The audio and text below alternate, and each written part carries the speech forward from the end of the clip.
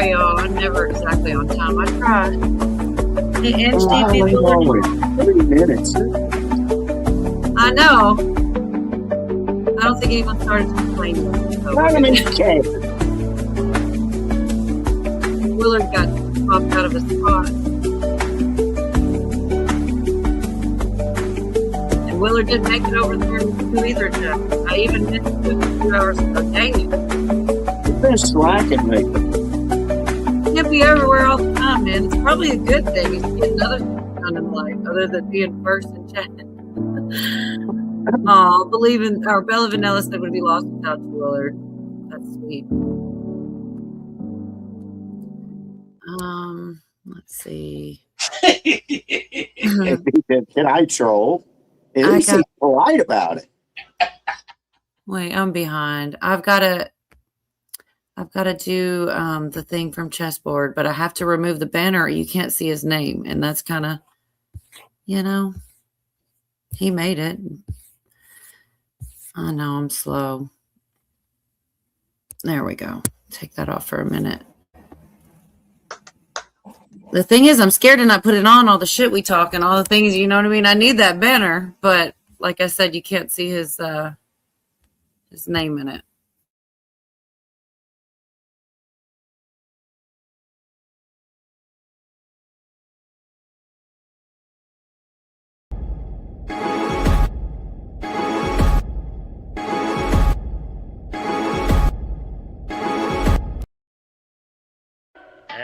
Pardon me, mister. Customers. Are you customers? Have you come to try my time machine? Well, we don't know. What is it? Oh, it's marvelous, absolutely marvelous. You just step inside, and I throw a lever, and things spin, and lights go on and off, and you wind up somewhere in the future. I mean, really in the future. You don't say. Well, it can't be any good. There's no line waiting to go in. Well, let's go anyway. I'm curious. Besides, it sounds cultural. Uh-oh, don't fight it, Fred. When they start talking cultural, we're dead ducks. That's pretty cute. Thanks again, Chessboard.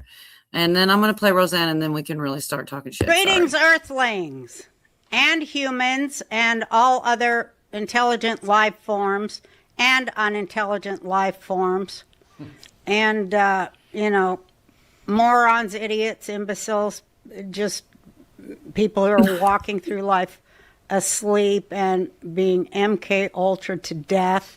Worse today than after World War II with Operation Paperclip and that whole thing that I talk about. But anyway, I'm going to still try to help you fight through it, even though you piss me off so bad. You listen to the worst fucking idiots instead of me, and I have about fucking half. I love her. It's funny. So much again. I'm so glad you're here at the beginning this time, Jeff. It was kind of nuts last time. Everybody was wilding. All three of us got a power failure. Oh yeah, in the same day. Remember? The same day. Yeah, ours, I think we ended up getting power about 3 o'clock, 4 o'clock in the morning, and then the whole cable services were out till, I think, 12, 1 o'clock the next day. Man. No, somebody was complaining. Willard Hall, you were late too. How dare you? Hey, Drummond Son, Miss Lily, Blue, Butterfly, Quilter. I'm sure I'm missing people. It's good to see everybody. How are you doing tonight, Dee? Happy to have you start with us. Oh, doing really good. Thank you for having me. Hello, everybody. Good to see y'all. Jorgen got a cake, ready to get 0 subs for his birthday. Yeah, come on, people. We can do it. You can do it.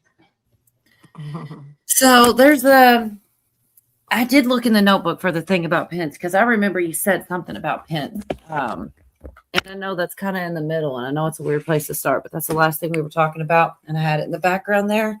I don't know, maybe we should wait a couple minutes, let everybody settle in, but you had said something about Pence getting in trouble in some type of way. I don't remember exact wording, but you definitely said something about leaks and it being a leaker. Yeah. That's what we said. Well, what are his crimes? And looks like that's exactly what is coming about right now. So I gotta say, I remember that one. I don't remember them all, and that Right. sucks for you because sometimes you are right. I just don't. I just don't remember it all. I remember The charging indictment is coming for which one? for Pence. Mm. There's Yeah. so much, man. And you Really? notice how they're starting to grease the tracks for the Pence indictment based on what Janine Shapiro released today. I didn't notice that, but I noticed they brought Pence back around the news circulation in the last few months, where he was basically MIA for a few years. Yeah, so Janine Shapiro, they just indicted, I think it was 4 or 5 cops inside of DC for basically cooking the books on overtime. And Oh yeah. one of those, Bless you too, Sharon. Go ahead. one of those individuals, who is being charged is one of the individuals who was there at the J6. Mm-hmm. Like he was one of the ones leading the way, kind of thing. One of those guys. No, he was one of the law enforcement officers that let everybody in. Open the gate, fuckers. Yeah. Mhm. Echo, good to see you. We all saw that shit. Well, the other thing that people don't talk about as much anymore that I wasn't it. I could be wrong. You guys fact check me because it's been a while. But weren't there several police officers that worked there that day that unalived themselves shortly after? 5 or Like 6. 3 or 4 of them or something? I remember, hearing stories about it. I kind of thought they felt so guilty because they knew that they were setting people up and they knew that that wasn't the right thing to do. I don't know. Or maybe they knew something that we still don't know potentially, but it was thought they were just unalived. That's what I kind of Well, thought. well, that's a possibility too, that they got taken out. Right, well, my thoughts on that would be they were probably told one thing Mm-hmm. and then found out, days later that they possibly participated in an attempted coup of the government and they couldn't handle it. It didn't look good if you saw it, but you never saw it on mainstream till Epic Times came out with it a couple years later. But we saw it on the back channels all like crazy. Right. I feel like more and more of that is coming out. Mm-hmm. About all the crooked stuff, and so much it is hard to keep up with. And this Pence stuff is like a side note right now in the news stuff. I mean, I'm going to go ahead and before we go and change the subject another time, because that's just what we do. I'm going to go ahead and pull this up so people know what I'm talking about. It's so reminded me of the fly on his head, because everybody said that something was about funny. it. It's like the fly has been trying to tell us. So this is like a minute. That's it. Acting Attorney General. And this is from And We Know, which I actually do love their channel. And it's been a while since I was glad to see something come out from them. Todd Blanche said to the media asking about DOJ investigating the leaking of classified information, prosecuting leakers who share a nation's secrets with reporters, in turn risking our national security and the lives of our soldiers, is a priority for this administration. Any witness, whether a reporter or otherwise, who has information about these criminals should not be surprised if they receive a subpoena. Also, right here, America Pulse News said breaking. Disgraced former Vice President Mike Pence and his top aides, Olivia Troy and Mark Short, are in serious legal trouble after being criminally implicated in the classified documents espionage case involving John Bolton. Pence is accused of being the main White House leaker during Trump's first term. using his staff to leak top secret information he thought would hurt Trump to the mainstream media, which now has them all facing potential Espionage Act violations. The fly was right all along on The the fly. head of Mike Pence. There were rats and moles deep inside President Trump's inner circle the whole time. This is more proof of the swamp that never stopped trying to destroy Trump from within. I do love them. But I couldn't help but think of you because I remember you were, and I was like, I kept looking, I kept scrolling through X and looking here and looking there, trying to see anything, and there was nothing. But that was just this week, I guess, from And We Know. And I'm like, well, there's something. Well, and now with that, now that it's starting to come out, maybe that explains why Trump at Lindsey Graham's funeral didn't even acknowledge Mike Pence. Right. Oh yeah, that was where he kind of surfaced as well. That was one of I still can't get over him getting that coin or whatever on TV like that. Like they did that in front of cameras. That shit was on. Like I know a lot of people don't see it, but I wish they did. I wish that stuff would be a little. I mean, I guess you can always explain it away. You're going to believe there's so much. You got the confirmation bias. If you already feel a certain way, you're probably not going to get. Oh, this is what you're talking about. AB said, "Can I troll you?" It's hard to know if that wasn't meant to be seen. It's like, were they really surprised that the camera caught that, or did they want us to see it? I mean, Hey, House. I would think they did. They were trying to say, look, see this? He's getting rewarded. Or I don't know. Like who some people don't read into stuff and they don't think anything of it. I can't help it. I'm like, that reminds me of there's definitely something to that. Handing him that right there. You could have taken him out to dinner and gave it to him. You wanted to do it there. I don't know. Whatever. Brighter days. He did the deed. That was when he did the deed of signing off on the election, wasn't it? Right after. It was Yeah, right after he certified the result. I don't think that's why we were meant to see it, probably. Hey, Sissy K, Debbie. Damn, don't give permission to troll. The last couple day I have seen post after post about cryptids in Kentucky, all old videos before AI. So before we came on, I had this one short, and the judge in Kentucky, they're saying he's in Guantanamo. I can't verify it. I know he is facing 19 SA. Well, no, it's more like trafficking charges. Yeah. And I guess it could make sense, but I don't know for sure. And it also was, which the part that, Jeff said it was true that Hexeth was in Gitmo. And they have the tweet or, I don't know, post in the background of this video. I'm not going to play because there's music and stuff, but there's Hexeth. And that's what they're saying, Gitmo, Pizza Gitmo. And also in this, it talks about the judge right there. U.S. Department of War, Secretary of War Pete Hegseth has arrived, Guantanamo Bay, whatever. I don't know. Where's the date on this? You probably already know, Jeff. Yeah, this was about 2 weeks ago. And then this here is that judge I was talking about. They're saying Tim Nolan heading directly to Guantanamo. I don't know if that's going that far and that's happening. I hope it is. I know he's definitely going up on charges. That is absolutely true, but whether it's going to be there or not, I don't know. But here's my thoughts on that, because you see some of these websites that say this person is at Guantanamo, and you and I talked about this backstage. Why aren't these people filing defamation? Or why aren't they coming out with their lawyer on TV in order to bury the Trump administration and say, hey, this is all bullshit. Maybe we need to do a psychological evaluation on Trump. And and I know a lot of people don't like him, but Phil G.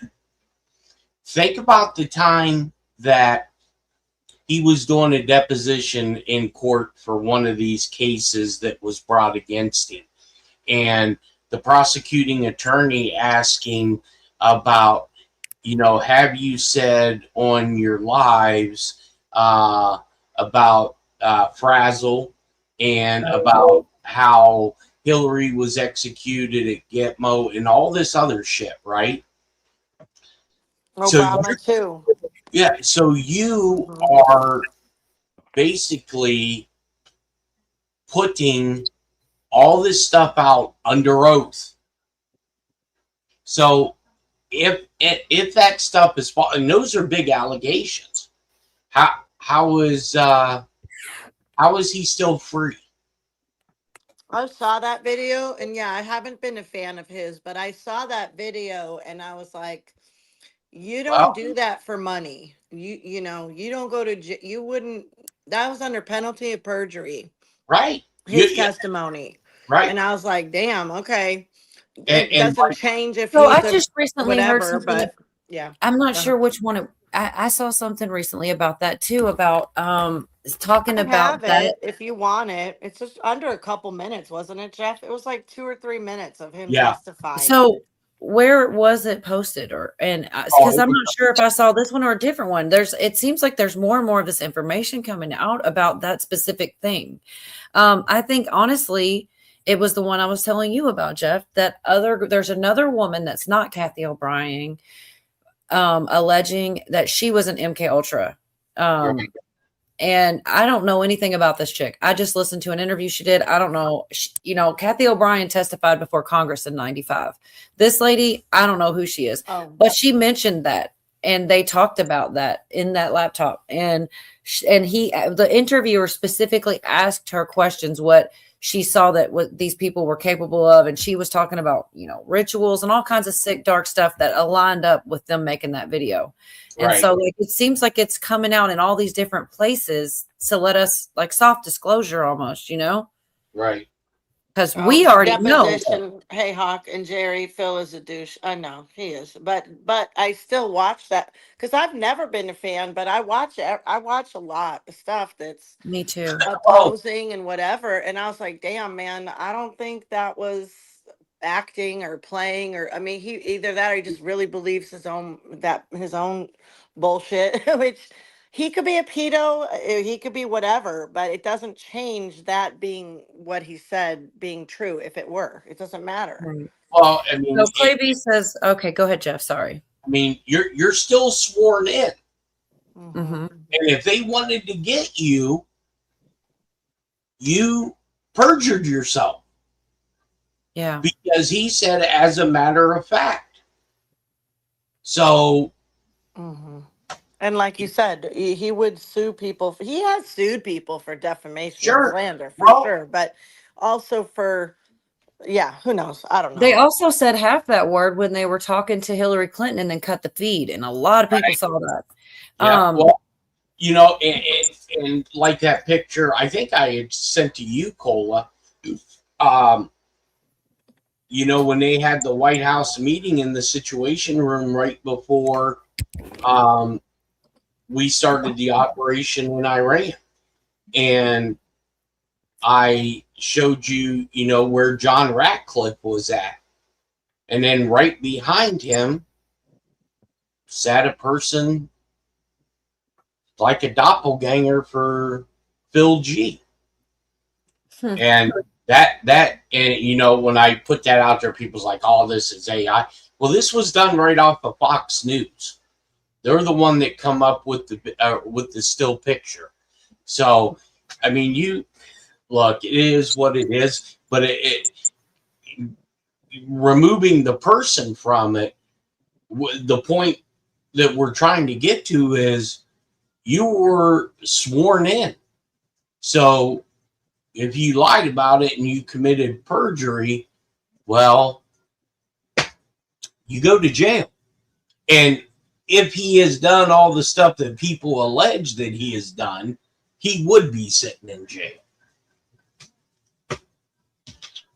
Mm-hmm.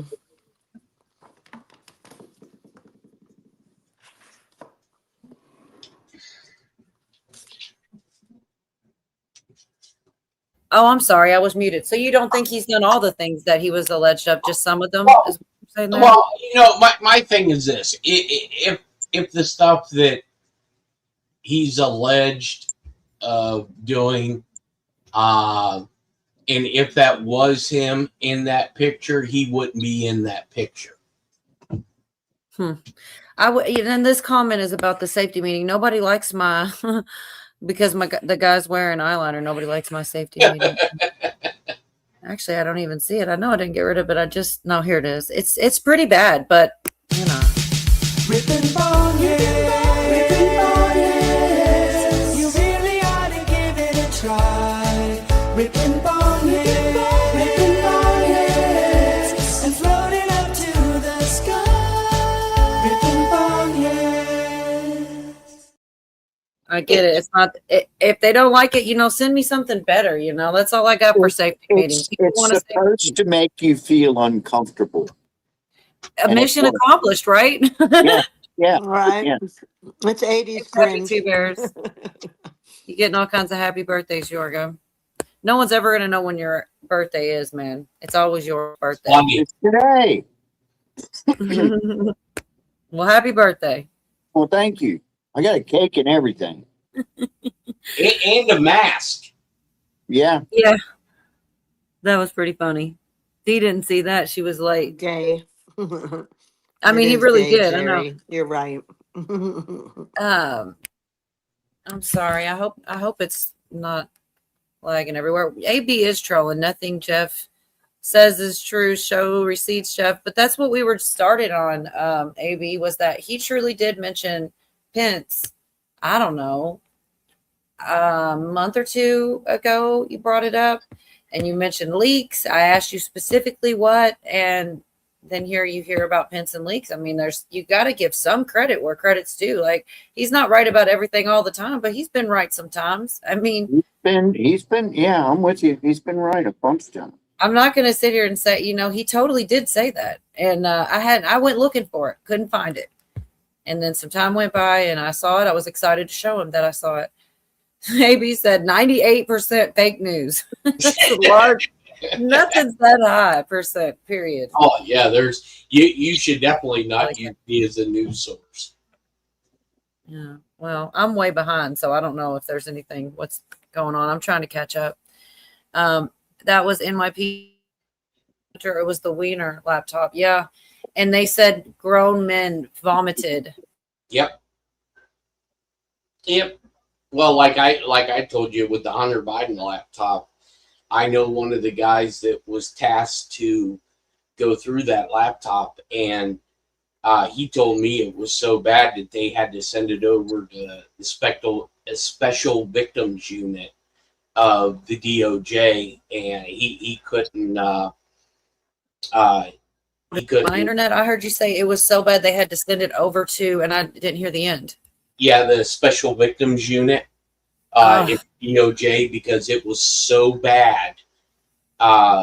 He told me for weeks he had nightmares about this shit. That's awful. You almost said Schmeckled Victims Unit. Yeah, Schmeckled. Oh my God. So interesting tidbit said one cop had a heart attack a few days after J6, and Pelosi kept the rest, upping the death count after that. 2 people beaten to death by cops. So I heard Pelosi's name again recently too, and I can't tell you where. It might be in some of these X clips. Her name. Go ahead. Yeah, I think she. Cindy. I did see one clip where her attorneys had put out that she was currently under indictment for insider trading, embezzlement, and there was one other thing. And her husband is too, isn't he? Yeah. Mm-hmm.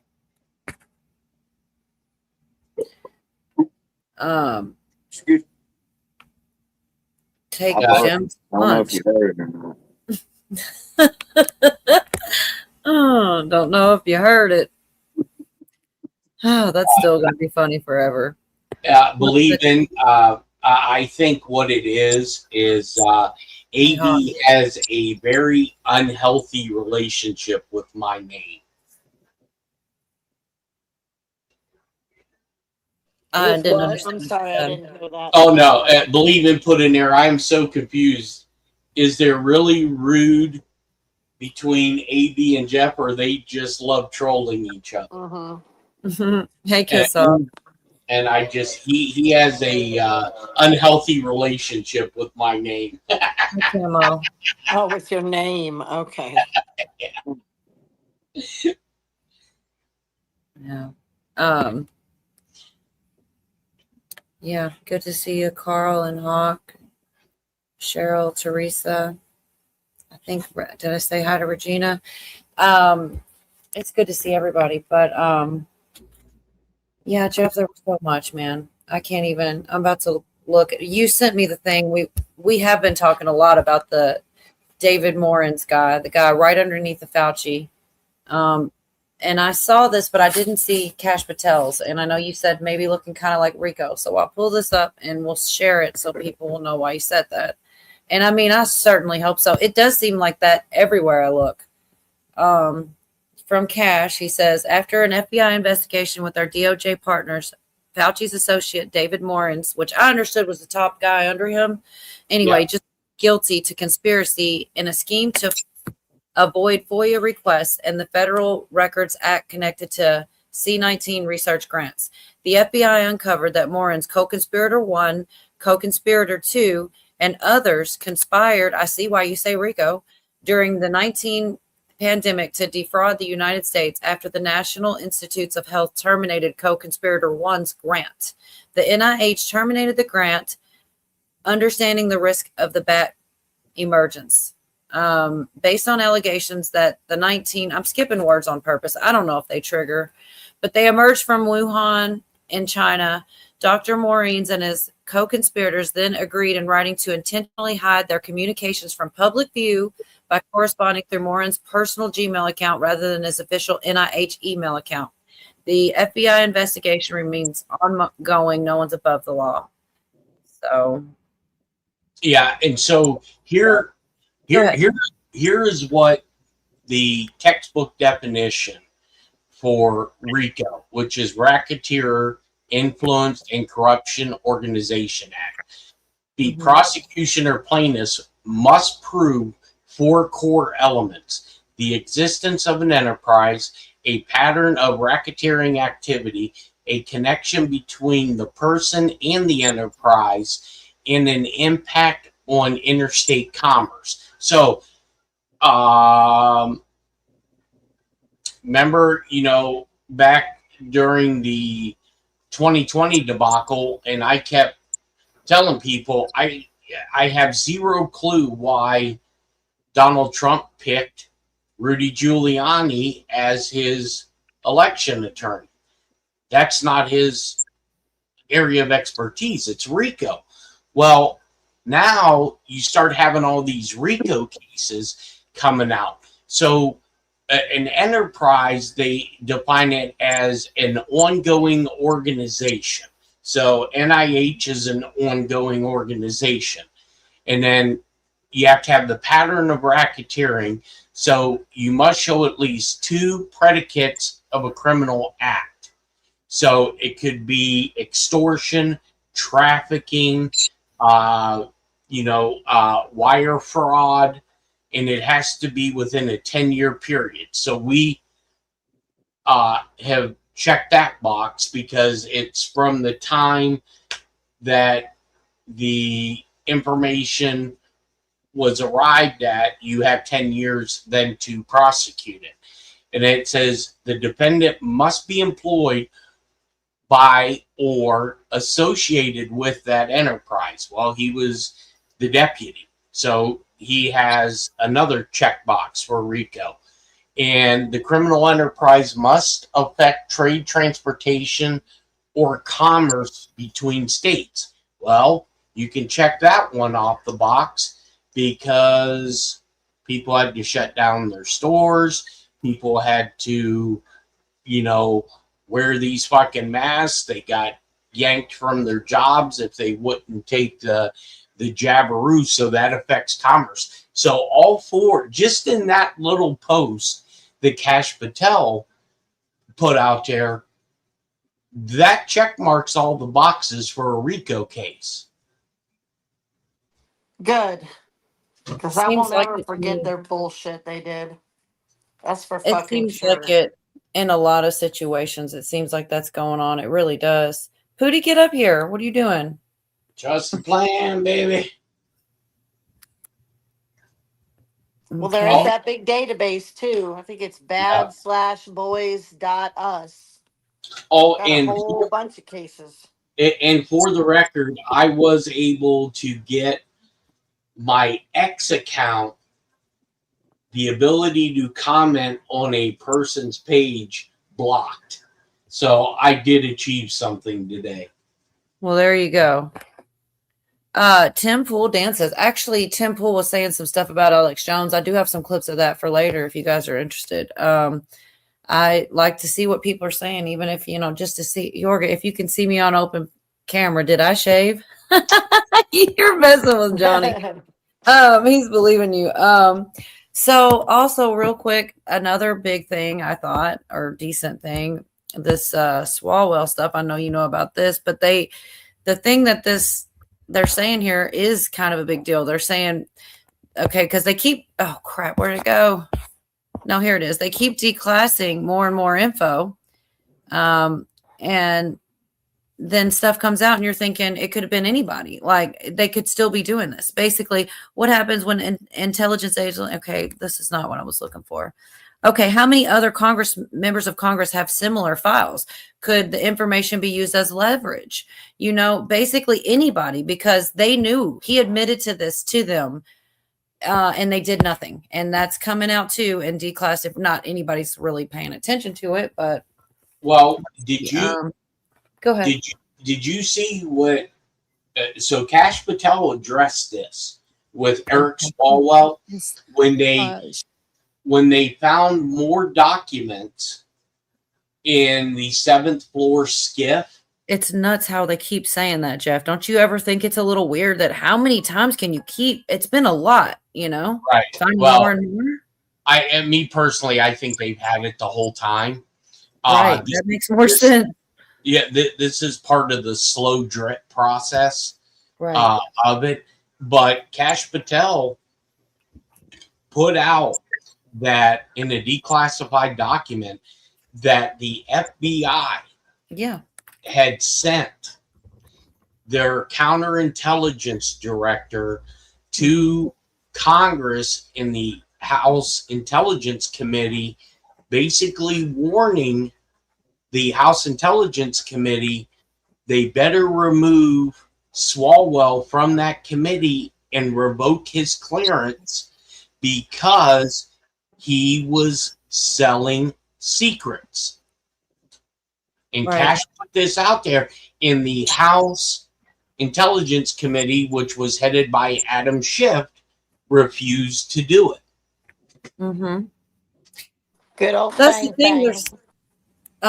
So yeah. Like I said, I was just going to play this 1 minute because they're going to say it's a lot longer clip, but this is just real short where they explain what came out in the documents as far as them knowing, them being aware of it. Right. Maybe not. Sorry, y'all. Swalwell sat for with the FBI, where he admitted he had sex with Fang Fang. He said a lot of the times he was on Ambien. There was one particular incident when he was on Ambien. He said, and somebody else let her into his apartment. She came in and he barely remembers anything. She left a few hours later. Another time, a staffer or somebody else that spoke to the FBI, it was in Eric Swalwell, said she came to the door and said she wasn't wearing underwear. Just a lot of stuff like that, in these files, like more descriptive. Him admitting that he had on and off sex with her approximately for 3 years, between the years of 2012 and 2015. That he didn't, that interns that she recommended to his office and to his campaign because he trusted her Asian American Civic Association and didn't really vet them properly. He admitted that.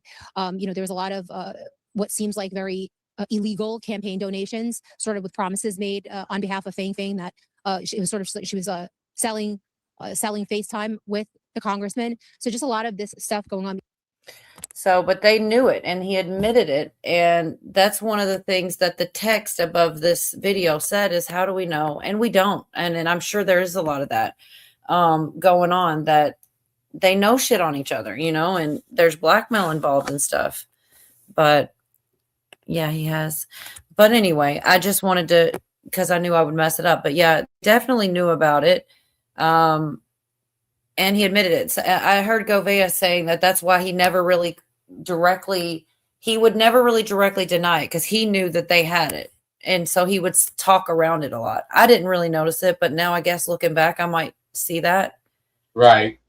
Anyway, that's another big thing though. And it is hard to keep up with all the things going on. And there is a lot of declass. Like, so there's two different things. Like, they're declassing things that they have had for a while, and then they're declassing supposedly things that they're just finding, which is the part that is kind of hard to believe, you know, that, oh, we just keep finding this. We found another trove of documents.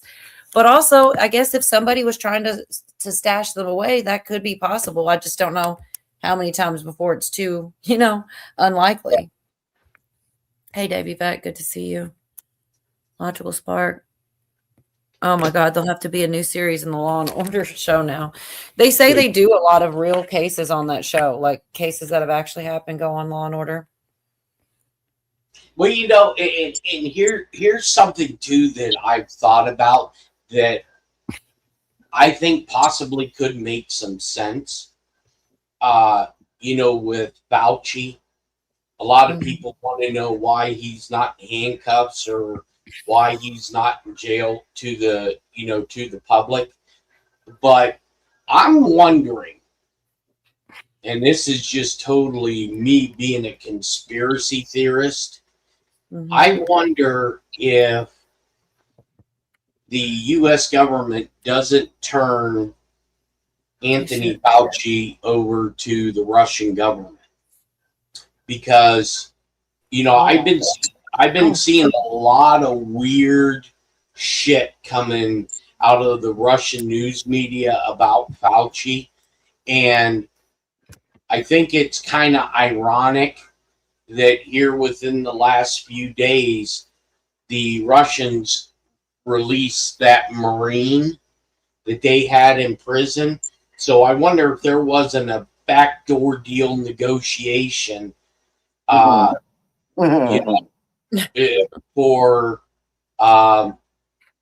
us to get him back if we turn over Fauci to the Russians. Because, you know, you're talking about just recently when they got somebody back, they said they didn't do anything for her? Or? Correct.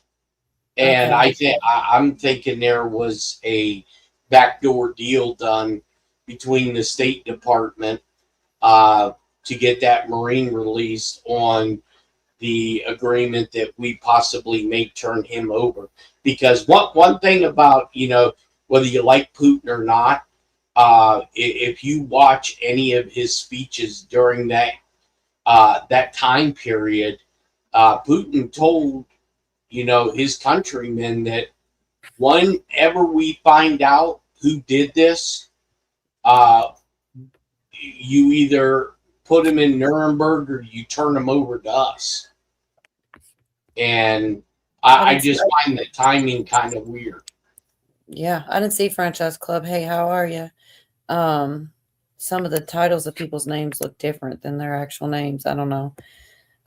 Kaiser Sose, the protocol was shown to Senators Rand Paul and Ron Johnson prior to the EUA for the vax rollout. I don't know much about that. I'm way behind is what's going on here. About 10 minutes. Pootie just woke up. Well, splash some water on your face and come on. Baby. I'm just kidding. If you don't feel like it, you don't have to. Some people look better with a mask. Oh, hey, I got a question for Jeff before I forget. Get it. Something I was thinking about today. So I saw some sort of banner saying that the Chinese government is taking out mosques over there, burning them down and whatnot.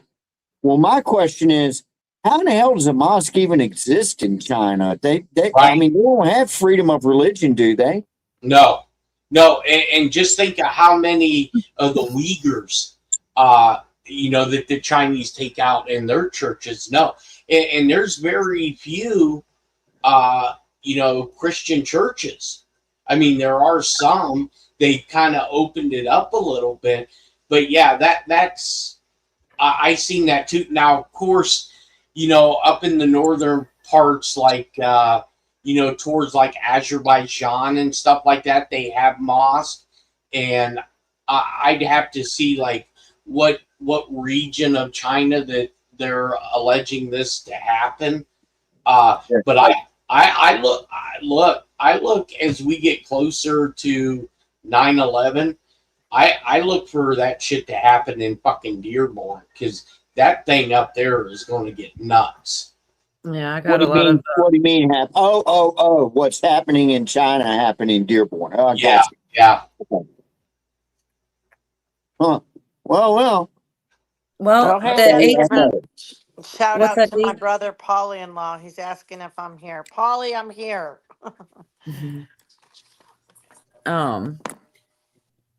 Oh shoot, what were something? I don't know. Something about the. There goes. I need to play this thing from Echo. Had a thought.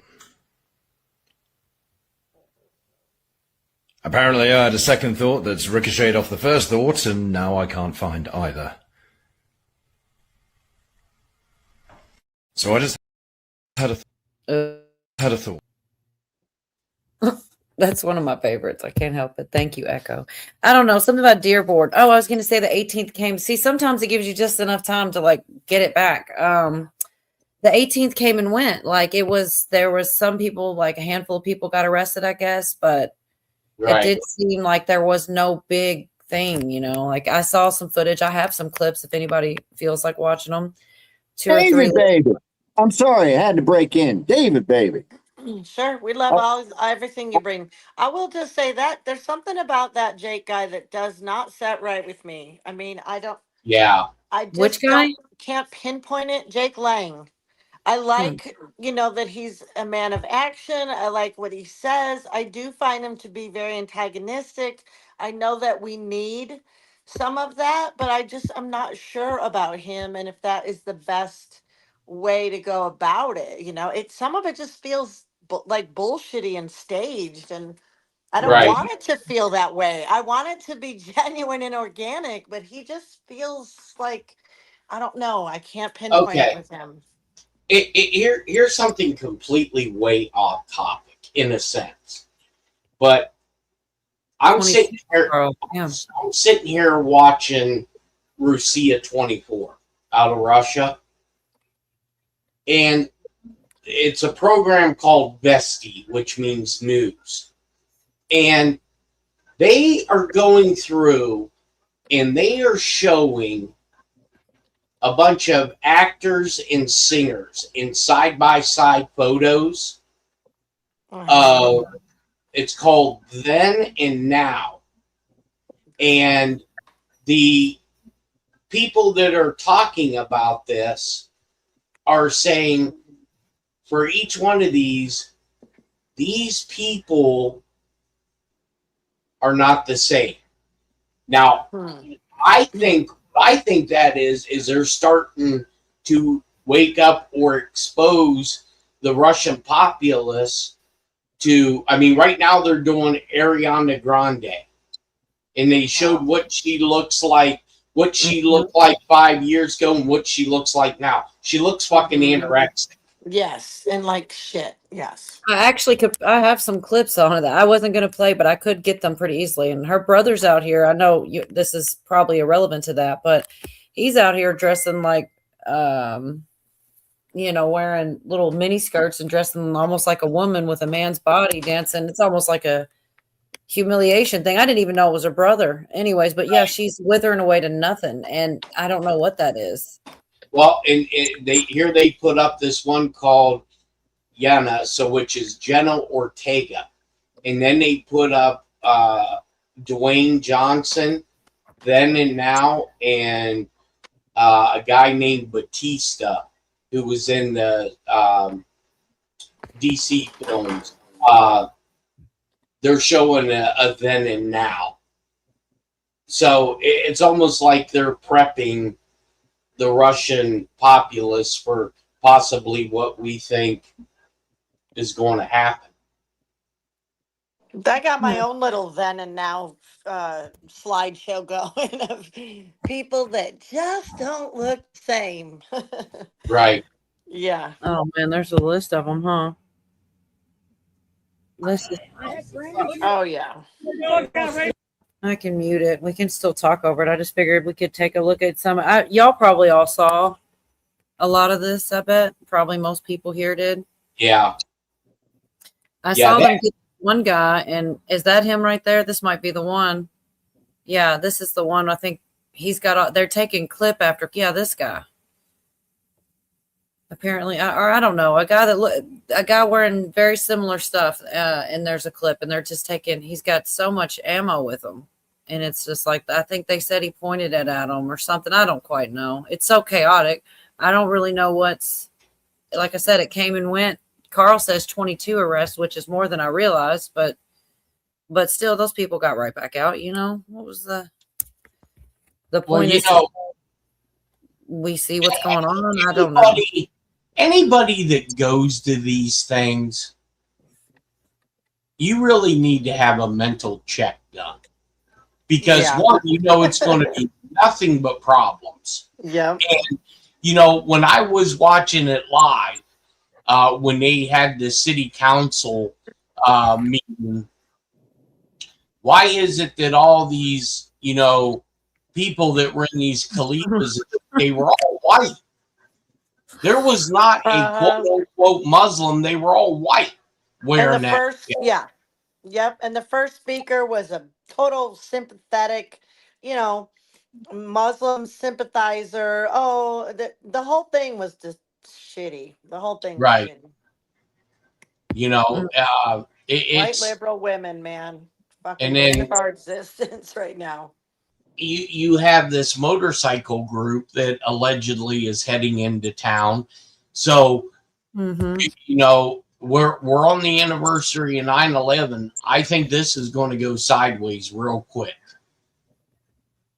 And they were out there marching in the fucking streets, yelling "Death to America," Allahu Akbar, and carrying other nations' flags. Now, to me, some people say that's freedom of speech or whatever. Okay. But when you wave another nation's flag. Well, threaten death? No.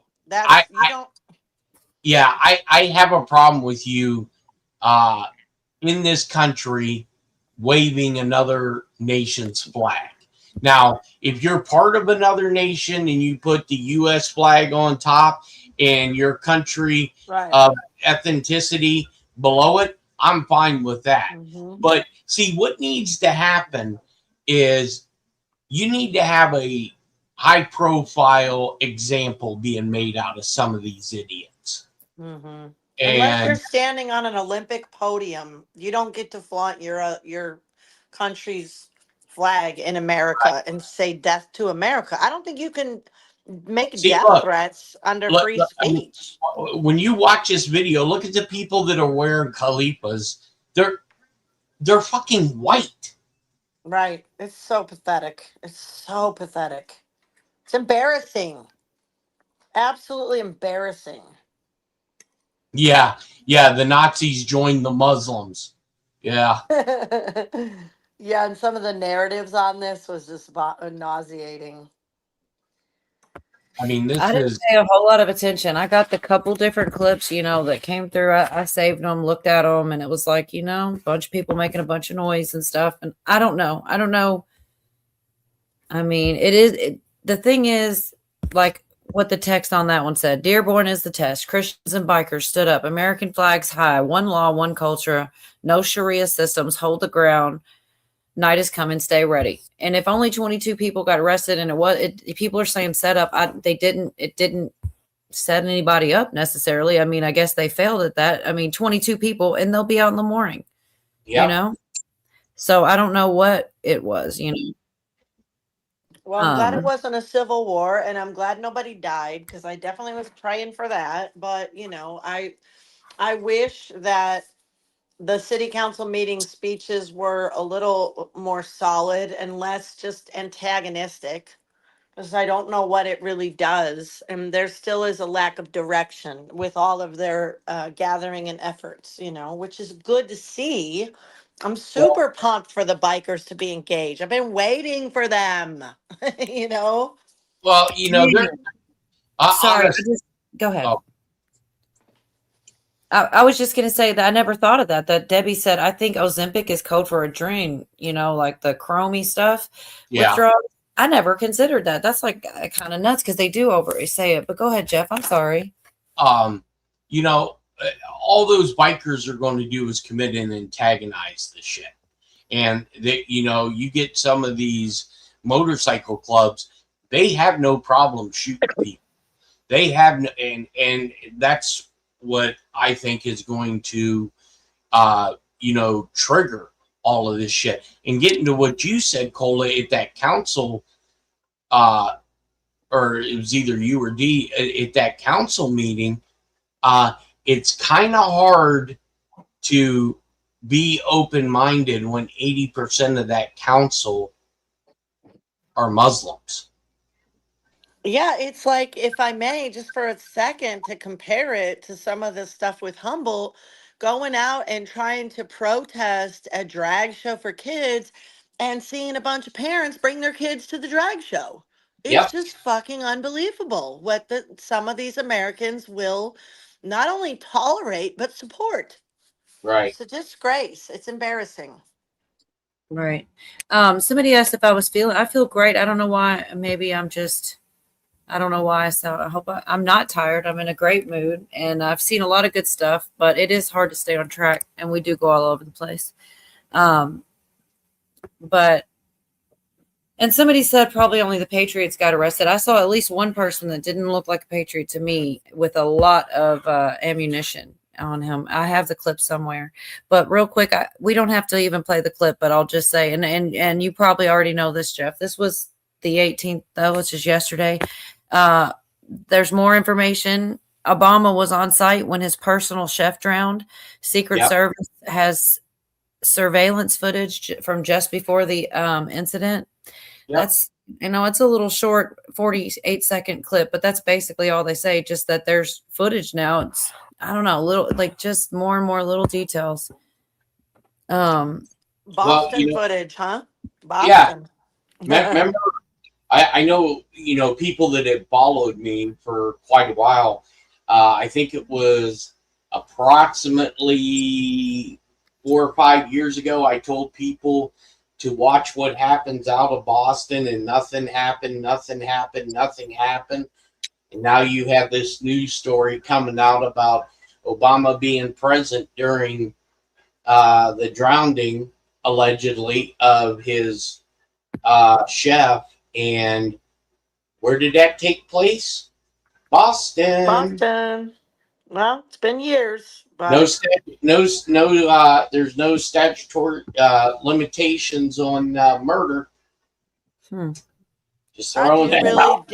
I believe a lot of this stuff has been dealt with, because the more you uncover, there's two things happening. Every time they catch a dirty bird, there's 10 more dirty birds. And if you were doing this in real time, they would be scattering, the news would be different. And it's probably been this way a long time with good and evil, but with this whole operation, I just, who knows how it's going to end, But, and speaking of Obama, did you guys see that he was meeting with the Canadian Prime Minister? I did not.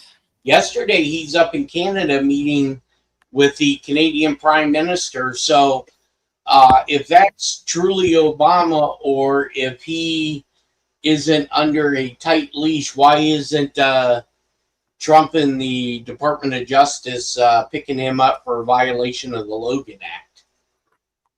I feel like you've talked to, this isn't the first time, huh? When it comes to Obama.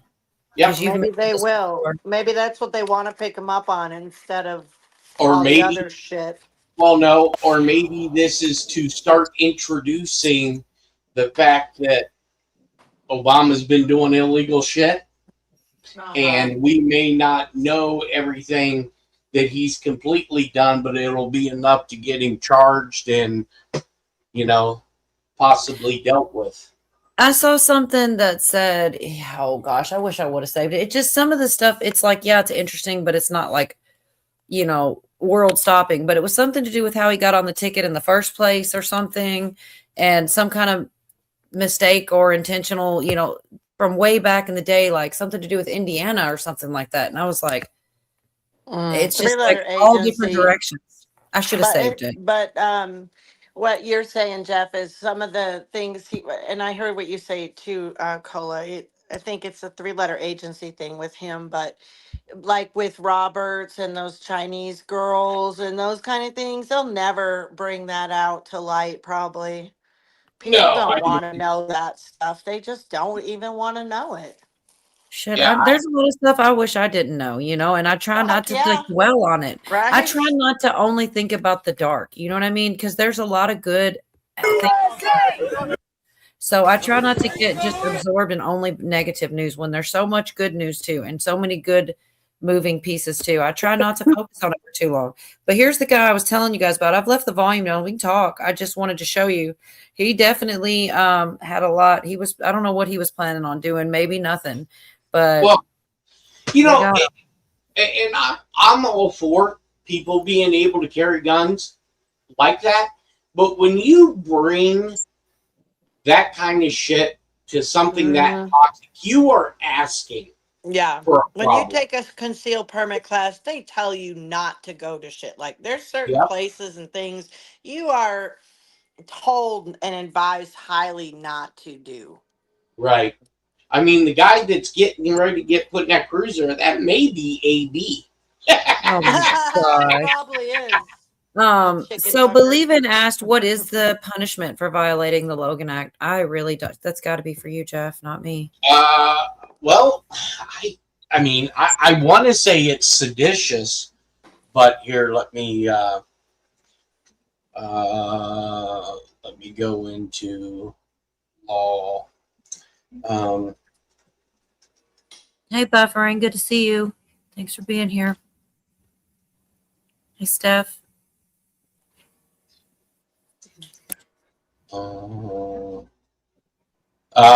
Punishable by fine and imprisonment up to 3 years. Maximum 3-year penalty. 3 years is enough to screw your whole flipping life up. Yep. Yeah, I mean, I don't know. I know a lot of people get frustrated, and I get frustrated about things too, but I still say anything's better than nothing. Like, I like to see anything. I know people want, like, people hung from, in front of the whole world. And even if, that's not what happens, I feel like there is, you can be happy that punishments are being doled out, even if they're not as hard. I mean, it's better than nothing. It stops it. It brings a light to it. It sets a precedent for the future. There's a lot of good to be said about it. And I'm still trying to see what they do with this David Maureen's. And so, Jeff, don't you think that he could, a lot of people are saying he's going to say things and snitch on Fauci. And well, honestly, I think that's why he pled guilty so quick. It was part of a deal. That, okay, this is your one and only opportunity. You spill the beans on the whole gambit, or you go to trial. And if you go to trial, it was seditious activity. You possibly could be executed. Now, if I was in his position, I don't think I'd want to take that gamble. Number one, I'm too pretty to get executed. And I wouldn't want that over my head. So honestly, I think that he probably made a deal. He squealed. And, like we were talking backstage, since he pled guilty, under normal circumstances, especially in his case, I would think that the judge would remand him pending sentencing. And not only so he wouldn't, flee the country, but for his own protection, keeping him in solitary confinement, because there may be people, regular average Joe walking down the street that wants to 86 him, but depending on who he squealed on. What's remand mean? Some kind of protection? No, remand is like the judge puts you in jail pending your sentencing hearing. Okay. I want to say thank you to Franchise Club for his $2 dono. I appreciate that. Thank you. I truly do. And question is, any opinion on the Candace versus Andrew debate? And that is just a split for everyone, for people for different reasons. I will say that he looked really bad on a couple big points, like accusing her of cheating, and then she proved she didn't, when he didn't even know the charges. I just felt like she came across as more genuine. At the beginning of the debate, he had to read off his phone. She spoke from her mind or heart or wherever.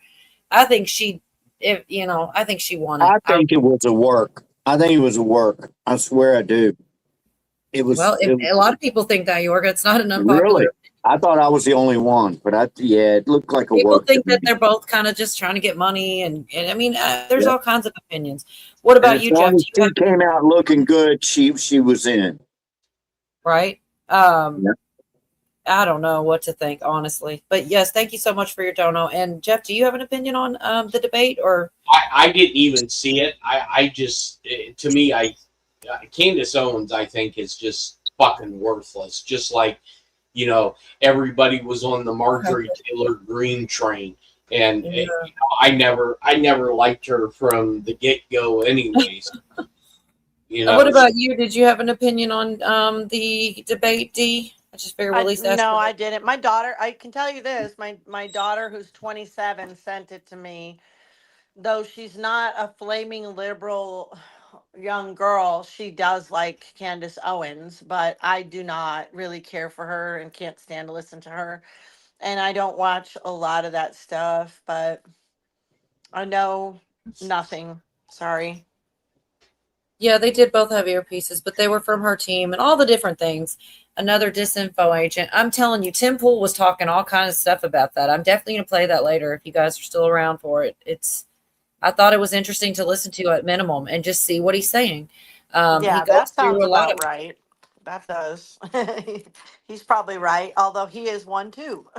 Well, he's not going to say that, right? But yeah, they do. They tell us the truth all the time. They out each other, and it's part of their script and political theater. It's part of what they do. Right. They paid her. She got a big chunk of money for that. Yeah. Oh yeah, they made a lot of money. I heard. Right. Well, I mean, he wanted to do it, but I don't believe it was. He wanted the exposure. He wanted, oh look, I'm debating Candace. I mean, he paid for it, so that's that. It's not as genuine. I feel like she was the more genuine, and I know I know a lot of people that don't like her. I kind of thought she was going crazy, but she made a lot of sense in that debate. She really did. I'm not saying she was right about everything or anything like that, but she called some things out and that you'd have to question, So. And another one, I know a lot of people's. Yeah, Debbie. A lot of people don't like, what was his name? I showed you backstage, Jeff. Nino Rodriguez. Yeah, Nino. I mean, it's not even a minute. And, once again, it's kind of like junk mail. That's what I was telling him. It's basically, yeah, shit show. It was Pootie. Well, I like Nino all right. I don't watch him a lot, but he seems like he don't really have to kowtow to anyone or have a hidden I'm gonna agenda. play those later stuff. I watched that. It was 3 hours old when I got a hold of it. I was gonna share some of that later if you're still around. About that too. Or go back and watch later or something. Here's the thing with there's a reason why, whether you like the guy or not, 107, Wayne Willen. Mm-hmm. There is a reason why him and, Nino, and why Wayne does a lot of these interviews and shit. Right before we started the operation inside of Iran. You know, Wayne went over to the Middle East. And, you know, about 3, maybe 2 weeks ago, he was in South Korea. And now what do you have coming out about in the news about Trump in South Korea? And I don't know if maybe you guys don't know what has been going on the peninsula, but, you know, Trump come out and made the statement in front of the press during, I don't know if it was in the Oval or not, but he come out and said that he asked South Korea for help in the Persian Gulf, and the South Koreans said no. So Trump said, oh, okay, well, you know, we're going to start pulling our troops back from the DMZ. We're going to bring it back stateside. And that's a free franchise. And you can start handling the DMC yourself, because we're tired of paying it. You and the United Nations can get in there and handle this shit yourself. And now the White House has come out and confirmed that President Trump and Kim Jong-un are going to have another meeting. I heard him say it. He always says that thing too. Oh, well, it's good we get along. You should be happy we get along. Like, you want us to get along. Like, I heard some of that. Can I say something about this real quick? I heard on the radio today, I can't remember what conservative talking head I was listening to, but they were talking about this exact subject. And whoever it was saying that what we were asking of South Korea wasn't all that much. Correct. Basically, just show up at the Strait of Hormuz with a little bit of anything, more symbolically than any real hard lifting, you know. And they still wouldn't do it. So that's why Trump's like, okay, all right, we can do this. You know, it is interesting, you know, because South Korea is part of our RIMPAC. You know, you know, Jorgen, when we do RIMPAC exercises, South Korea, Japan, that's the only time Japan is allowed to leave their coastal waters is during RIMPAC. Right.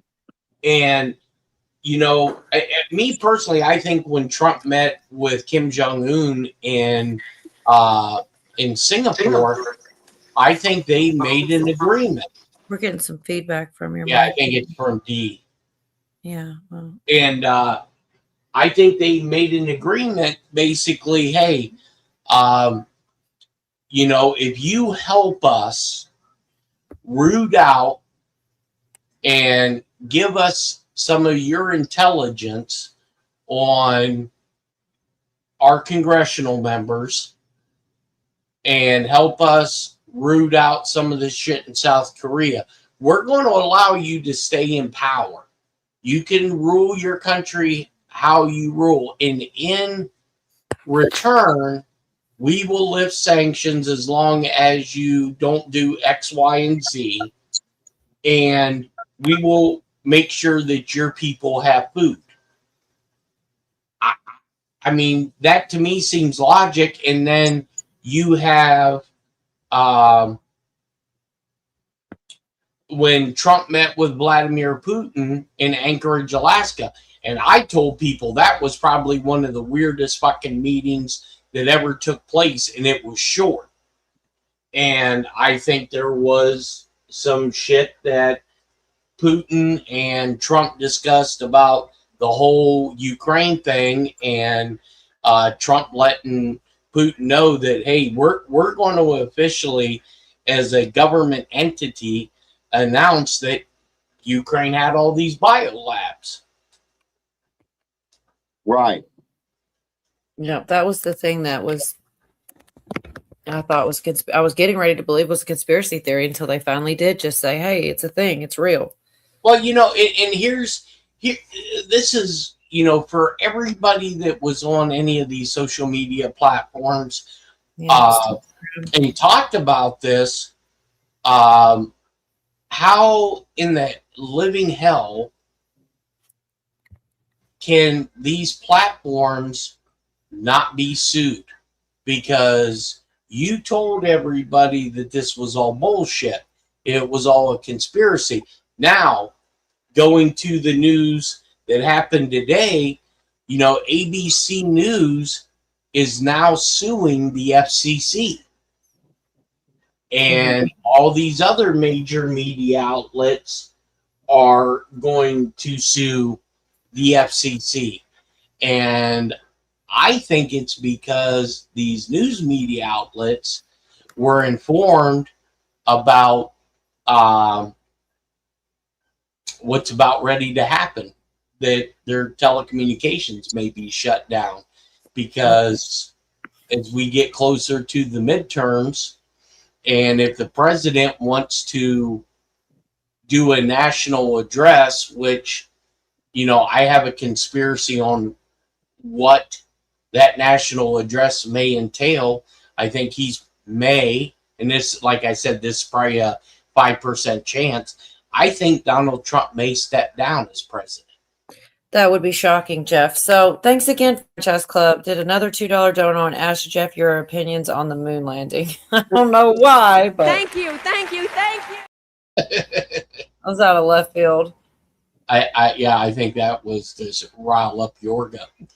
Maybe so. What'd I do? Nothing, just the questions. Trump to appear on podcast hosted by Michael Cohen, his former fixer, Thursday. That's crazy. So I did want to play real quick what I was telling you about.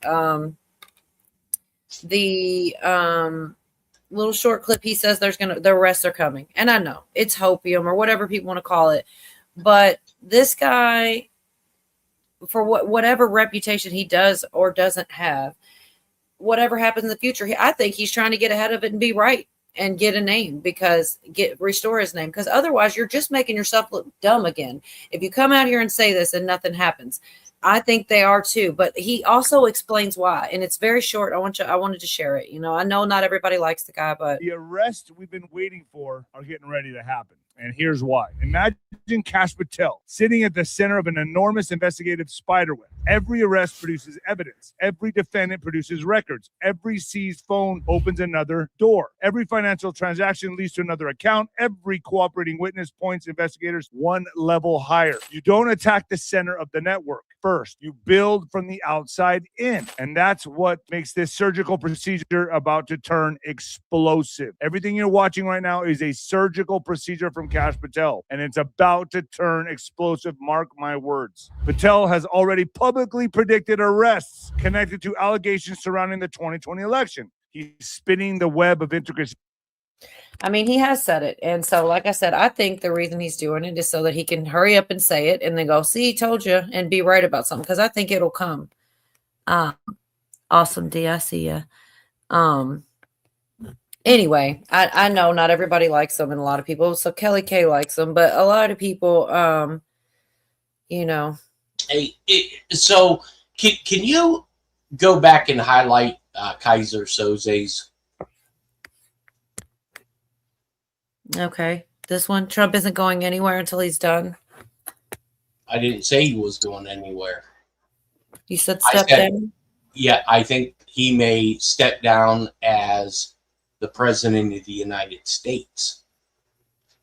He's still the commander-in-chief of the armed forces. This is what I think people have to fail to realize. Donald Trump is a dual hat. Donald Trump is the president of the United States. Donald Trump is the commander-in-chief of the armed forces. Two separate people, according to the Constitution. We just accept them as the same person because in our lifetime, the commander-in-chief and the president's always been one person. Here's why I think there is a possibility that Donald Trump may step down.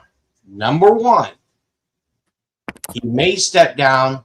And I think remember when he said, I may have to go away for a while?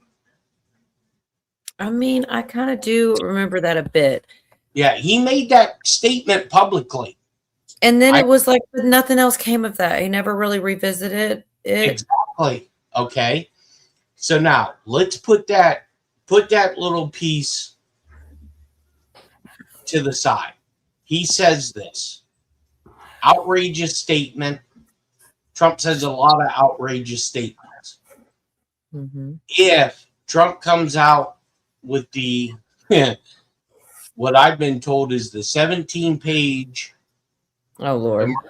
emergency executive order on national security guidelines on the election. He comes out with it. Federal judges say, nope, you can't do this. Nope, you can't do this as the executive. You wield no power at this. Trump says, no, it's a national security issue. Doesn't matter. They take it to the Supreme Court. Well, the problem is it'll take a while for it to get to the Supreme Court. Okay? So there may have to be a pause on the election. Now, Trump may step down as president, but still be commander-in-chief of the armed forces. Hi, Tennessee Rich Runner. The courts can't do shit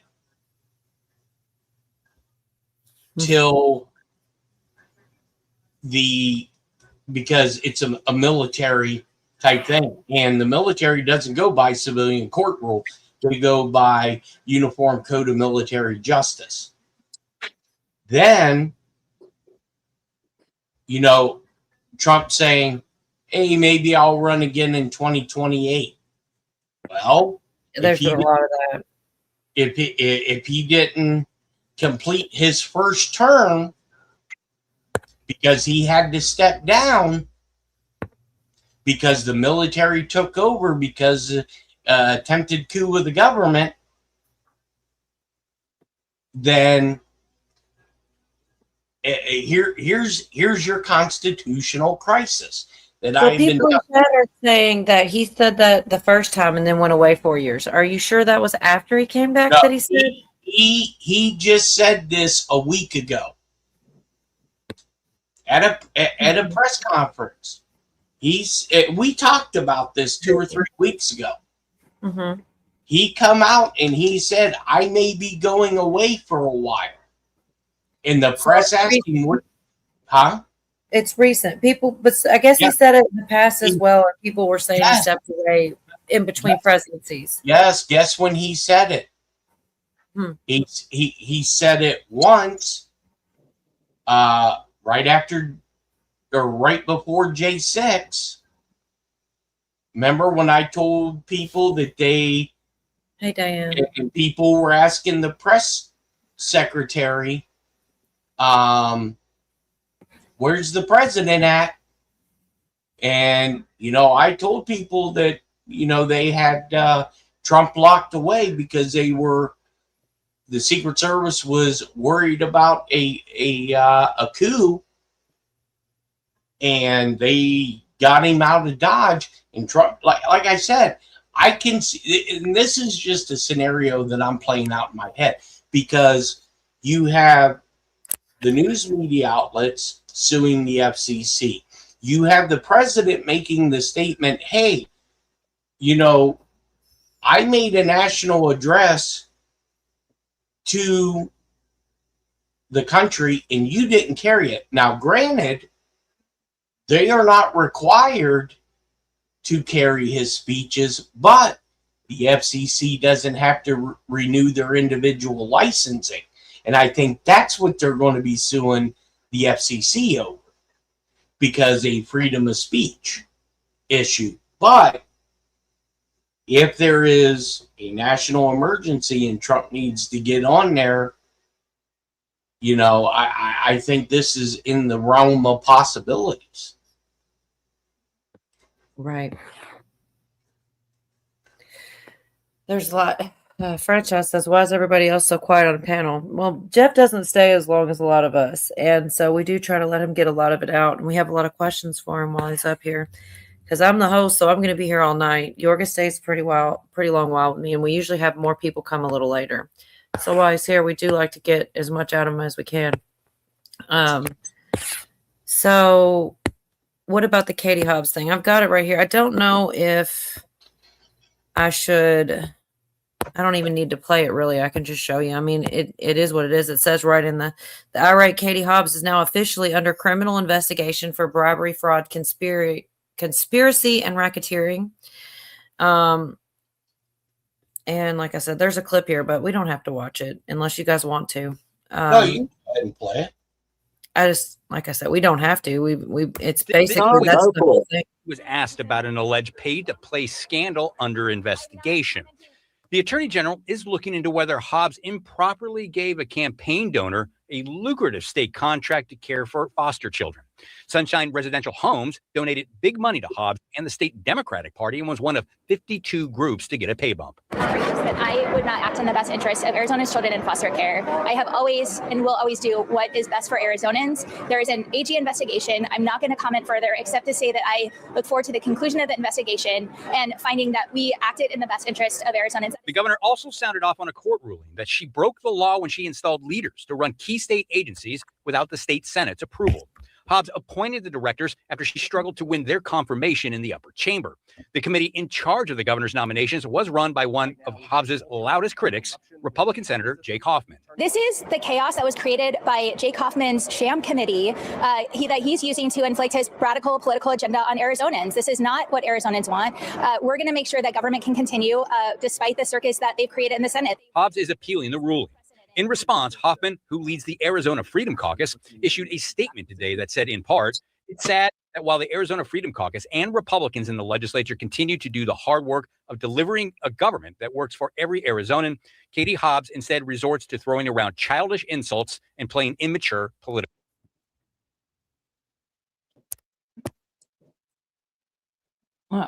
Dee said she would be back if she had to go. So anyway, I know where I could put that. I know a good place I could put that. Right here.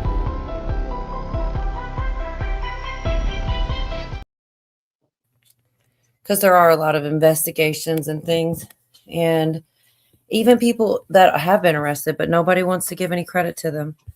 And it is kind of frustrating because I don't know if anything will come of that, but that's yet another person being looked into. Do you know much about that? Jeff, about Katie Hobbs? No, I just remember the name during the whole election and COVID nonsense. Yeah, definitely. A neural, how did I miss all this news? He also watches the planes and stuff. I have no idea who that guy is. So Trump is an image that will go on Mount Rushmore. Possibly. So it's funny you were saying about the running another term because he does keep on messing with people. Like this image too he put out with the I feel like he's just trolling, but you know, the 2028 stuff. Right. He's definitely having fun with it though. Yeah. We are going to win. And the Trump 2028, it's just like he knows he's getting under people's skin and he's laughing at them, I think. Yeah. Well, you know, he does say a lot of outlandish shit, but a lot of this shit starts to come true. Gotcha. I don't like the get. Well, that's the thing though, is investigation equals delay. Doc P brought the black pills. Anita, I'm just saying, black pill lives matter. Well, the thing is, though, I do believe that there's some type of a purge happening within, you know, and more comes out. Like that's why all the D class, like if you know, they're not trying to cover up all the things. They're trying to put it all out there, but it is annoying, and it does feel like things should have already happened. But some have, and I'm trying to acknowledge the ones that have. Have you heard of the PEAD? Yeah, President Emergency Action Documents. It's part of COG. Yeah. I think I think before Trump left in 2016, a PEAD was signed, and a lot of times that is inclusive of the Insurrection Act. Yeah, I don't know about that one. I feel like they need to tell us something like that, but maybe I'm naive for that. Like, I just feel like when people say, "Oh, it happened," but they didn't tell us, I guess it's possible. Well, no. Look how many times Obama did the Insurrection Act, and you never knew about it. You can look it up and do a search on the reasonings why. I mean, I think President Bush did it like 38 times in his 8 years. Yeah, we never knew, right? Right, and you never know about it unless you go digging for it. It just gives them the ability to sidestep a lot of laws. And, if you have an attempted coup on the U.S. government, which, look, people thought that was a conspiracy theory, and now we're starting to see, well, shit, there was an attempted coup.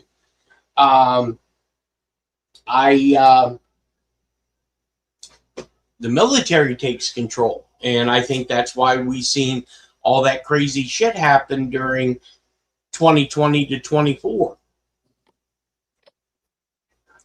Right. There's too much to keep up with all the time.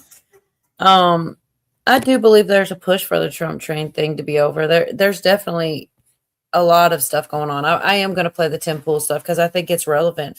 You can see it happening, like different people taking, it's just political posturing for everybody's trying to figure out what's going to work, what's going to come next. And it is what it is. I'm honestly, I hate to say it because people are going to think it's like, I'm going to be relieved. I really hope we get a good president next. I don't know who it's going to be. I mean, shit, it might be Trump again, the way you're talking, but I don't really think it will. I just hope I'll be relieved when there's no one can complain about Trump anymore. It's like we can just talk about whoever the new president is because it's getting old, man. Everything he does is terrible, It's not all beautiful either or gold, but it's like it does get old. Kathy's talking about the sealed indictments. I sure would like to see them all. Hey, so I'm gonna put some stuff in the private chat for you, Cola, that I would like you to show. Okay. And there's going to be a reasoning why I want you to show them. And I want people to think in reference to some of the letter in the alphabet post and how this kind of ties in. And this is from Senator Grassley. Kelly says she'll miss them. All right, let's see. So there's two of them. They're the same? No, they're different. Okay, which one did you want? I clicked the second one thinking. No, click the first one. All right, let me see. Let me get this one back on. Okay. Oh, I remember we were talking about the vacuum. Yeah, and Pootie sent me a screenshot of this, but not quite the video. Okay, I'll pull it up. It is weird. Like the shit that's coming out all over the Department of War, the White House, Dan Scavino, like all these different posts are getting to be almost comical. It's like, what is going on? Well, I think what they're doing is they're putting it in people's face. Right. But nobody knows what it is, though, Jeff. It's like, it's wild. I don't even know sometimes. I'm like, what is going on? Here, I'll play this. Are you ready? Yep. All right. With the demise of Beth, I thought I'd be able to use my 1966 Electrolux, but it doesn't work either. So I'm going to have to wait until somebody gives me a used Hoover. I thought this backup that my mother bought me in the 1960s would work until I got a new Hoover, but it just isn't going to work out that way. Okay, now go back to that if you would. Okay, the same one again? Yeah. Gotcha. Now he talks about a Hoover, right? Mm-hmm. Okay. And look how he has that hose. Oh my gosh, I heard you talking about this on yours. Yeah, like if you trade, it's like a queue almost. Right. Okay. Oh my gosh. Now, Yeah. if you look at the timestamp that he posted this. No, people are going to call it stretch. York is already laughing. Well, hold on. The next one gets even funnier. Weirder. Yes. If you go through and you do the timestamps and the dates in 4chan, it talks about Chuck Grassley going to Iowa and harvesting the corn. Okay. Now, look at the second one. He just posted this. All right. Let me see. So while we were on, or let me go ahead and stop this one. When you say he just posted, you mean like today or like while we were live? Yeah, I think it was within the last 24 hours. All right, let's see. I did hear you talking about this a bit. And see, that's the thing though. You keep talking about, oh, it's shaped like a Q and stuff. You lose a lot of people. They're like, these people are nuts. I mean, you can't blame them. Like it Right. is weird, but it is also I'm not even saying it's bullshit. It just looks funny. it's a stretch though. You know what I mean? It might People are not like- be bullshit, but it does look funny. It's like that one thing, I can't remember which one, but Jeff will know because we pulled it up on the screen a while back. The pallets with the great big spray painted Q on them. Like, come on, like everything that gets put out there, they know what's on it. They knew that was there, and they put it on there either on purpose or in spite of it, And it's just kind of strange. But so do you want me to play it or just hold it? Yeah, go ahead and play it. Oh boy.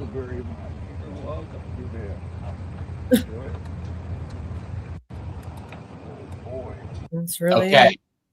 So he called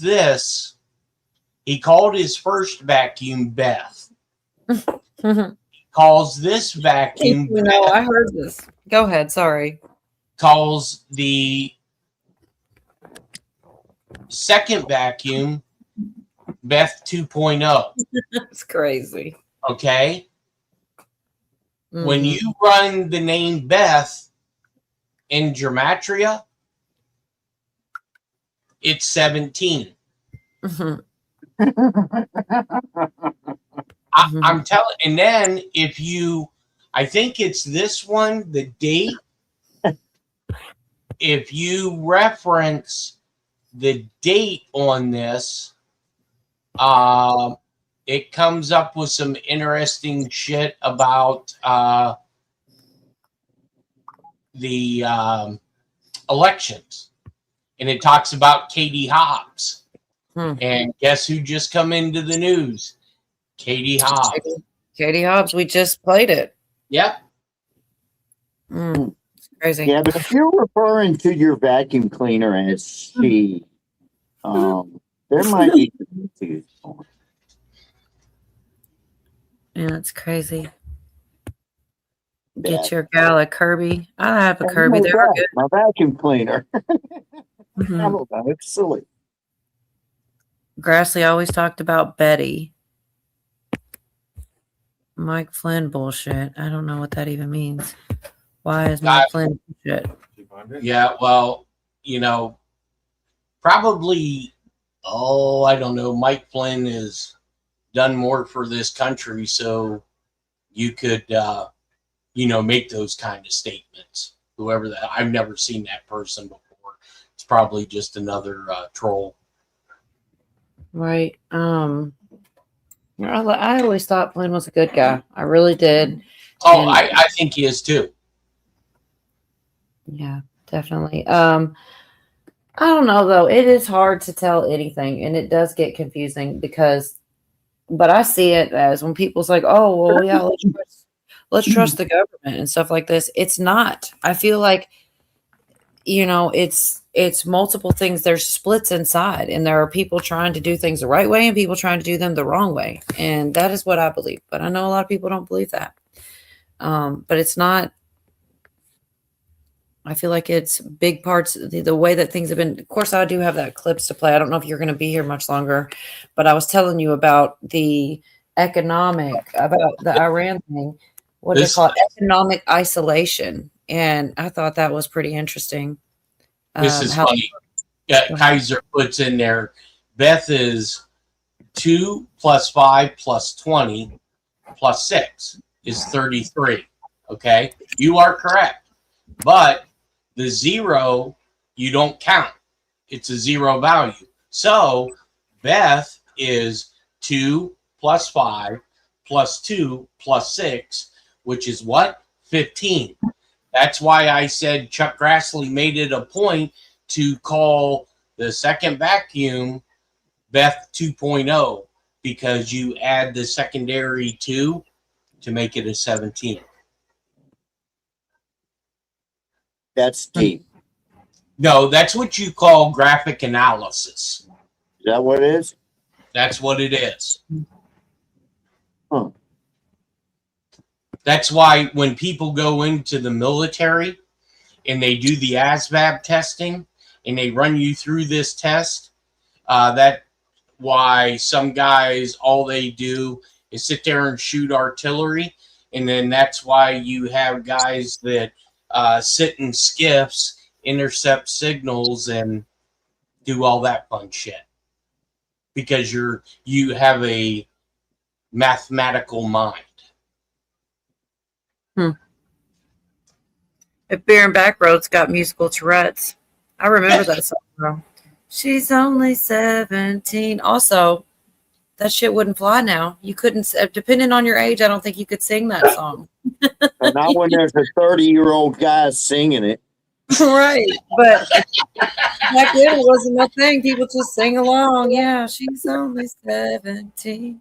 So it is kind of a slight topic change, but I am curious your opinion and yours too, Yorga. I hope he does make it back. Grassley's ready to clean the floor. She said she's charging things, I think. But it's basically because everybody's looking at I didn't really think of it as economically.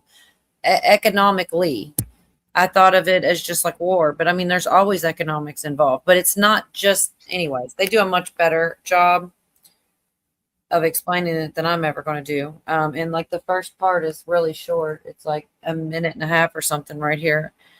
And it'll give you an idea of what I'm trying to ramble about. Just if you have an opinion on it, Jeff. Well, maybe. Shoot.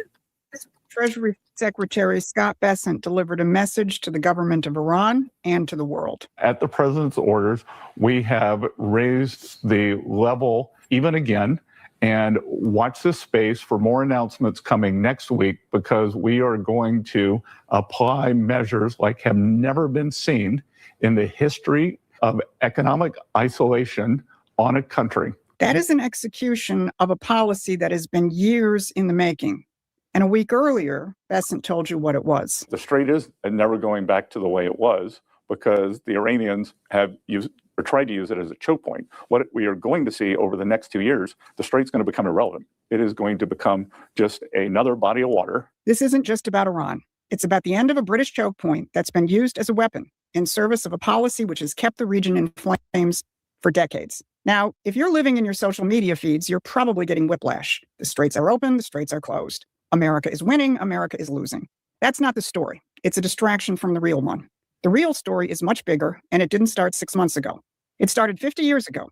And last month, a Lebanese diplomat blew the lid off that story. He named the names, and he did it at the empire's own Chatham House. I don't know how far we'll go. Yeah, Wait, well, I it was wanna see that. I mean, what? it was a what's break next? anyway. I'm sorry. It was a break anyway, but she they end up bringing up Henry Kissinger and stuff, and even Trump mentioned them. So it's those little, like, they talk about him being the worst leaker and things like this, and just like a new way of doing things. But that was just the first clip with the ice.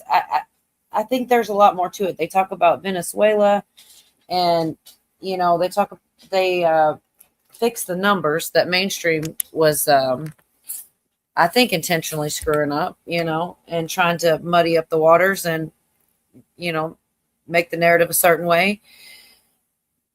I don't know. There is so much to consider. I really don't know what's about to happen. But Jeff, I know that you say when it comes to the midterms, you don't think we're going to get there. There's going to be something happen first. Well, yeah, I think, you know, there is this scenario where there will be a pause. I can see that. I can see the elections going on as scheduled, like nothing ever happens, and the military or whoever does an EBS. I just don't know. You know, when it comes to this game theory and running this shit out based on stuff that is in your face, you know, just like with the Chuck Grassley, you know, and I seen the post about how is H6. Mm-hmm. She does give the Cliff's Notes version, Clay. She really does get it all in there. Oh, hey, Camo. Good to see you. You know, H isn't 6. H is 8. But that's why when you do the first one, it comes up to 15. It's a long, drawn-out process of doing graphic analysis based on the information in comparison to the two posts. But both of them add up to 17. It's how they are done is how you get there. But nevertheless. I mean, it is really nuts, Jeff. I get it, but I really think you're definitely going to lose more people than you're going to gain telling them that, because people don't believe it. Like right here. No. Oh my God, numbers. And right. Well, you know, and that's fine. You don't have to believe it. You know, but the thing is, besides the numbers, which they do add in there some type of way, I think they do the shit on purpose. There's not a lot of doubt. But all the sayings and shit, like the trust the plans, and I can't remember, but there were so many. Yeah, you look. You did I send you, or did you see the post of where Donald Trump put on True Social? Okay, of George Washington on a white horse and then Donald Trump on a black horse. No, you told me about it. Okay, if you run that time, thank you, Dr. Hold the Line is another, but there were so many of them. Central casting. The best is yet to come. Several over and over again. Yeah, right. Central casting. I mean, I've got so many. I had like 100 different choices when I picked where is my central casting? It's on here, I think. Might end up retired one day. I didn't think it was gone yet. Son of a. Central casting. I had 100 choices for that. Right. Well, you know, what were we talking about? I lost my train of thought because I was. We were still talking about the different comms and stuff like this. Okay. Yeah. Put out. So the white horse and the black horse. Okay. Yes. If you take that timestamp of when Trump posted that and you run it into 4chan, that timestamp comes up with two guys standing in a stadium. The one guy has a white shirt on with a Q, and the guy right beside him has a black shirt with a white Q on it. Either they're fucking with you, or now keep in mind, they definitely are to some degree. They definitely are. This is the president of the United States, the commander-in-chief of the armed forces. Why isn't Congress calling this dude out on this shit? I just wanted to hook up Tennessee with a visual here. He said no one believed Bill C was a horn dog either till they say the evidence. Monica's dress. I can't believe this photograph. For those who don't know, which is probably like 4 people in this chat, this was a painting supposedly in Epstein's house. Come on, man. No way, right? Oh, I find some of this stuff almost impossible to believe. Right. But that's what they say, right? That was in his house. Yeah. Right. Yep. It's hard to know anything. Have Well, a good day here in Backroads. You know, like the saying goes, you know, you can convince a person. You can fool a person, but it's harder to convince them they've been fooled. There you I go. think it's like a Mark Twain quote, and it is a Yeah. good one but see, Because I don't you're- know what is the difference though, because I definitely change my mind and feel that I've changed my opinions on things all the time if there's enough evidence. So yeah, I don't find Well- it true when it comes to myself. Hey, Hawk, good to see you. Well, if you just Yeah, I played that, Sharon. That clip of him there. the whole Gitmo thing. I mean, look, there's too many.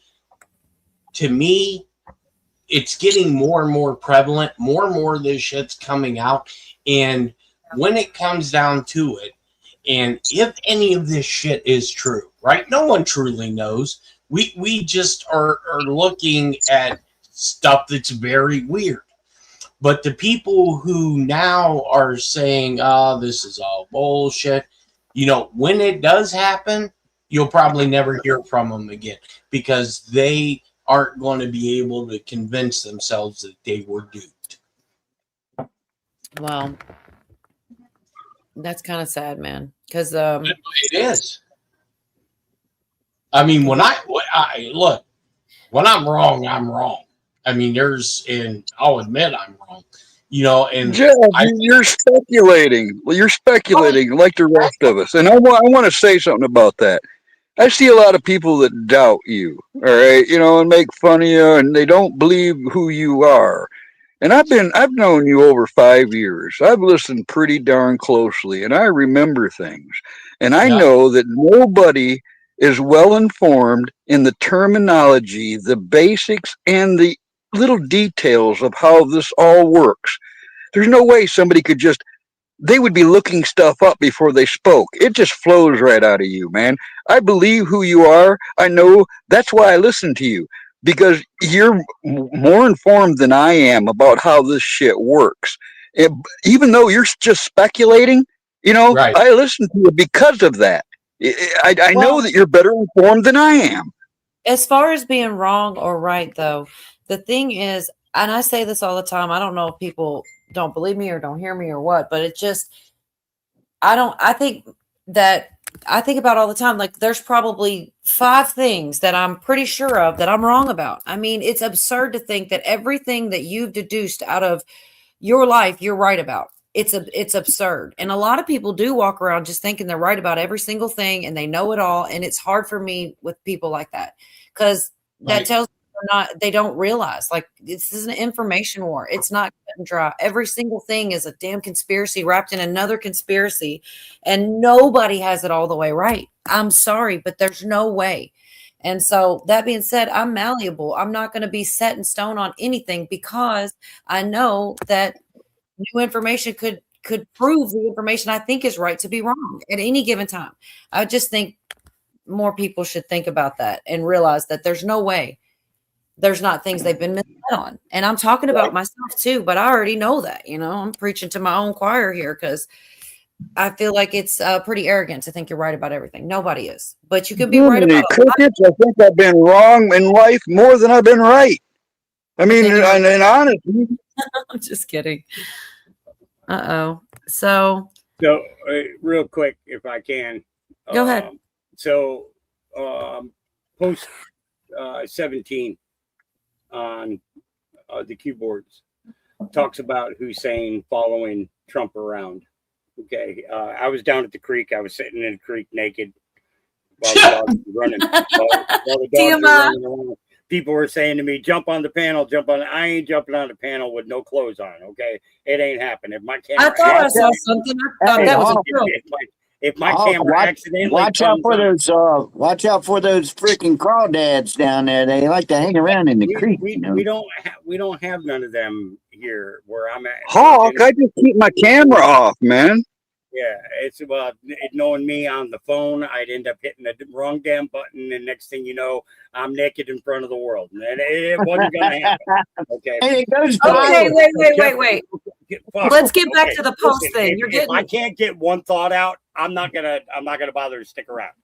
Okay. Well, that's If- what I was if- hoping you'd get back okay. to the post. You got off on being naked, and I was like, "What were So- you talking about?" The 17th post. Well, okay. He knows what he's So doing. I was trying to.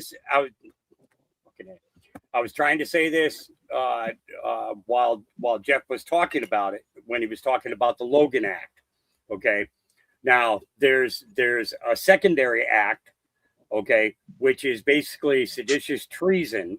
Okay, that the Logan Act was more so for the fact of what John Kerry was doing. Okay, he was going around and he was undermining everything that Trump was doing. By Barack Obama becoming involved in doing the exact same thing, that became seditious treason.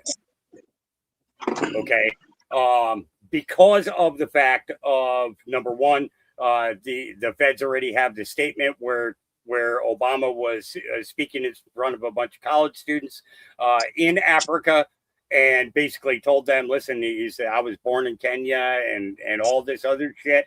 And he basically laid it all on the line. Okay. So in that one admittance, that changed him from being an American diplomat to a seditious conspirator.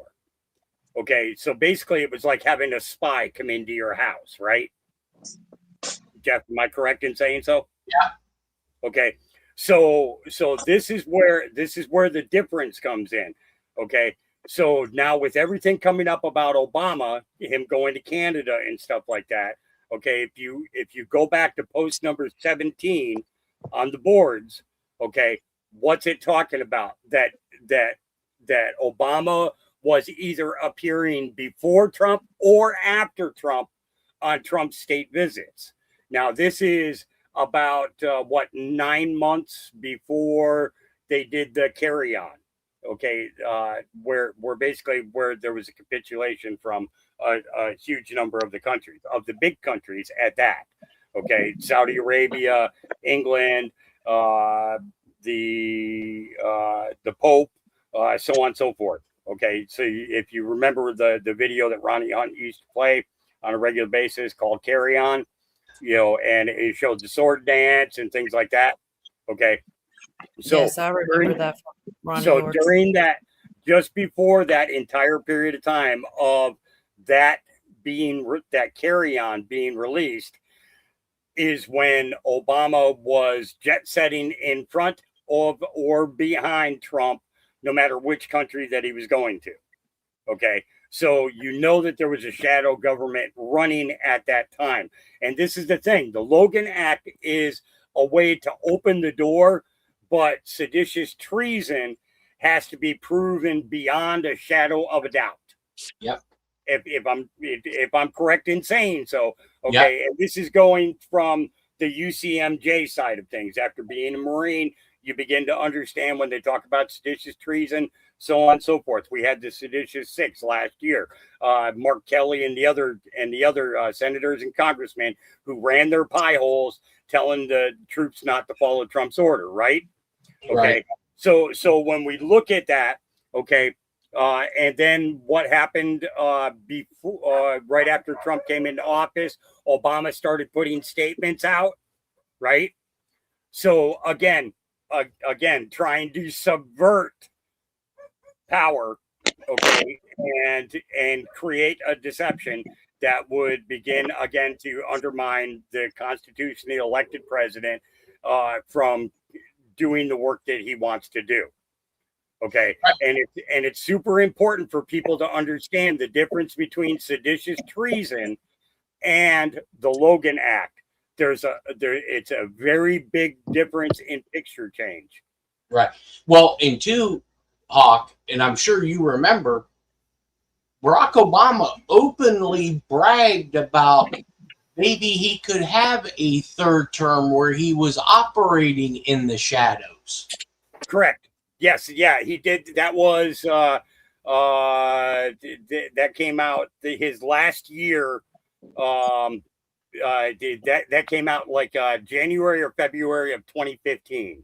And I believe that opens up the door for sedition because you openly admitted it, and now there is verifiable proof that you've been meeting with these world leaders. So what have you been meeting them about? Okay, so the question would be, if you were either a military tribunal or the head of the Department of Justice, which would you choose?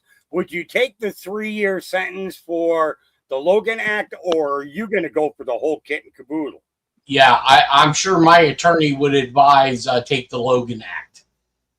Well, yeah. As a as a defendant, yes. Yes, but as an actuator, okay. Right. Oh, you're going in front of the 7-panel judges. Exactly. And that's, so that's, that I think that was a very important distinction that needed to be made, because people need to understand this.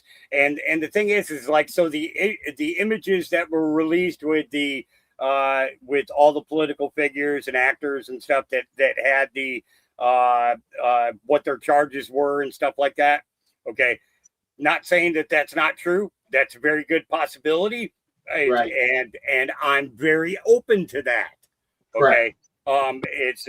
I'm very open to that. But the fact of the matter is that when we look at things, we have to look beyond what the quick, easy punishment would be. And we have to go for the bite of, instead of getting a nip of somebody's leg, I'd rather get a chunk of the butt. You know what I mean? It's a purchase. So that way someone could say that really bit him in the ass. Yeah, because of the fact that, and the thing is, he was letting us know all the way back then, okay, on post number 017, okay, post number 17, okay, it basically stated, why is Hussein following or pre-meeting with the same leaders that Donald Trump is getting ready to go to within a day or a day after? Based upon whether he arrived before Trump or after Trump. Because Trump went and it wasn't one of those things where he would stay overnight.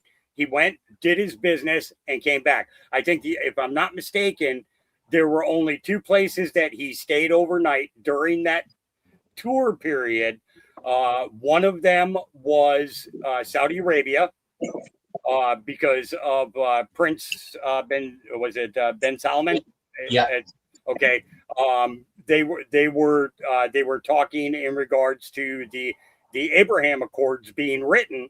Okay.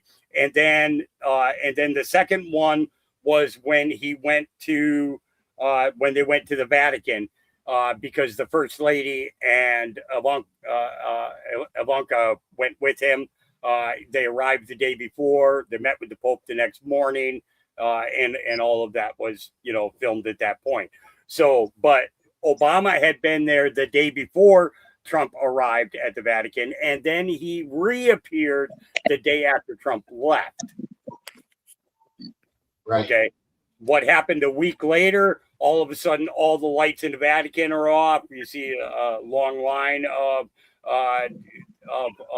lights going to the Vatican. So that, to me, I kind of think that might have been when the Vatican people were picked up. Yeah. And this is the thing is, the Q board gave us a lot to think about, but the thing was us staying on top of what was being published by the news, and then what was being done by independent news, and then what we could just discover through documents and things like that were released on the internet. So you know, the idea of it was to have the information and the resources available. So when it came time to answer questions to other people, you would have the verification, you would have the proof, you know, to show people. Because you know it helps when you got receipts and you can show people that makes a big difference. But you know, again, it's that difference between the Logan Act and seditious treason. There's a big difference there, and the only way you take somebody like Obama out, you can't do it with the Logan Act. You've got to go after him for the seditious treason. You know, and then this week also, what else was brought up? The $65,000 that was spent on hot dogs and pizzas became a topic of the Oval Office. Yep. Yep. Well, you know, how much did it cost for your party? And I he didn't said, see that, Hawk. He says, I didn't have $65,000 worth of hot dogs and pizza flown in from Chicago. He said he basically stated that the White House has the best chefs in the world working for it, and they took care of everything.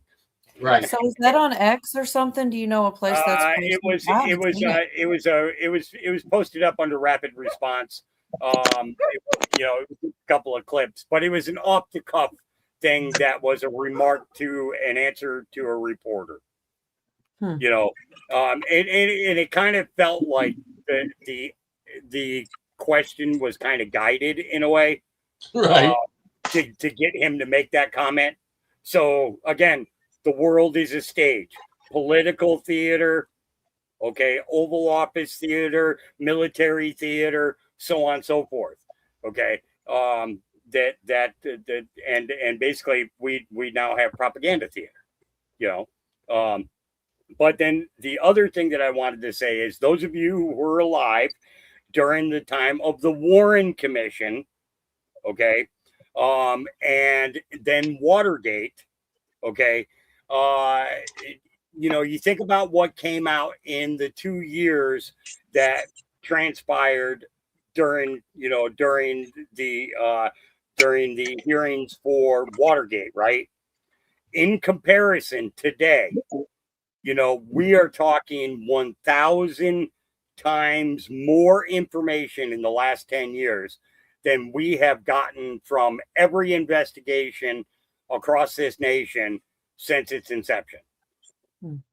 Hawk, a series of rabbit holes is known as a warren. I know that. Well, you know, Hawk, if you go back 4 years ago when we were talking about you know, the biolabs inside of Ukraine, everybody said we're fucking nuts and whack jobs, and now it's coming out to be true. Well, I think, you know, I got to say something to Hawk real quick because he thinks I don't believe. Wait. What was the general's name from over there, Jeff? The Russian general who's been releasing intelligence from the laboratories that they've raided there in Ukraine.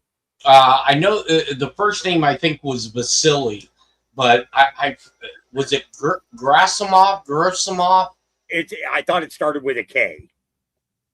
Like okay. Kirov or something like that. But he's been releasing documents from the different 38 laboratories the 18 laboratories that were on the border of Russia and Ukraine. Right. He's been doing this slow push of documents in regards to, especially in regards to the gain of function and such. And then there was the last one that he released was in regards to biological weapons being developed in that particular laboratory. Yeah, I think it was Kissler. I'm sorry? Kissler. Now, Hawk, I want to talk back about. I just want to talk about Q for a second. To Hawk. All right, Hawk, you know I said all that stuff. And what it is I just can't believe anybody can really see the future. And I don't think that Q or the boards or that movement was bad. It did open eyes. I really, I thought something was going to happen faster, as it did a lot of other people. But really, on retrospect, it reminds me, it kind of makes me think like it got stuttered, like they fell into something way deeper than they knew.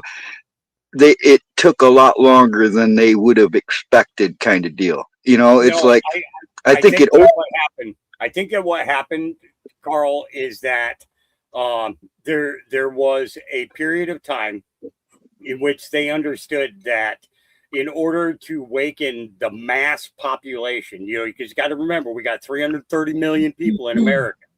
Okay. And you think about the amount of time that it will take to open the eyes of every single American. Okay. And there were a lot of things there, okay. Think back to school. Okay. Teachers talking about a topic, you have absolutely no interest in it at all, right?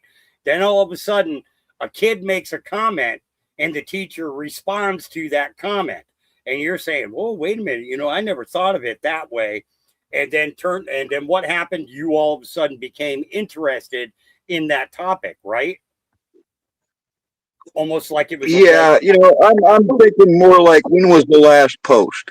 Like what happened in that era or the time span where the last board post was made? Like something happened, like they realized it wasn't going to happen as quick as they thought. And, do you think that they're going to be another post someday? Do you think they're going to come back to the Q boards? I think it at the end of this, it'll be a good job, Patriots. I think that's basically what it's going to be. Anons and Patriots, good work. I've also considered, like, what if the deep state got to whoever was writing the boards? Has anybody ever considered that? I don't think that they have. I don't think that they have. And I think the board stopped on purpose, intentionally, because it was meant to. I believe that it was meant to. I don't think. Again, I just don't believe in fortune telling and seeing the future. I don't really believe in time travel. So I don't know how, they could. A lot of that stuff has come true, yes, but it didn't. There's nothing happened visual for the world to see yet. You know what I mean? I mean, it is now, but I don't know. It's just, I hope that it was real. Don't get me wrong, man. I really wanted to believe that there was something going down. And I really did believe that, like, Trump was, he was asked by the military to do something in the beginning. That's how he ended up winning over Hillary in the first place. And I thought this was an operation to take down the deep state, expose the corruption and all that. And even though it hasn't happened as quick as I thought, I still believe there's something like that going on. There's just too much janky stuff going on to think that this is just. Look at all the fraud. Look at all the fraud. Yeah, nobody believed that the Medicaid fraud was happening, the food stamp fraud, the election fraud. Yep. Nobody believed it. But happened. people are actually going to jail for that too. There's people being prosecuted for the fraud. Nobody's talking about it, but it's happening. And then that's kind of like my point, though, is I wanted to get to, Cola, is why would all this be happening if somebody good wasn't in control? All right, like, why would they be going through all these arrests and all this, disclosure and all this? Why would they be fighting so hard against the deep state, the cabal, the evil, whatever you want to call it, if it wasn't moving forward? It feels like it's moving forward, and I don't think they can stop it. Let's look at it like this. Okay, you guys were talking earlier. I was getting ready to head back over from the creek. I was just walking underneath the bridge. I ended up losing signal, and I only got bits and pieces of the conversations. But you guys were talking about the Dearborn, Michigan, and Jake Lang, and all that. The bikers going to Dearborn and all that stuff, right? Okay. Now, what if you think about it, okay, if right now we have people who are running for office that belong to the DSA, the Democrat Socialist, whatever the hell it is, alliance. All right. So you got the DSA, okay, and all these Muslim politicians who are trying to invoke Sharia law. Okay, the thing is, Q talked about this. Q actually talked about this. Asked questions about Sharia law and so on and so forth, and talked about how trafficking and illegals go hand in hand. Okay. Because a lot of children are trafficked to the United States from there, distributed throughout the world, right? Okay, so we take into account all these different things, and we say, okay, well, we see coincidences, that are mathematically impossible to be coincidences.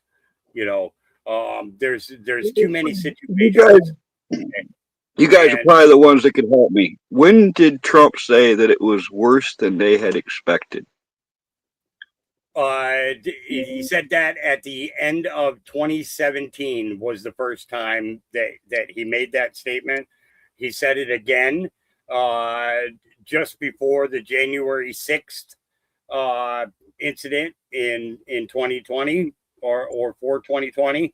Okay. And then he also stated it when he came back into office during one of his office press briefings.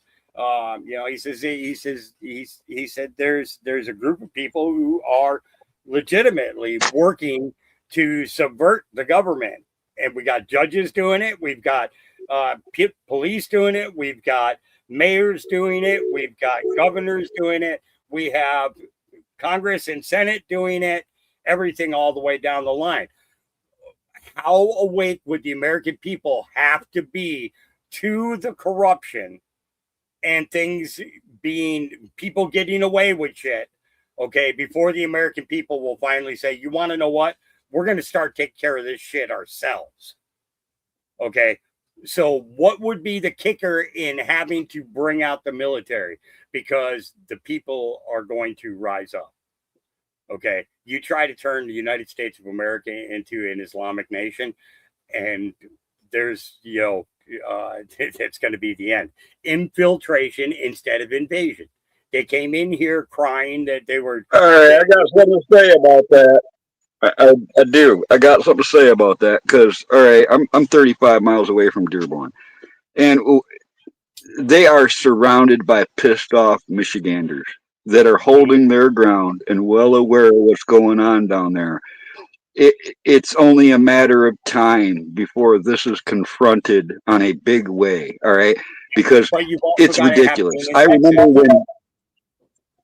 Well, it just blew my mind. This was years ago. I drove down through there and I couldn't read a single fucking sign. They were all squiggly lines. All right. And that ain't America. That ain't the way this is supposed to be. That alone. All right. I see on social media just people lit up about that.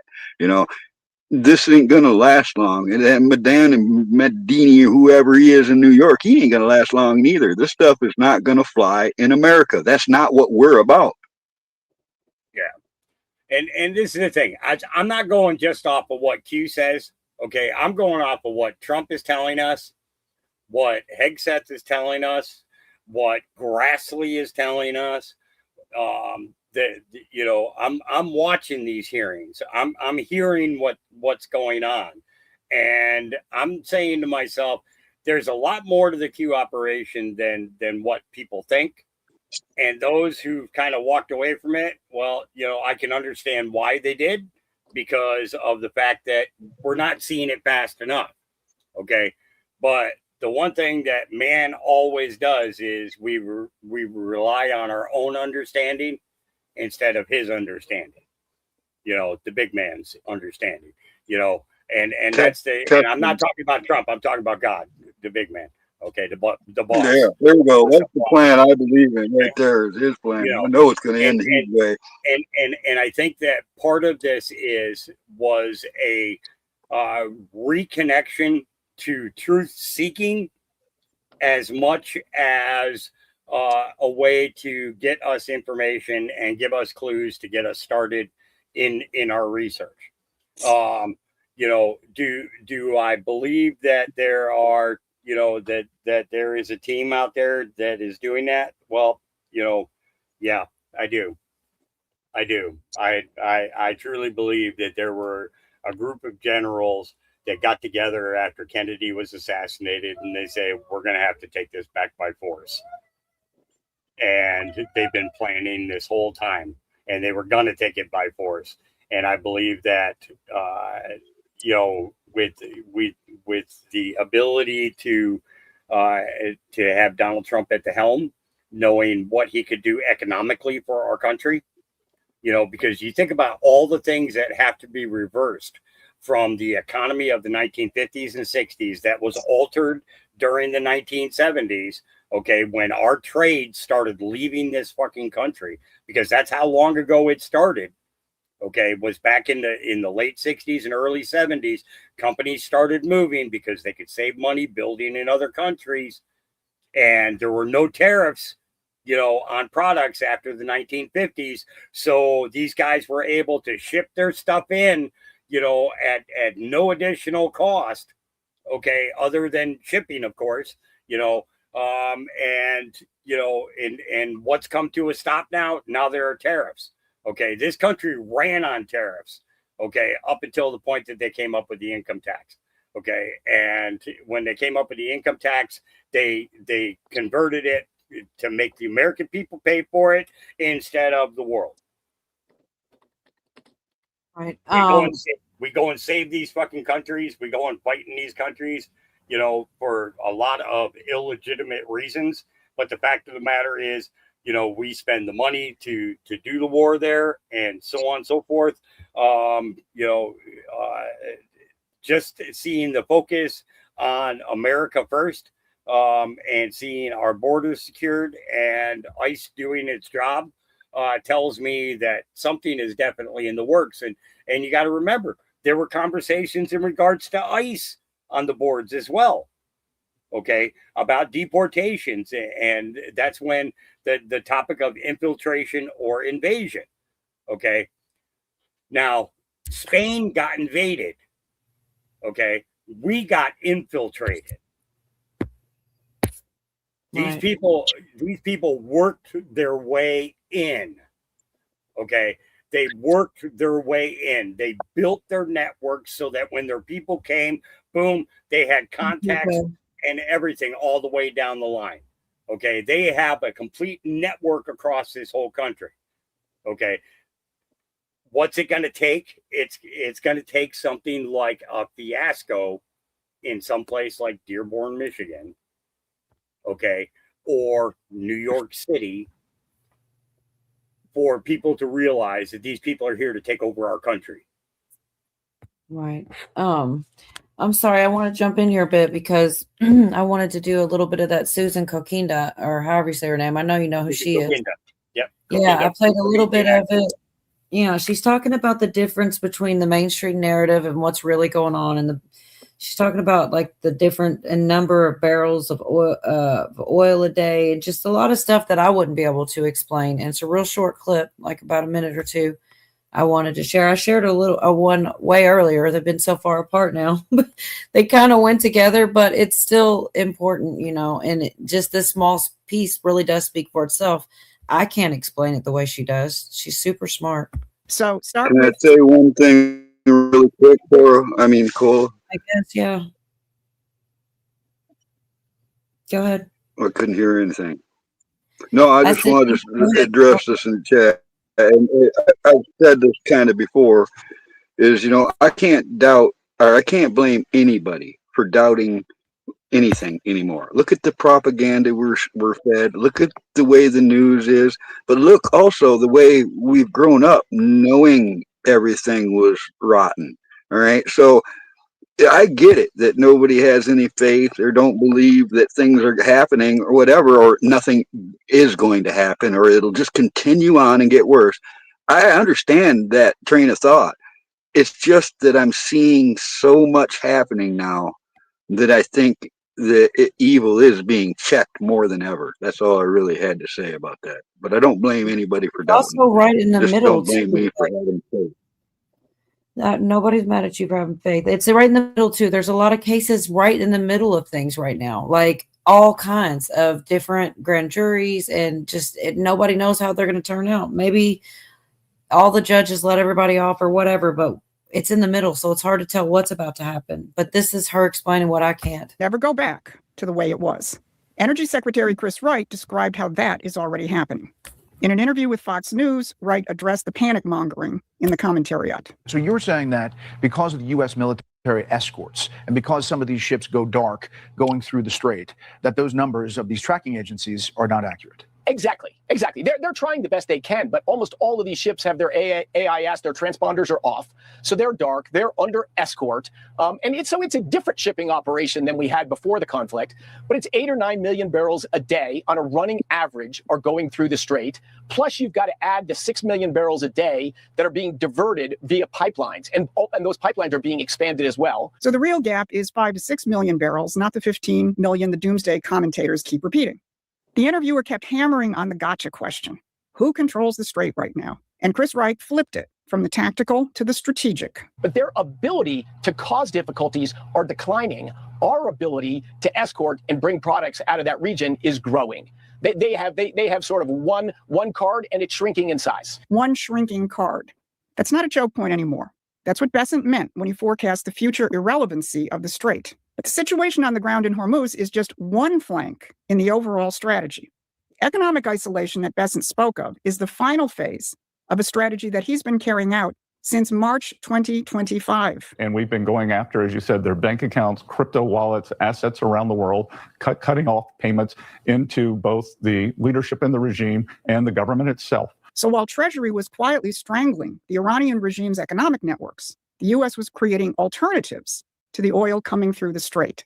Alternatives like uncorking our own energy production, like liberating Venezuela from Maduro so it could produce oil and augment U.S. capabilities, like creating a world where other Gulf states could liberate themselves from the status quo. The UAE walked away from the old OPEC quota system and start pumping more on its own terms. Iraq recently negotiated deals with U.S. companies to build pipelines, which will bypass the Strait of Hormuz permanently. That's the same 50 to 70% shift that Bessent flagged, and it's happening inside a 2-year window. So there is a lot more. She goes on to talk about some other leaders, it gets into Kissinger and all kinds of things, but there's a lot that isn't being reported that people aren't thinking about. Sure, I know I wasn't thinking about it. That, they always spin narratives and things. Anyways, how you doing tonight, Cooch? I'm glad you could make it up. Oh, hey. Hi, guys. How are you? I don't know why you sound super peachy keen. I am Peachy Keen. I'm a little irritated because I'm drinking my beer out of a damn can like some kind of common redneck. But anyway. No. I was the weird guy who preferred it in a can. I don't know why that is, but I'd rather have a can than a bottle. And okay, that's fine. I mean, everybody's got their own taste, but the 12-ounce bottle is the way that. What kind of beer is it, Joe? What's the brand? I drink Budweiser for the last 40 years. I did until it started giving me headaches. And I've heard a lot of people say that. They started calling it Skull Crusher. And it did. Yeah. And I changed to, what did I drink? Miller Lite. Yeah, girl beer. But not Bud Light. I was just gonna say, you were talking about getting those. You were starting to feel weird, and you were starting to feel changes. I was like, "Were you drinking Bud Light?" That's what I was thinking. I was like, "Oh my goodness!" No. All right.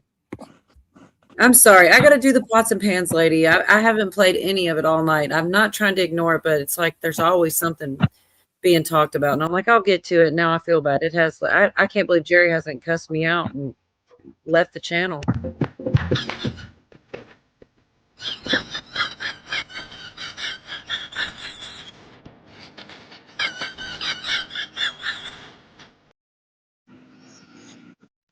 Devin talented lady. Yeah, T's back. Good. Devin said Promethean has brought a lot of clarity to the London side of things. I think it's like the British rule and like the old way of things. And I didn't really follow a lot of that stuff, you know, and when they break it down, you think about it, it does make a lot of sense, but only if you at least listen one time and consider it. You know, some people aren't even willing to consider a different thought. I got to tell Cujo really quick that back in the 1970s, back in the 1970s, I worked for a farmer who raised the breeding stock for the Clydesdale Budweiser, herd. He actually raised a lot of those Budweiser horses you saw in the commercials and stuff, all them Clydesdales. I had like 30 Clydesdale buddies for a while when I was young. Oh, that's really cool. I have a Clydesdale horse story to tell. No, you don't. Awesome. I actually do. We'll tell it then, because I'm like, no way. It is not nearly as like it's kind of lewd, but oh God, never mind. Oh no. You know what? I could probably under it. I want you to tell the story, but I bet you I can under it with a Clydesdale story that's lewd as well. What the hell? Okay. All right, page 4, scene 11. It's like scripted, but it's not though. All right, go ahead with your horse story. Then. No, you remember when? You remember back when I used to date that chick Dana? Yes, I do. I miss her. She was awesome. Oh, shut the fuck! Quit with your fucking "I miss your exes" bullshit.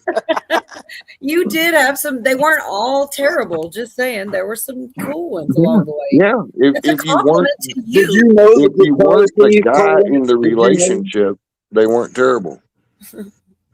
Anywho, blah blah blah blah blah. I just wondered, did Cole know the guitar thief?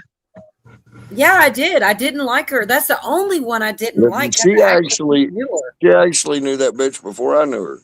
And I said, "Oh Lord," but I tried to give her a chance, and she proved me right. But other than that, I like just about everyone. But yeah, the one he's talking about now, girl, I'm like, D, you would have loved her. I'm just trying to get on his nerves now. But anyways, tell your story because I want to know.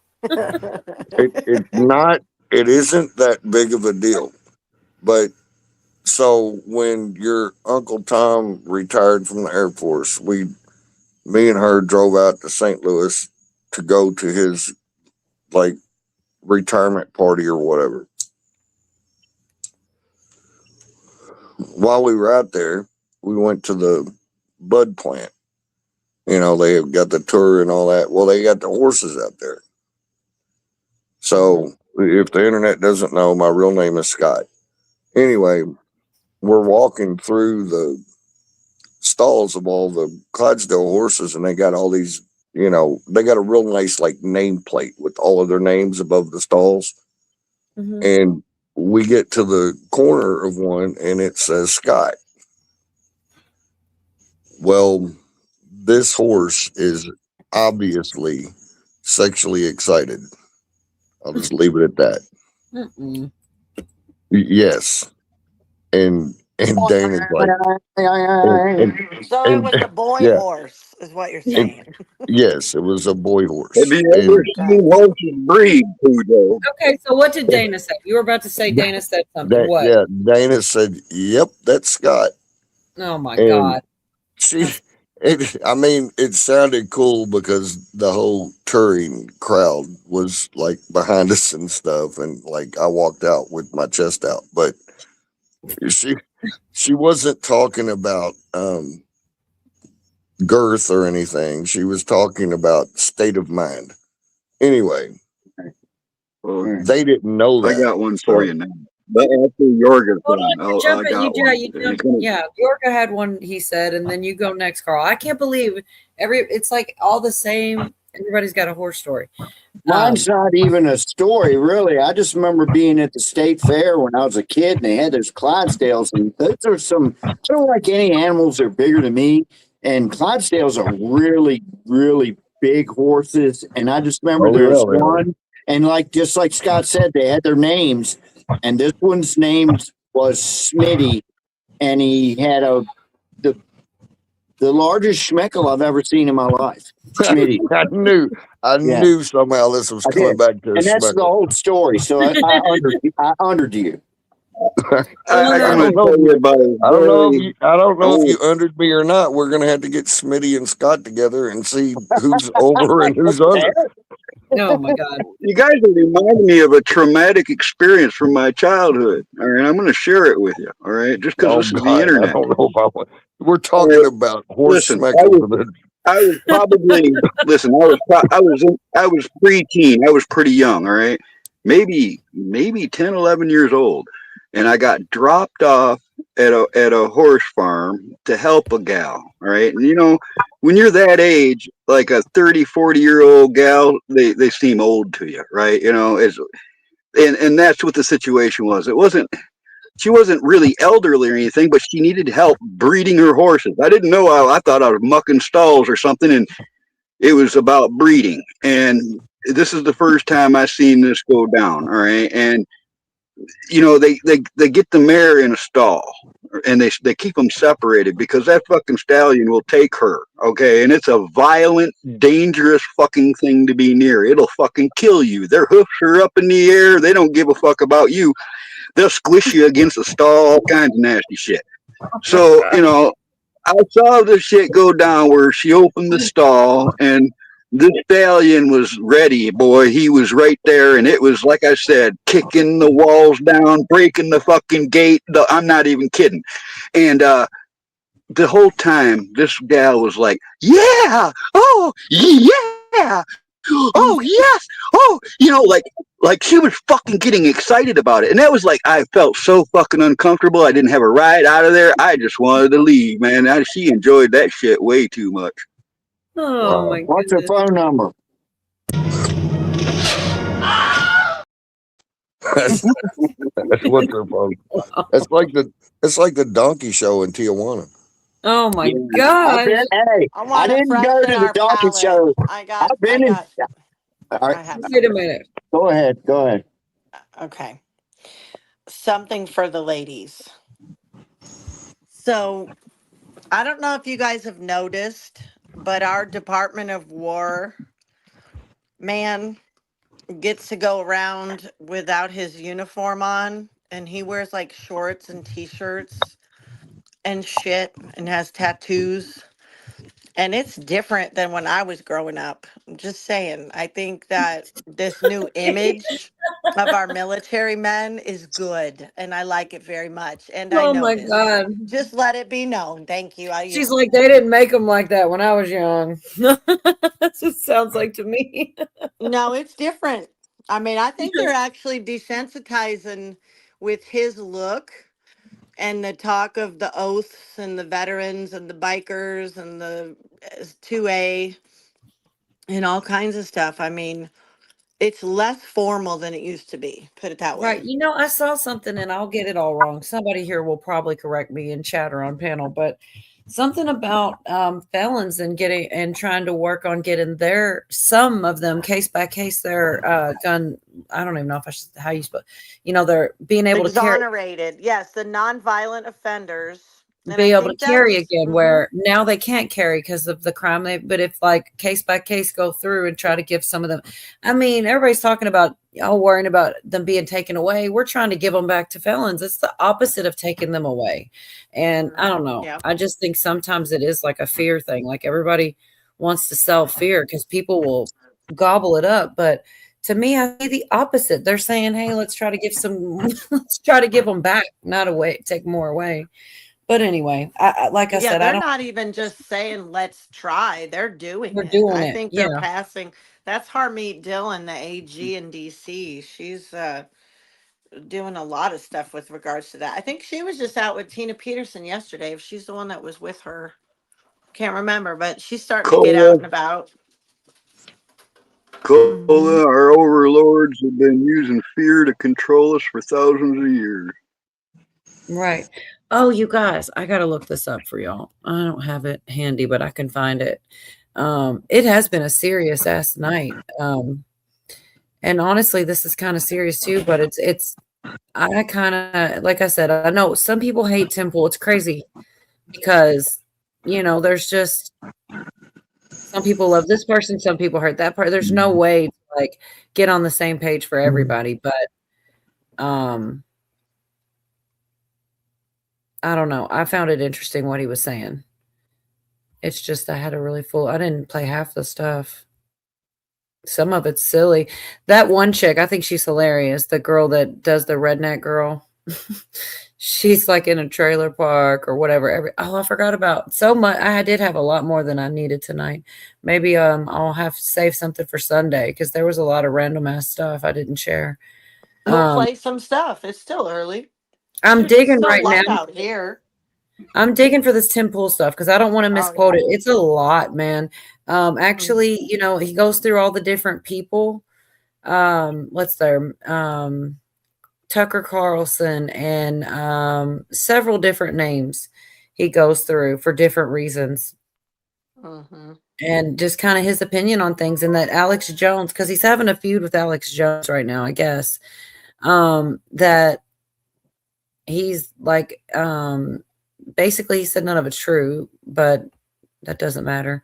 Sorry, I'm scrolling They through. threatened to fight each other? Who's threatening who now? No, actually, Alex Jones just wants a debate with him. Actually, but Tim Pool put out a little thing. You know, he has. Funny about that Go ahead. What's funny about that, Cole, is I've heard people accuse Alex Jones of being an Israeli Mossad operative for years and years. So, you know, the one accusing the other of such things is kind of, you know, kind of Well, weird. that's pretty much what I think Alex was saying, and that was the problem. And he's like, "Hey, why?" And he also taught, you know, he's like, "I thought we were friends and stuff like this." And I know people would say that's naive, but to some degree, I could see how someone could feel that way. You know, on a basic level, like you know, they're both kind of audience or whatever. But if you're friends, why wouldn't you just call somebody? Like, say, you know, whoever you, some other streamer. Wouldn't you call them and say, "Hey, are you doing this thing?" instead of taking it to the air and like airing them out? I don't know. Are they even real, man? Are those guys real? Because there's one guy that used to be like a conspiracist, whatever you want to call him, way back in the day. I think his name was Bill, and he looked a whole lot like Alex Jones. And there's a whole conspiracy that, well, there's thousands of people that absolutely believe that Alex Jones used to be this other guy. All right, and then when it comes to like Tim Pool, I've been watching Tim Pool since the beginning, and I've never seen a more expert fence rider. Okay, he never goes too far left to upset the right. He never goes too far right to upset the left. He rides that fence like a pro, like no other. So I'm suspicious of both of them. See, I don't know. I like Tim Pool. I know a lot of people don't, but I feel like he's been pretty much himself for the most part and pretty transparent. Maybe I'm just falling for it. I don't know. But I also liked Alex Jones. So it is weird. You're falling for it or nothing. And I'm not even, I don't know him, but he's just got that smooth operator. All right. You know, and it's just anybody like that, I'm automatically suspicious to his stuff. I'm sub to him, but I don't like, you know. I like them both. And here they are arguing with each other, and I like them. And that seems to happen a lot, like a lot of infighting. And honestly, these guys should be, you know, they should be being cool with each other and stuff like this. But I feel like there is something to it. You know, people are influencers way at the top like this are being paid to do one thing or the other thing or getting these debates to change narratives. I mean, why wouldn't it be? It's just a matter of who's paying who what. But yeah, he basically accuses them of about it. Anyways, I'll let him speak for. I'm terrible at this. I'll let the clip play. This is why I'm challenging Tim Pool to a debate on Israeli meddling in America's political system and the disastrous Iran war. Question: if you go back in time and stop the failed Iraq war of 2003, would you? To which I said, Israel is meddling in the U.S. AIPAC has undue and oversized influence on the U.S. political system. Israeli strikes in Syria are risking U.S. interest in the region. Now, Alex, tell me why you disagree. The point is this. Alex, all of a sudden, started saying, why does Tim Pool support Israel? When I don't. A bunch of his followers started tweeting out, Tim Pool is pro-war with Iran, which I'm not. The point is, guys, I'm gonna go full conspirator on you guys. I just, not like them, but like me, you know. I think that there was a plan put in place with allies of the Trump administration to realign the political parties I said this in February. Tulsi was going to resign. I was told by people close to her in the administration, no, she'll never resign. Then she did. I said that Joe Kent and Tucker, they're gonna have this new political party. Maybe they'll go as Democrats. Maybe be third party. Now Marjorie Taylor Greene, Thomas Massie, Joe Kent, Tucker are having big meetings talking about the launch of their third party. I didn't make it up. It was told to me by people who are in the Beltway. So these are people who work in the administration. They work in the government. They said, this is what we see happening. This is what the plan is basically going to be. Why was Joe Kent, who Trump supported and gave a job, all of a sudden like, no, I can't support this? They are creating a new left-right divide. This is why Tucker Carlson and the Young Turks, their opinions have aligned 100%. Have you guys noticed this? Yeah. What is Tucker talking about? He's talking about trade protectionism. He's talking about price controls. He's saying we can't live this way. It is 1 for 1 with the Young Turks. When you discard woke, their opinions start to overlap. So why did Alex Jones just yesterday decide that Tim Pool was pro-Israel, despite I'm not? I don't think many of these people who are planning these systems, they don't look at the fine tuning of it. They just know, I don't know, Tim Pool had Randy Fine on and he wasn't mean to him, I guess. And Tim Pool, met with Netanyahu in 2025. Ergo, Alex, we want you to go out and say you want to debate Tim on Israel. The only problem is I agree with those things. It's almost like there is a machine in place that doesn't actually know what I've said about what's going on and has decided to have Alex or whoever else debate me on something I agree with. So I'm getting texts from people saying, Tim, you should debate Alex Jones on Israel. And I'm going, why? Alex and I largely agree on Israel. I don't understand why he's asking me to debate. I don't understand why people in Alex Jones's space are now all of a sudden claiming I have opinions I've never stated before. It is all completely fake. So, like I said, people are saying, it's hard to tell because, yeah, he could just be acting or whatever, or he could just be really feeling that way. That could be the simple, what do they say? The simplest I don't know. answer sometimes. Go ahead, Carl. This is the way I'd try to explain it. It's like, because I've watched Alex Jones for a long time. All right. I actually watched him on the election night 2020. You've just seen him. He blew it. Yeah, he is. You might have to leave back. All right, Carl. A minute. It's like when I play. He literally blew a fuse on election night 2020. If anybody's seen that, that was something. Anyways, what I was saying about him, when Trump first ran for the presidency, Alex Jones went on a attack Hillary, exposed Hillary. I think he actually is part of the reason that people woke up about Hillary. All right. I'm not saying, what I'm trying to say is I think they have a purpose, both of them. Like they have done things that help this cause, or maybe they were, hired to do it or appointed to do these things. And that's the vibe I get from them both. Like somebody's put them there to say these things, It could be. That's just my opinion. I don't know. And here's the thing. I'm afraid that when I play a clip, it messes when I do another clip, it's going to mess you up again. I was on the wrong internet and I walked around my house. So it's not you, honey. It's me. All right. Well, if it happens again when I play a clip, I don't know what. Like, I'll just bounce out and come back in. Everybody will deal with it.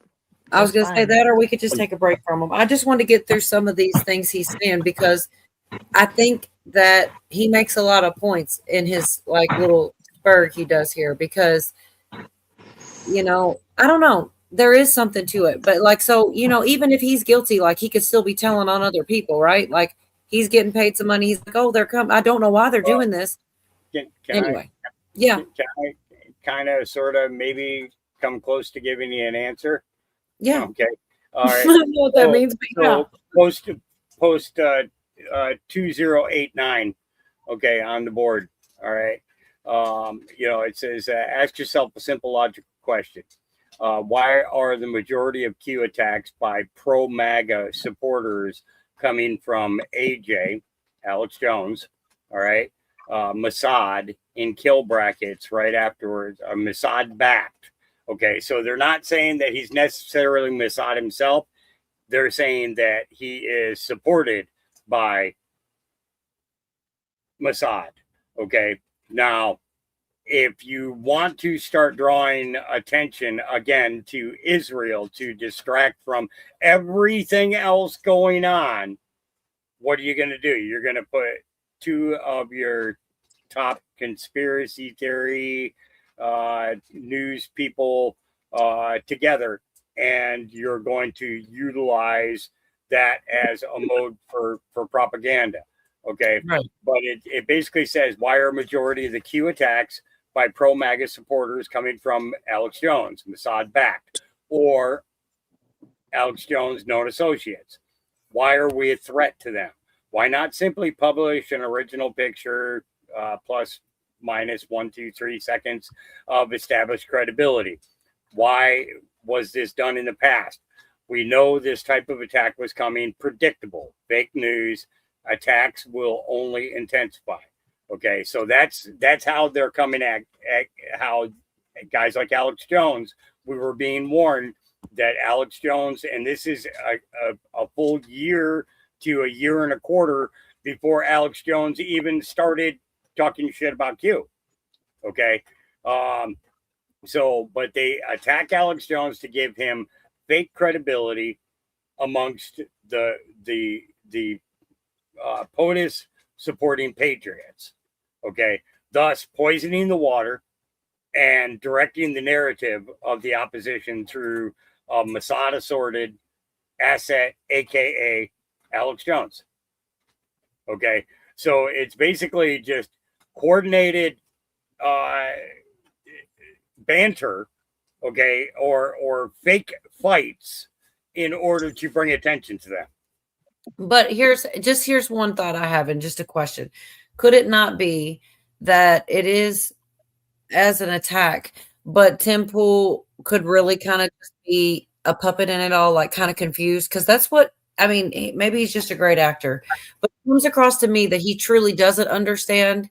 He looked at him like a friend, because there's more clips I haven't played. But I mean, maybe I'm too easily influenced, or I just believe people too easily. But it just seems genuine that he's like, I don't understand, because he's still trying to figure it out. Maybe he'll come to that, decision later that, they're just trying to, but it's unfathomable to him. He even says of his character, no, I've been following this guy since I was a teenager.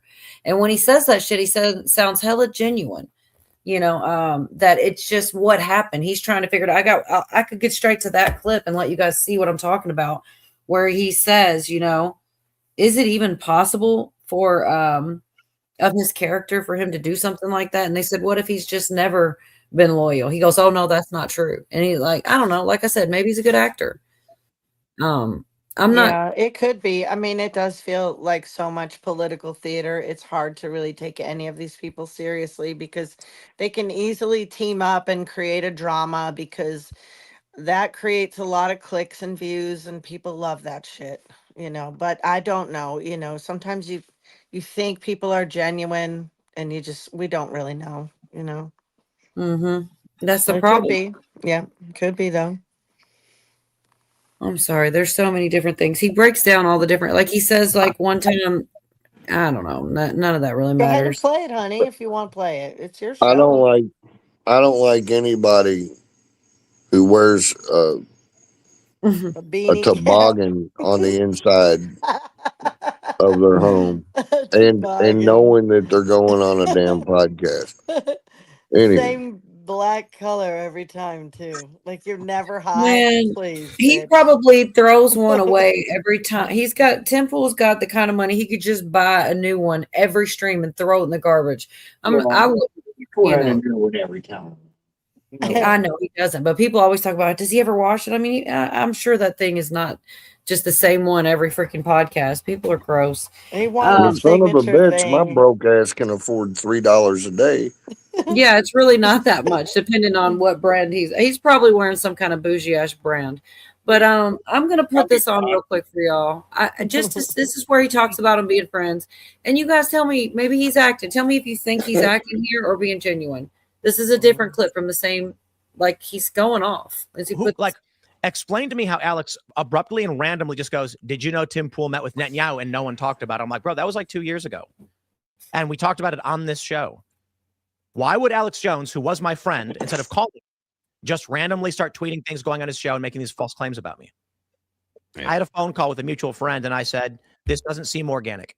And they said, it seems like someone's telling Alec what to say. Maybe he's back on the sauce. I think that, for Candace, it's fairly obvious, right? She was a liberal, then she was a conservative. Now she's who knows what. Tucker Carlson, same story. He was a mainstream personality on MSNBC, and I think CNN even, right? Yeah. And then he went to Fox News. Now he's on his own, and he is just what Tucker and Candace are very similar. He is what the people need him to be. Alex is a little different. Alex was always on the outside, but then they destroyed his company, destroyed his life and his business. I wonder if now this is a Trump play or a deep state play. I don't know. But someone went to Alex and said, if you want to be in a club and you want it to stop, you're going to do what you're told. And here's the game plan. The new left-right divide. I mentioned that the game plan for the podcast networks is going to be they want to isolate and destroy independent media. So that means if you exist on YouTube or just as a independent producer of a podcast, you're slowly going to get iced out. And what's going to happen is media is going to consolidate around the networks. So think in a year or two, the biggest shows will be, of course, YouTube will have their Mr. Beast. They will be a big network. Paramount Plus, Netflix, Amazon, they already have their podcasts and they're signing those deals now. Independent shows will be eliminated. So I view what's happening with, here's a theory. They've never liked Alex or Nick Fuentes. They wanted to get rid of Alex and Nick Fuentes. These are the two people who are persona non grata on all social media. Nick Fuentes went to Rumble, does his show there.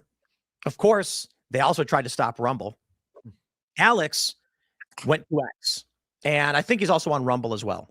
Alex seems to be trying to pander, I suppose, and Nick certainly doesn't. Nick's going after, Candace and Tucker and to a degree, even Alex Jones. Anyways, I can stop there. I mean, there's a lot more, but I'll stop there. That wasn't the clip I thought it was, but he's basically saying the same thing over and over. He's just trying to, he seems like he acted the position of trying to wrap his head around why this is happening. Like he just can't understand it. And I guess he could be a really good actor, but I kind of thought he made some good points and all that. It'd be something simpler, Cola. I've seen plenty of times in real life where somebody just gets jealous of another person. They blocked Alex Jones off the bat. He was like the first one that was wiped off the internet. And he might just be a little jealous of Tim Pool at this point. So maybe that's where this is coming from. It might be simpler than all of that. Okay, Right. if it's complicated, here's one. Tim Pool has to capitulate and he has to confess to everybody that he met with, Bibi Netanyahu. I yield. Oh, he did that already, though. That's what he was saying. He said, I talked about this like a long time ago, trying to be backwoods in his own way. But I mean, he's repeating it now, I suppose, on this podcast several times. Right, because the dogs don't bother us, D. Go ahead and finish your thought. The dogs are okay. Dogs bark. just like if people are forced to, get put out information, sometimes I listen to these people talk and it is so much of an educational spoon feeding conversation. It's almost nauseating. It's like, I don't know how to take them. Sometimes it just feels like, that's what they're doing is they're spoon feeding Americans a narrative. This Bibi Netanyahu is the point that is the whole thing that they're talking about, right? Alex Jones is calling him out for meeting with Netanyahu. Yeah, Is part that of what it. it And is? saying he loves Israel. And he basically said all the things he's saying are not things that. So it's Israel context. And that's right now too. Everybody's got, lots of things to say about Israel. Put it that way. Here's another possible thing Yeah. is that they're both douchebags and they're for sure. and they're just playing off one another and saying some shit to get views. Yeah, that's what a lot of people say I wanna too. be Yeah, they're jealous of Candace and what's his face. They're like, man, look at all that drama.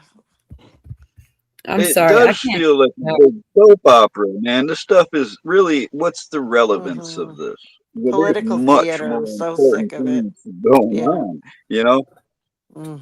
It is a soap opera.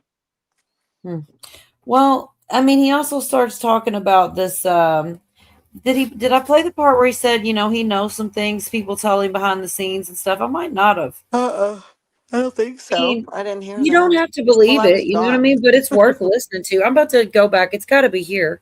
And just things that he knew were going to happen, like Tulsi stepping down. He said it before it happened because he heard it, and he kind of talks a little bit about that and how politically things are changing and there's going to be another divide. And I'm like, I'm exhausted with divides. What did you do to Yorga baby? He's awfully quiet. I didn't do anything to him. You are here, right, Yorga? No. Well, Lisa baby. what's wrong with you, Lisa? I said hello to you, Lisa. You didn't say back. Hi, Oh, Lisa. no. Hi, everybody. He Yeah, says some no. smart ass thing once in a while. All right. I don't know. I hope this is the part. If not, I'm sorry. It's just more of him going on and on about this thing with Alex because it's got him up. I don't know. He's a good actor, I guess. Fake. And I think the reason is, and I think Alex is a part of it, is that there is a play behind the scenes, probably it's not super complicated. There's probably a political action committee. And they said, guys, if we want to win in 2028, if Trump loses, right, in the midterms, then there's going to be impeachments. There's going to be investigations. If Rubio or Vance loses in 28, the Democrats are going to be controlled by the DSA, and they're going to start going after all of Trump's allies. So here's the game plan. The new left-right divide is going to be, so we're going to capture parts of the disaffected left. We're going to move them to the middle position. We're going to get rid of woke. We're going to say Trump is bad. Then we're going to create two factions. Woke is eliminated, and you've got the anti-foreign, you've got like the libertarian-esque left, where they're like, war is bad, Trump is bad, Israel is doing bad things to the United States. And then you have the more neocon pro-Trump right faction of this. That's where things are starting to shuffle out. And everything you're seeing on social media is fake. Alex, whatever pack you're working with, Candace, whoever else involved, I am not so easily manipulated because I don't care. I am not going to be emotionally triggered into being like, oh, well, actually, Israel, I like. I'm going to be like, oh, yeah, you're right. Don't care. Thank you. And have a nice day. The question really comes down to this.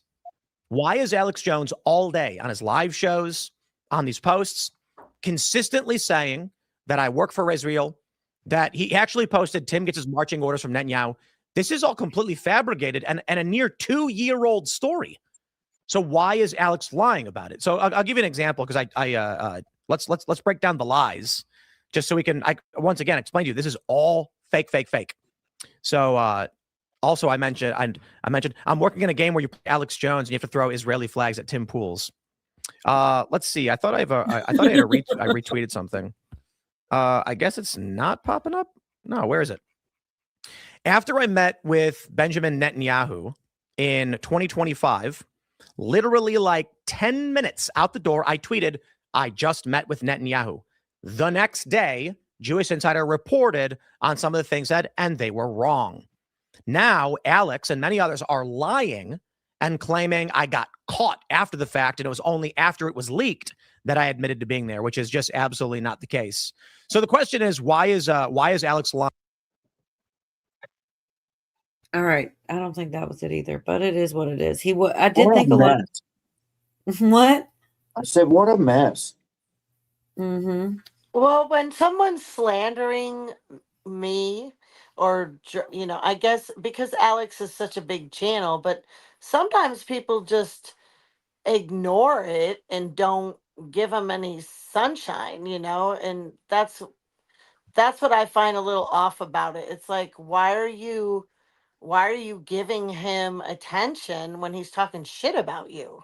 Why can't them, if they were once good friends, why can't they just talk and say, look, I agree with everything you say. What's up with this well, I shit? do it publicly on his so fucking it's show. It's when men in do private. this shit, It doesn't have to be like on stage like Candace just did. Just let them meet up in private or talk on the phone and work it out. have a And it fight. sounds like Get dumb in the shit. ring. I mean, it just sounds like dumb shit to me, I mean, I feel like Bust he it was out. saying And that. this Though. is Why the- didn't he call me? Why didn't he call me? You know, that's Yeah. what he was kind of saying. Oh, And okay. I gotta that's say, what I gotta say this is you know, for everybody who's wondering about Craig, I had a short discussion with him. I talked to him, and he's doing all right. He says he's getting things done with his vacation away from the internet. All right, so, and he's doing well. And I just wanted to say that for all the people who keep asking. Plus, he hates us.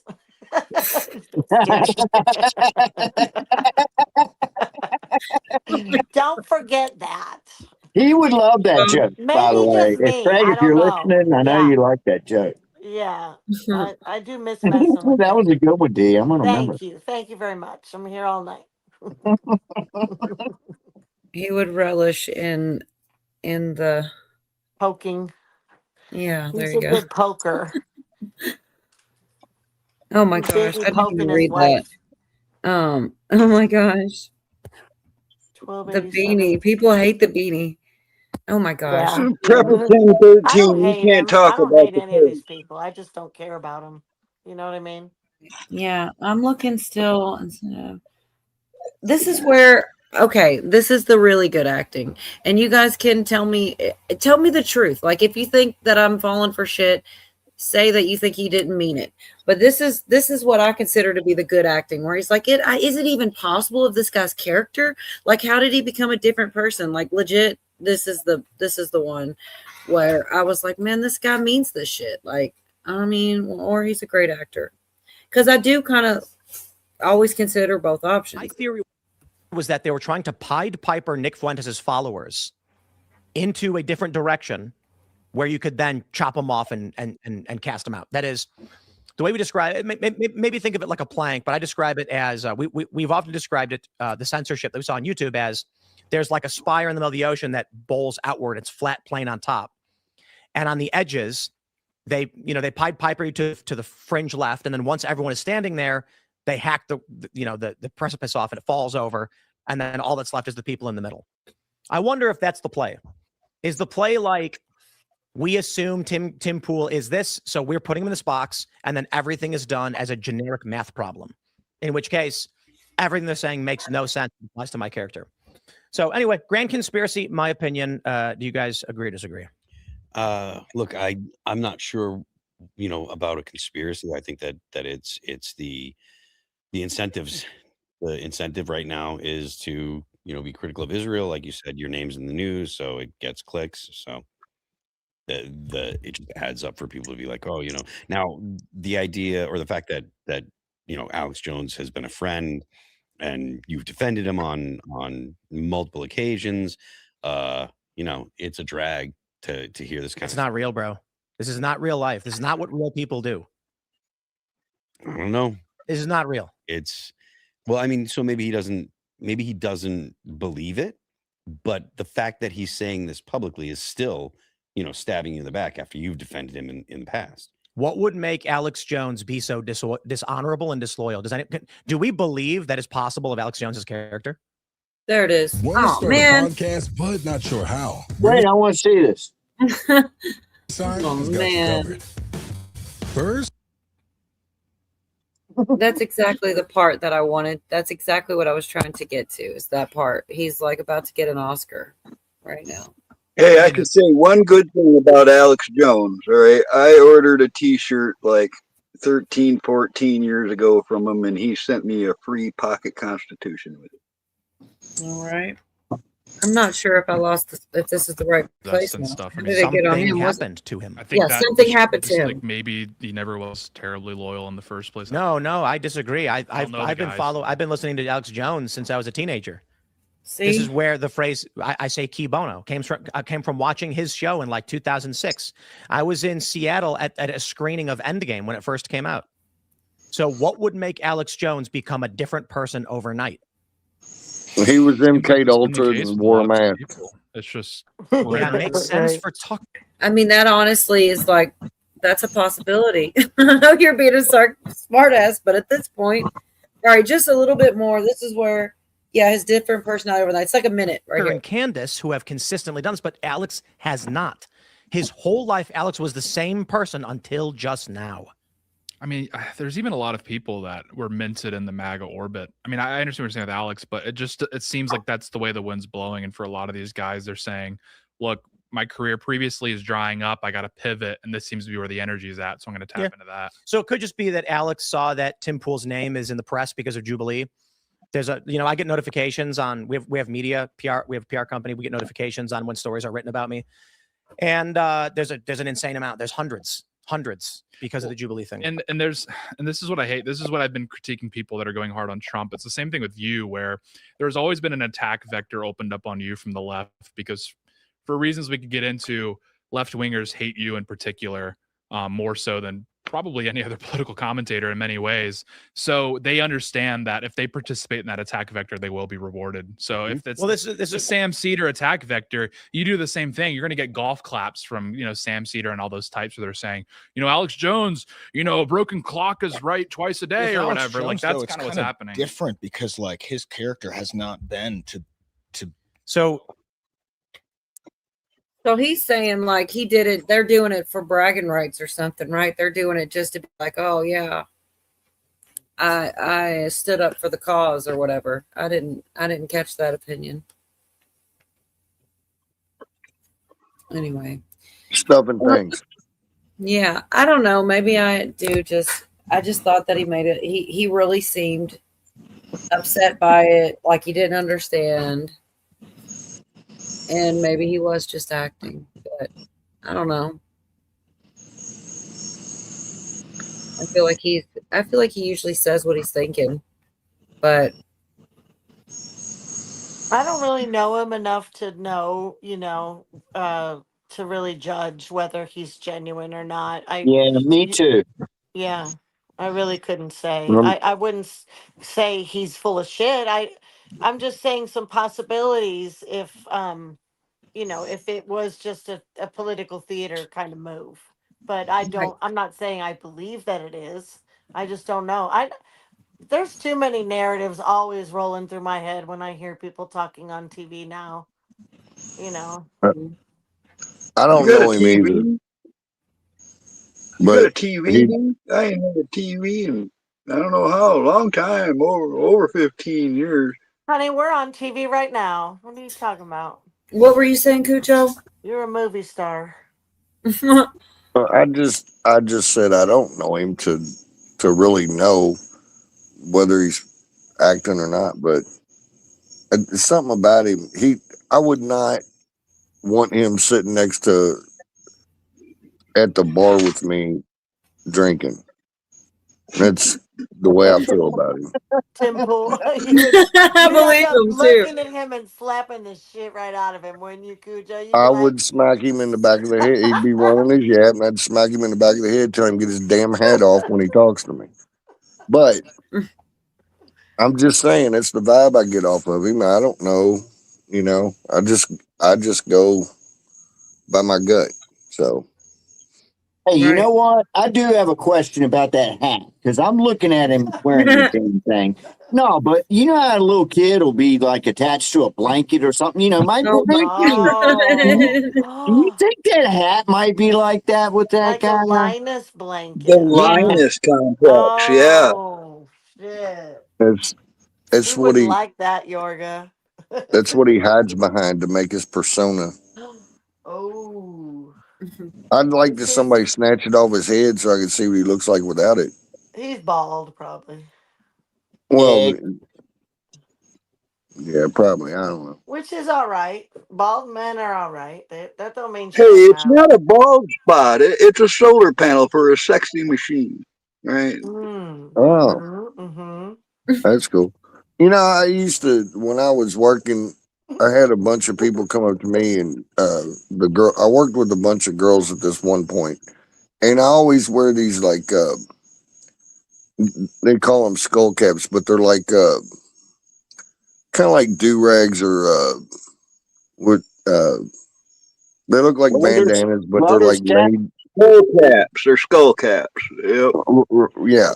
So I always wear those because it would keep the sweat from dropping down in my eyeballs and keep my hair out of my eyes and shit.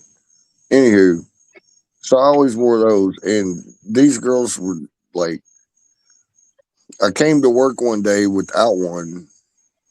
I actually had my hair down because I didn't have time to, put my ponytail in and all that bullshit. So I came into work with like that, and everybody at work, because I'd just been transferred to an area that was new, and everybody was like, "Oh, we thought you were bald."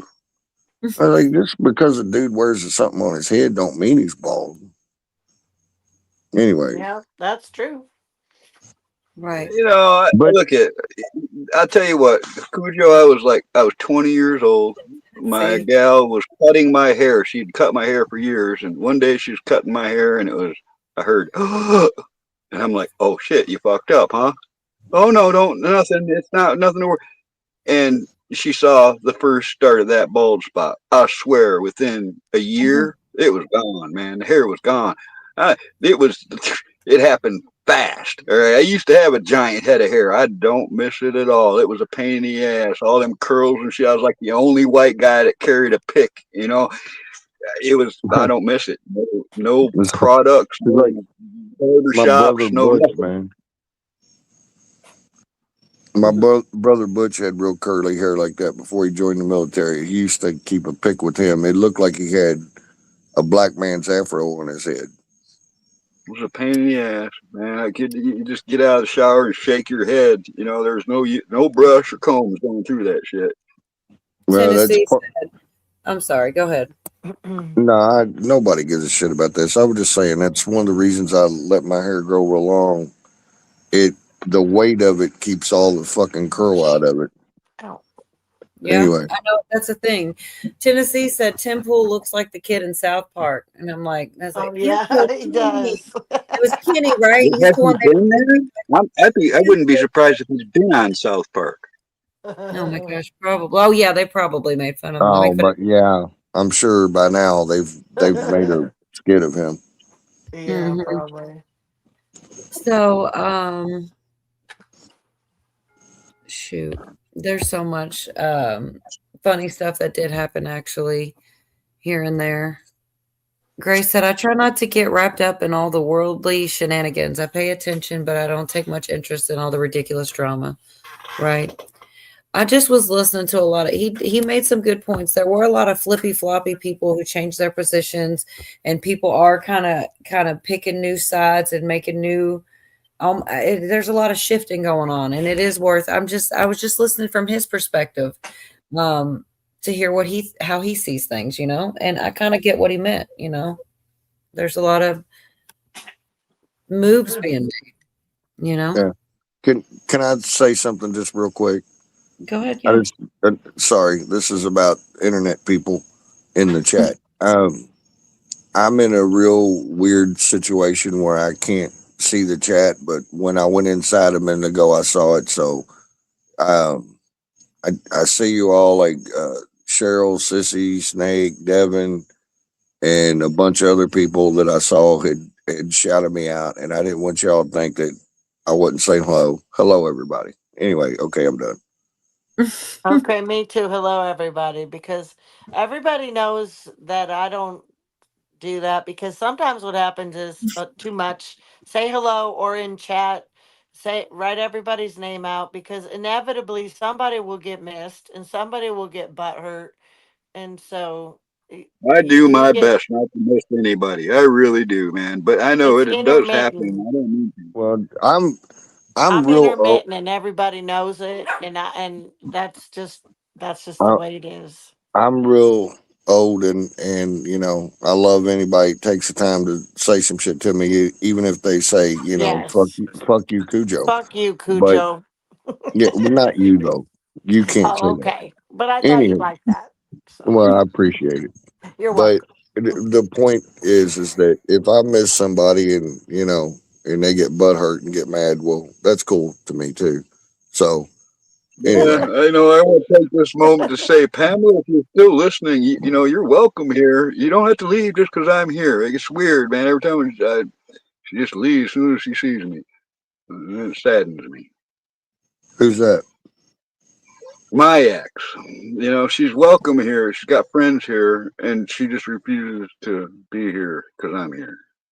Anywhere I else forget too. Hawk was here. I didn't even get to say hi to Hawk. Hi, Hawk.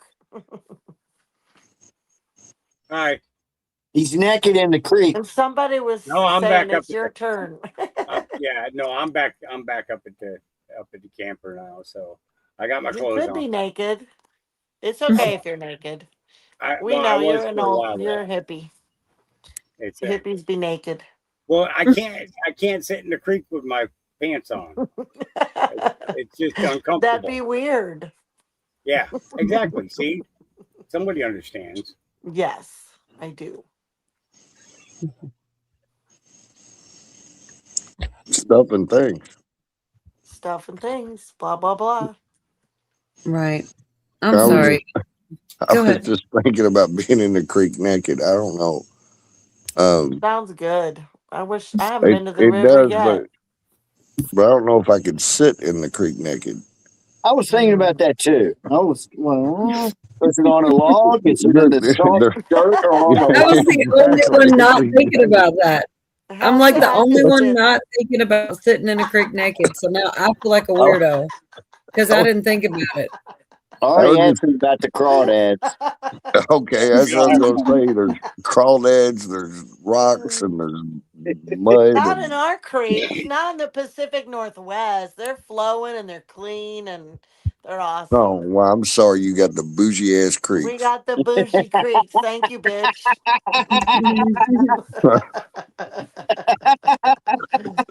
We don't We're got no we're crawdads. we're in Kentucky, damn it. We got crawdads Yeah. and mud. But we do got eels floating around in the rivers, which can be a little unnerving. Yeah, Virginia's just like Kentucky, man. It's the same place. It's just over to the side of ways. Well, they just drew a line. Yeah. Well, actually, I guess they drew Just a line for a reason. Yeah. There's some And I'll mountains. have I'll have you know that I went to the creek more for the dogs than I did for my own pleasure. Okay, it was 105 degrees, and Damn. that was in the shade. Okay, Damn. so when it gets that hot, I can't fit them all in the camper, and the air conditioner that I have puts out very little cold air. So my best bet is to get them down to the creek. They can play in the water. They can lay in the water. It's it's a nice shallow area, about 1 foot to 18 inches at its max. And clothes are not an option. It's really not, because everything's going to get soaked no matter what you're wearing. So. You know what, Hawk? The less clothes you wear, the less laundry you have to do. Thanks, Grace. A fisherman comes walking up the bank. It was funny. It was Maddie was laying over by my pants, and she stood up when he came by and started smelling my pants. And he yells over to me, "That dog's gonna steal your pants." How many dogs do you get to walk down there, or do you drive there? No, so there's my property is split. There are 6 acres on one side of my road, and the rest of them are on this side of the road. I just got to walk them across the road, and then make sure that the only traffic I get on my direct road is the big gravel trucks going down to the gravel plant at the end of our road. And I got a set of stairs built into the wall that goes down to the creek. But I own that whole section of the creek. My property line ends on the other bank. Where are you going to let me put my camp up at? That's cool. You can't put any. I see. That's the thing that bothers me about the road being where it's at, is that it cuts me off from those acres of being able to either produce anything or to build anything, because it is literally a 30-foot high bank of the creek. So it's like, and it's dangerous. trees go down over there all the time and stuff. But the water company comes in and clears those trees out, which is actually, I think, kind of cool. But they I only need like a 30 by 30 flat spot. Well, I got 3 acres length of the creek. So, you think about that. It's, and the thing is the drop off to get to the creek after you cross the road is only like 50 to 55 feet. So is that where them homeless were making camp? Yep. They were doing it so that they could go down and crap in the creek and everything else. It's about 18 feet at the widest spot, Rude Dog. So, earlier you guys somebody said something about they were jealous of the other debate between Candace and Andrew. So PBD moderated that. I don't know what y'all think about him as a moderator or I like him also. But I didn't realize he's kind of really funny sometimes. So I've got a short clip here. It's literally, I don't even think it's a full minute, but it was so funny to me. And it really shows his personality because he was like moderating this debate and it kind of reminded me of like Cujo or Yorga or something, like you guys would have thought of a joke, but you would have not done it because it's a professional setting. And it's just kind of like, so whenever Andrew Wilson said that Candace Owens might have gotten a text to remind her of whatever, basically accused her of cheating, she offered up her phone to PBD. And he's recounting how like nervous he was and her handing his phone and like his thoughts. And his thought was to make a joke. And I'm like, I just like him so much more after this, what he said right here. And I just wanted to share this with you guys. Like I said, it's not even a full minute, I don't think, but so worth it. So funny. Comments, and then what else you got? Phone. Oh, when Candace handed me the phone, that was such a weird moment. I'm like, okay, here, look at my phone. That was like, so awesome. I'm like, listen, I don't want to look at your phone. She says, no, you can look at my phone. So she answered, go look at my Signal messages. And while I'm looking at this phone, in my mind, you guys know this is such a, we do this here on the podcast. Yeah. When you hand me the phone, I just wanted to say, Benjamin Netanyahu, call me after the podcast. I wanted to say, you're doing great work. I just wanted, but then I said, it's not appropriate to do it right now. But when the phone was handed for me to read the text, there was nothing there. There was nothing for you to see with Signal and X. And look, the level of intensity for something like this is so high when you're sitting there. Of course, tensions are going to be high. Anyway, that was the whole thing. Just the joke there. I thought that was so funny. Oh, That BB's was in your funny. text. It's like I didn't know he was. Benjamin Netanyahu, call me. Yeah, he's like, that's not appropriate. And then he's like, we do that all the time on the podcast. I'm like, they would be fun to hang out with. What are you saying, I Cujo? think I would have actually done that. I was going to say it would have been so hard not to have done it. Oh my God, it's been agony. Hawk, I don't know if you know this or not. I don't know if you heard this or if I told you or not, but the truck is done. Everything I had to do to this truck is it's all done. I'm just trying to save up some money to start just traveling now. Yeah, seriously, I got the new springs, the shocks, a full new exhaust, new brakes. I finished everything. The truck's ready. It's good, man. Congratulations. Thank you. It took a lot. I'm telling you, it cost a lot, and it took me a long time, but I'm here. I even got a trailer now, matching military trailer with the same size tires and everything. Awesome.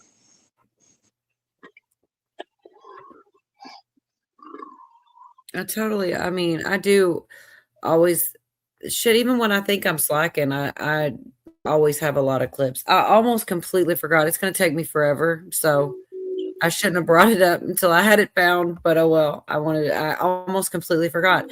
Robert Govea this week did a clip about just the news, and the entire thing is like 6 minutes long. And it's really not supposed to be funny. Like, it's not supposed to be comedy, but like, it's so damning of information and they don't know how to say it. Like, they're worried probably about his job, and it's so awkward and uncomfortable that it honestly is hilarious. And I'm looking for it. It's going to take me a minute. Like I said, I shouldn't have said anything. You know, tells me while to go you're to bed. looking for that, Mhm. whenever I'm on this panel, because you all are familiar with this stuff, right? And I just started doing this stuff, but whenever I'm looking at this panel and I see everybody's pictures, I can't help but want to hum the Brady Bunch song. The youngest one had clap. Good God. No, it's true. It is kind of like that. It's got to be 6 people, right? Isn't that the number 6? If there's less or more. Who was your favorite Brady? Who was your favorite Brady? Everybody. Marsha. Well, That was yeah, great. but I mean, other than Marsha. Hey, if you believe the internet, there was all kinds of kinky things going on between all them people. Well, there would have been if I was on the show, but okay, if it's not Marsha, then my favorite Brady wasn't even a Brady. Was it Alice? Yeah, Alice was cool. Yeah, you could pick her. I'm going with Peter. Peter? Yeah, he was always in trouble and shit. Yeah, I like the one where he was dreaming about Jesse James, or was that Bobby? It might have been. I was Bobby, I think. Oh, well. Anyway, Peter was the one that did pork chops and applesauce. yeah, you know that's so funny. My family watched that live when, like, the first time it was ever done. Right, We were in there watching it. And everybody was going around saying pork chops and applesauce. For people still say this shit to this day. It must have been the entire country, though. Think about that, Cujo. The entire country on kids, because we saw it too, and my whole neighborhood was going pork chops and applesauce all day in school the next day. Yeah. It was. I don't even think I had school the next day. I It think went I was. like viral, but there weren't any computers. Yeah, it was organically viral. Yeah. Pork chops and applesauce. Yeah, and the other one that I liked was when Marsha got her nose busted with the football. I remember that one. But something suddenly came up. You remember that? I do. No. That was a lie. Something Oh, suddenly hell came yeah. up. I do. Yeah. You know, I one TV show I never went and watched again. You know what I mean? Like, I went and watched the whole $6 Million Man series all the way through because I missed shit, you know? But I never took the time to go watch the Brady Bunch. What about the Tiki Idol? Remember that one, the Tiki Idol? Oh, that was the best, man. The I Hawaii. remember all that, but I don't. Did any of you guys Been a watch the while. movies, the Very Brady movie or Very Brady sequel or I don't something like think so. Actually, they were funny. They were over the top, like spoofs of the show. Okay. But they were. I enjoyed them. What about They're like all happy to go to Sears. You remember the Old West show where they were stuck in jail from the ghost town they were in? There was an old timer that put them in jail, and then they had to put the belt together and snake it out there and grab the keys to let themselves out. I don't remember that one, actually. Okay, well, fine. I guess I'm on crack. No, I never claimed I saw every episode. Now, Star Trek, I probably saw all the old Star Treks. I probably did. I was, when Brady Bunch was prime time, I was like probably just about ready to start school, you know, and then my first few years in school or some shit. I don't know. Anywho, They it was did just- replay Brady Bunch over and over for years. They did, like, right. They kept it going for a long time. They might not have been making new episodes, but it was still on TV, as I remember. Yeah, I was the youngest That's of how I 6 saw. I children. saw reruns. Yeah, for sure. I got the reruns. I was the youngest of 6 children. I did not get a say in what was going on the television. except for the old Spider-Man cartoon. Because Well, yeah. Saturday mornings I had the TV, but man, that's how I missed all my $6 million man and shit, was because of my sisters getting permission to watch it. Oh fuck, man. I used to get pissed because my brother would watch MASH reruns when I was trying to watch Speed Racer. Oh, That show was terribly. Speed Racer was the best. I've got a Do Speed you Racer. remember what came on with? Do you guys remember what came on with Speed Racer in the same hour? No. It was Ultraman? both of them were Japanese anime, and the other one nobody seems to remember until I bring it up. But it was Kimba the White Lion. You guys remember that? I remember. I I've heard of it. remember. I've never seen it. Yeah, I didn't watch that one. There was No, I was at probably Speed Racer played too, man. opposite, All in the Family or some shit. The Mach 5 was where it was at when in the 60s. I mean, that car could do everything. He even had a drone that he could fly ahead of his vehicle, which is something I plan to do. Yeah, well, let me ask you this then. Do you remember in like, okay, so I was young kid watching Speed Racer shit, right? And it probably actually predated me when it was like new. Yeah, But it was anywho, 1966 is when it came out. yeah. So I was like I was watching it like in 72, so they were replays of it or whatever. Yep. But when I got older and I was like just about the time you quit watching cartoons and start becoming a teenager, but I had a younger nephew and they had this show called Battle of the Planets. Yeah, I remember it. that. Yep. It was the same fucking show. It was the same anime. It was the same artists and everything. And It was they both had a fucking monkey. yeah. What is it with you people and talked about monkeys? that. Yeah, there you go, Yorga. There's your monkey story. What is it with you people and monkeys? Because everything had a monkey, man. There was a time in our youth where like BJ and the Bear, they threw a monkey in there, right? Speed Racer, they threw a monkey in there. It's like Lance Lee. I remember Yeah, They always did it in the fucking gorillas and the dude in the gorilla suit. And if you go back and you watch like old film, like they were just starting to really, I guess, record their expeditions to Africa and shit. So that all of the Hollywood stuff was like footage and it was all about lions and gorillas and monkeys and I don't know. Oh yeah, no, there was actually, that was the first taste of political correctness I remember was in 1969. All right, because G.I. Joe came out in 1964, and from 64 to 69, it was all military. I mean, jeeps and tanks and guns and shooting mortars, all kinds of cool stuff.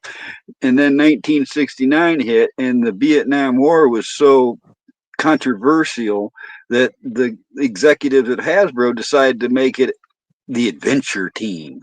All right. And then everything turned yellow and orange, and they were hunting tigers and pygmy gorillas and all kinds of shit. Jungle Joe.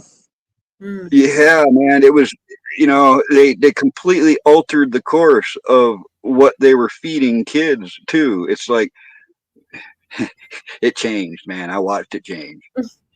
So I'm sorry. I hate to break it. Y'all make me feel bad sometimes. Y'all are getting on one, but I finally did find it and I've been waiting now. This is in Wisconsin, okay? And this is actual news footage, right? And they've got 5 USB sticks missing. And he's live. And he's trying not to lose his shit, but he does. It's actually, I'm telling you, this is a thing that I said.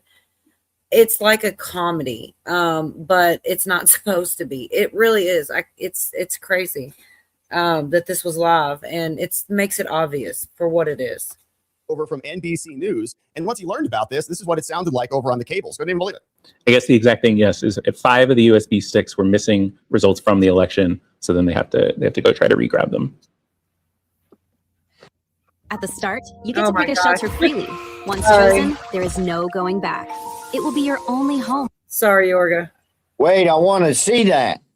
Yeah, and they're all the folks behind the scenes are talking about this as well. So Look at him. we can also look. It's unfortunate. The folks behind the scenes here, you're saying? Yes. Are how do I ask this artfully? Struggle session. How do I ask artfully? Are they idiots? Are they cheaters? Are they fraudsters? What do you mean? On 5 USB sticks, they didn't have the results. Guy can't even speak because it's so shocking. It's so reckless and unbelievable, but it happened. And here's them processing this even more. Yeah. I here's the thing.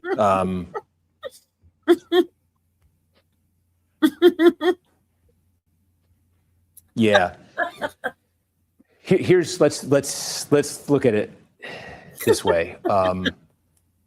We're kind of indefinitely waiting for them to get their act together here and get the sticks and bring them back and go on. And we've got folks here who are working real late, and I don't think we want to, keep them here to. This could go 90 minutes, and it's 90 minutes of me saying, now, have you heard of any other athletes running for Congress? It's such a we've I know we've come so far here. It's been 4 hours since polls closed. It's been an unbelievably interesting and intense night here, and Not a good and it actor. really is coming down to one giant update in Milwaukee. But man, we waited 90 minutes for them. They did this whole procession, and then they find out there's nothing on the sticks. Oops. And yeah, so it's just my way of saying, I'm just trying to say to the audience here, so I'm not abruptly ending on them, just why we're doing this, because the audience has been with us for 4-6 hours in some cases for this moment that didn't happen. And so folks, I think we are gonna wrap it here for the reasons we're saying here. Just but I want you to know I hate doing this to you, because you've been, I know you're here for results, and we've come to the point where it's like one thing away. I hope you understand that we just, we gotta let everyone here has been here for a long time, and so I'm just trying to Awkward laughing now. Listen to his producer. Just keep going, man. Just, you're live. Like, we're live. okay. Oh, I need. So this is okay. So folks, here's what's happening. I'm doing this is sort of a cut-in thing. I have to. Let me set this so it's. Sorry. Yeah. Producing the producer, Melissa. Do we want to do Wisconsin results in these updates, or how do we want to parse these out? Okay. Okay, so we're doing this as like kind of a cut-in thing. We're gonna tape here that they're gonna insert into news now. So if you'd like, you can watch us put this together. And maybe the most awkward several minutes on cable TV in recent memory, because Yeah, it really was. And I just thought, exactly, Mary. It's not supposed to be funny. The first time I watched, I couldn't stop laughing because it was so awkward. It was like 5%, Larry. I will whenever I wanted to let everybody give their opinions on it. And then I've got one more clip of Gobea breaking it down a little bit more, like 2 minutes. But I wanted to take a break and see what you guys thought, if you heard any of it. Never take the black pill. I hear you, Cherry. Me either. That was pretty cringy. A lot of awkward silences there. I feel like he was afraid he was going to get fired, or like, you know what I mean? And like, God knows what, they were probably like, shut the F up and don't say this in his ear. He's just like, I don't know what to say. I don't know. I would have loved to hear what was going on in that earpiece. I think he realized that they were cheating. Yeah. And he realized it on national TV. Yeah, while he's being recorded. It's yeah, it's a little something. Just a little They something. all deserve what they get. Were you watching, Yorga? Are you here? Yeah, I'm here. What did you think? You didn't think it was funny? I was eating, so I wasn't paying that much attention. So move along. He was just super awkward. He really was. He was just not saying words very well. Anyways, I'll play this next clip real quick and then I'll be done with it. This kind of articulates, he goes into, somebody asked who was winning, and he kind of breaks that down too and talks about what was on the screen. It's like a 0.5% difference right now. So anything that's going on, like 5 missing USB, that's the election right there in those drives, wherever they are, whatever's going on, those 5, in my opinion, what I understand of it, they will sway the election one way or the other. If they're all going the same way anyways, let me just let him explain it better. Because you can tell how flustered he is. Like, what are you saying? They were going to bring us the results and now they didn't download them?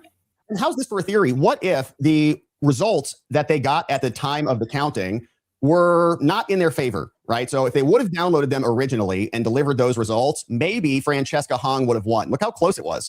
40.0 to 39.5, 299,000 to 295,800. So about 4,000 different, maybe 3,000 vote difference between the two numbers, very small amount. So oops, a little bit of a water main break. So we have to stop and we have to go back, actually download them again. Meanwhile, 90 minutes later, somebody's stuffing ballots, or maybe not even faking ballots, right? But going out and just harvesting more ballots for the mainstream Democratic Party, David Crowley, to make sure that his margin is comfortable and he can ultimately win the thing. And the DSA socialists get blown out, which I think, they should investigate, and they should start to ask the Democratic Party that does not want them to win and to actually ascend into a position of power inside the party, whether or not they're being weaponized against. And the stall was in order to create the steal, just like a water main break, except this time they used the ballots on.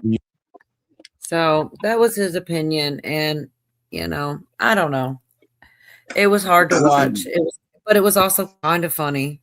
Bruce said that 3 a.m. ballot. A day ago, I saw a report that said that the U.S. Census Bureau has done an investigation and has found so many discrepancies, we're talking thousands, that just outright proves that Trump won 2020. So I'm just kind of waiting, because there's more and more of this evidence that keeps piling up. And, you see people going, where is the evidence? I think they're going to lay it all out in people's faces all at once. Probably not too far off. Right. Well, I don't know. I'm not going to play any of the Govea that went deeper into the Swalwell, but I know I've got some immature people on the panel. I'll find out if Cujo's listening in Yorga. That Swalwell, some of the documents, one of the code names was Rusty Thumbs. And I don't think I would have even thought about it until I had that same guy that was just on screen, Robert Govea, explaining it. And it was like, you just don't think, he's like, put your thumb somewhere where if you brought it out, might look like it was rusted. I was like, oh my God, ew. That is a literal part of the D-class documents. Talks about her code name was Rusty Thumb. That is so disgusting. And like I said, it was kind of funny having Robert Govea be the one. Dirty Skankosaurus. No, what a name. I would just want to give that nickname to somebody, except I'd have to really dislike them to be like, oh, what's up, Rusty Thumbs? Like, gross. Terrible. But that was really in some documents. It was her code name or whatever. That puts a whole new spin on asking people to give you a thumbs up here. Gross. Don't give me a Rusty Thumbs up, just a regular one, please. Carl. So that's where I saw Pelosi's name. It's in the same clip where they go on to say she, I guess, defended Swalwell in the beginning of things. So that's how her name came back about. I don't know. She did. But she probably knew. So yeah, you probably know a little bit about that, Hawk, better than I do. I'd have to play the clip, and I wasn't going to. But you can, if you know about it, you can speak on it, Hawk. Well, the thing about Pelosi was during the period of time in which Swalwell was banging old Bang Bang. Nancy Pelosi was sitting on the Intelligence Committee. Are you going to make a song called that? What's that? No, I did tell Cujo Bang, about bang, bang. I could bang and fang fang. I could see you coming up with a whole video and everything. I did tell Cujo, but not online, but I told him about the angel song that you made after we sat here talking about angels. I did tell him, but we just didn't do it online. Anyway, I don't think you're gonna make a song, but you were saying about you could play it for him. Yeah. Yeah, I'd have to dig it all up. He truly inspired that night, and it was a great conversation. By the way, Cujo, I got to tell you, it's I like when people like it when I see people looking and asking questions, and too often people stay quiet because they think that everybody's going to think they're fucking crazy for asking the questions and shit. Dude, I respect it, and I appreciate that conversation. That was a good fucking night. Yeah. No. Cool. Yeah. Thanks. I heard the way you put that too, because I lurk a lot and I don't talk in your chat, but you were blaming us. Yeah, he didn't You're say. like, I blame Cola. I blame Yeah, Cujo. I said I'd take the blame because it was a good blame though. Like it was a good song. It was Yeah. funny, but I heard that and I was like, oh, Yeah. fair. That was Well, funny. I kind of had to go there. Yeah, it was cool. You forced my hand. You forced my hand. And the crazy thing is, it's periodically it'll happen. Somebody will throw a topic out there that just like really can bring a whole nother level to the perspective that people are looking at and stuff, and that conversation that night really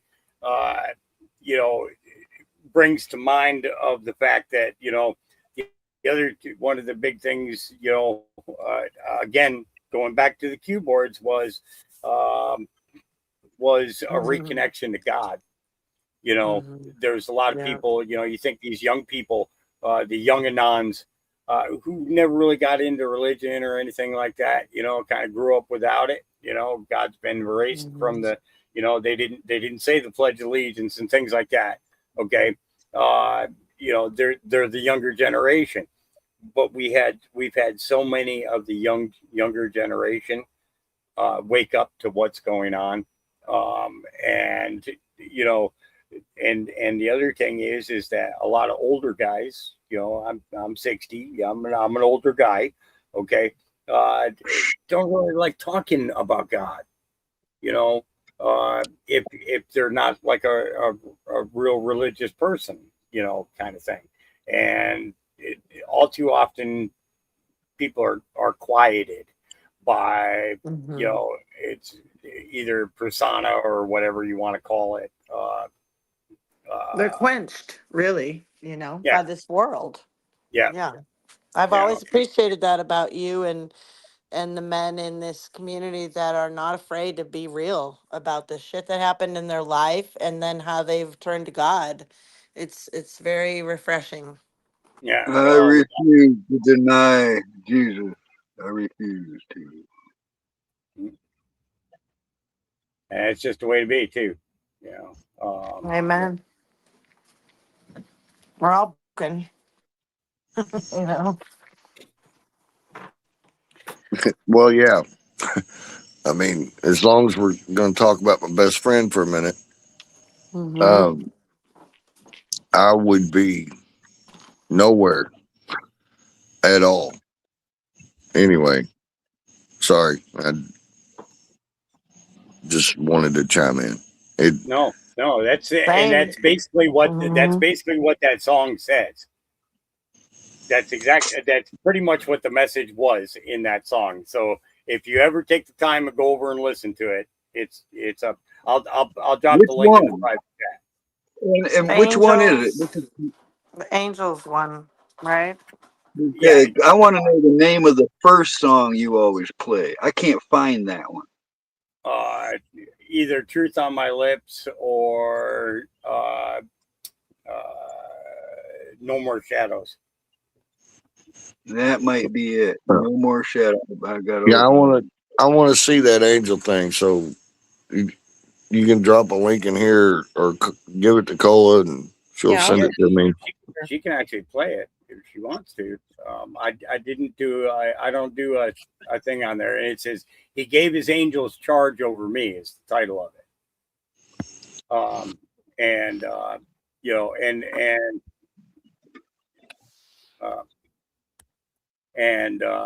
yeah, you inspired this song big time, dude. I mean, it's like, yeah, it's kind of weird how it happened, but What? cool at the same time. That's really cool. I feel cool that our conversation was like You ought inspired to you. put it in the description who inspires the song. I do. I think I do. If you I read think if you Ganja- read the description, it says I blame Cola and Cujo for this song. Ganja inspired you on one too, didn't he? Oh yeah, the Doobie Drone. It was the song I did about the Doobie Drone, because he's tired of getting stoned alone. You know, the poor guy. He lives over there. You know, he's over there in England, and you know, and in London, and you know, and he's oftentimes impossible to find anybody to get high with that wouldn't go and rat you out. So I did that song from Doobie Drone. That was that's kind of funny.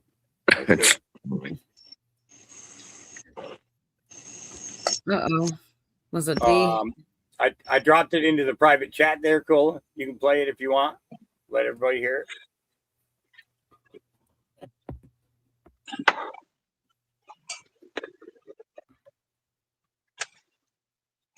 Y'all got like private chats and shit going? It's in the same. It's right there. You have it too. And where it says chat, you can also hit private chat, and we have like a back chat that only we can see. Oh, that's how you fuckers do your shit.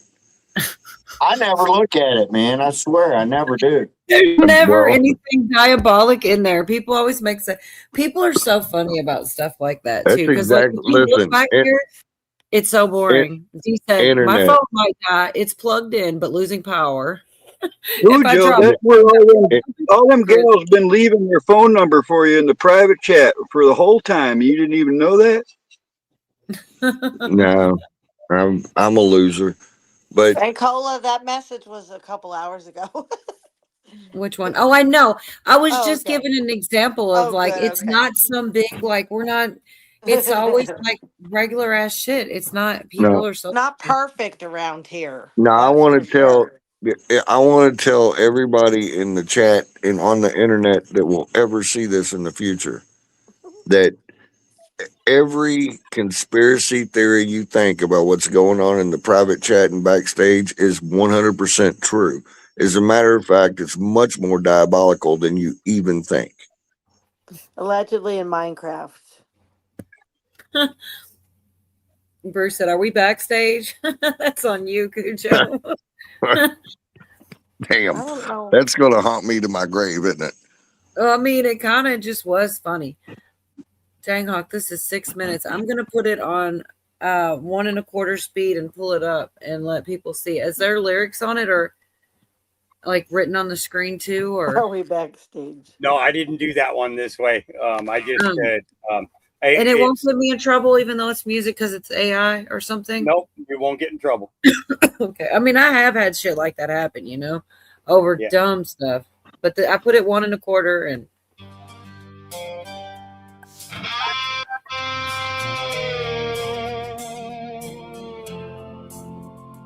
There were roads I should have never made it down. There were nights I should have never made it through. There were times when trouble circled all around, and I never even knew what God would do. I couldn't see the hands that held me steady, couldn't hear the wings above the storm. But looking back across the miles behind me, I can see how I was carried through it all. He gave his angels charge over me when my eyes couldn't see what surrounded me. Through the fire, through the darkness, through the places I should have fallen, there was mercy standing guard where I couldn't see. I don't worship the angels, I worship the King who commanded heaven's army concerning me. Through every valley, every danger, my Father never left me. He gave his angels charge over me. Like Elisha's servant looking toward the mountain, seeing enemies as far as he could see. Then the Lord pulled back the curtain for a moment. There were horses made of fire surrounding him in peace. Maybe heaven's closer than we reckon. Maybe battles rage beyond our sight. Maybe when we thought we stood there all alone, God had already sent his help into the night.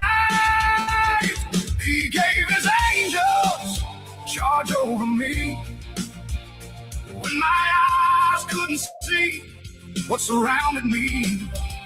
Through the fire, through the darkness, through the places I should have fallen, there was mercy standing guard where I couldn't see.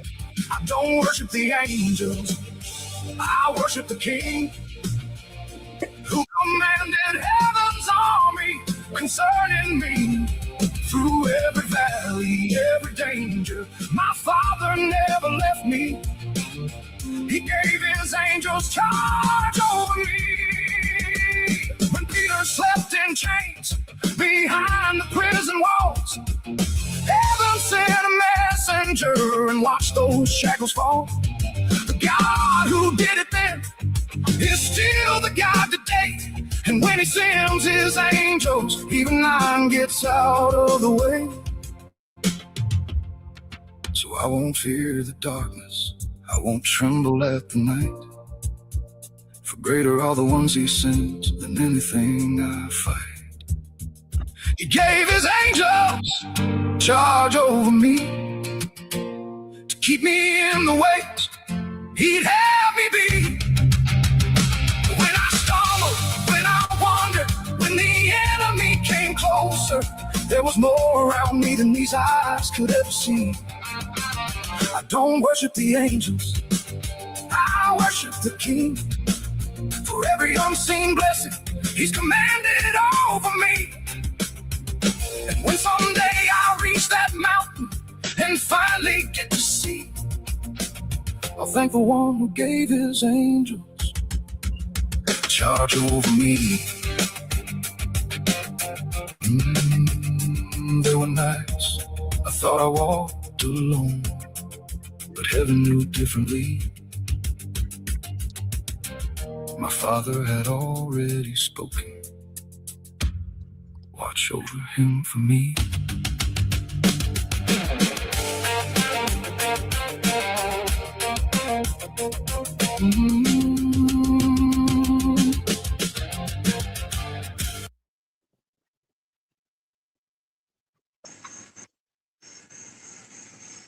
All right, that was cool.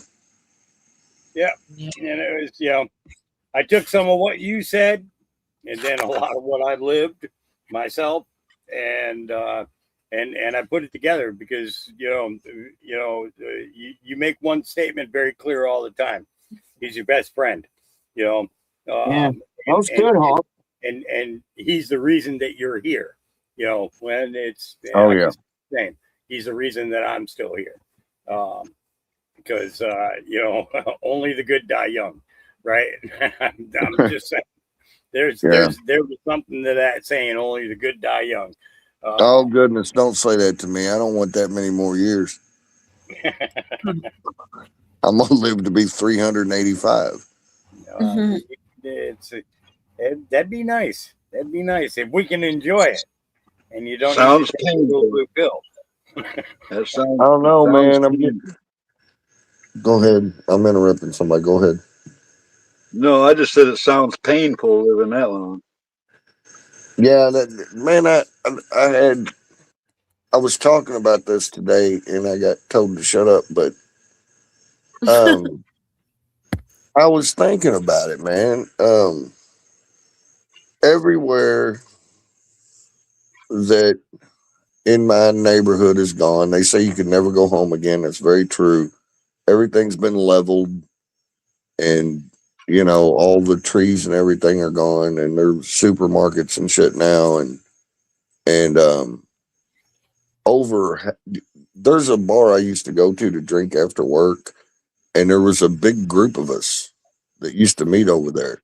And it's only me and one other guy out of like 15 people that are still alive. A bunch of people I knew at work are dead. About half my friends are dead. My brothers and sisters are getting old. Like they're in their late 60s and 70s.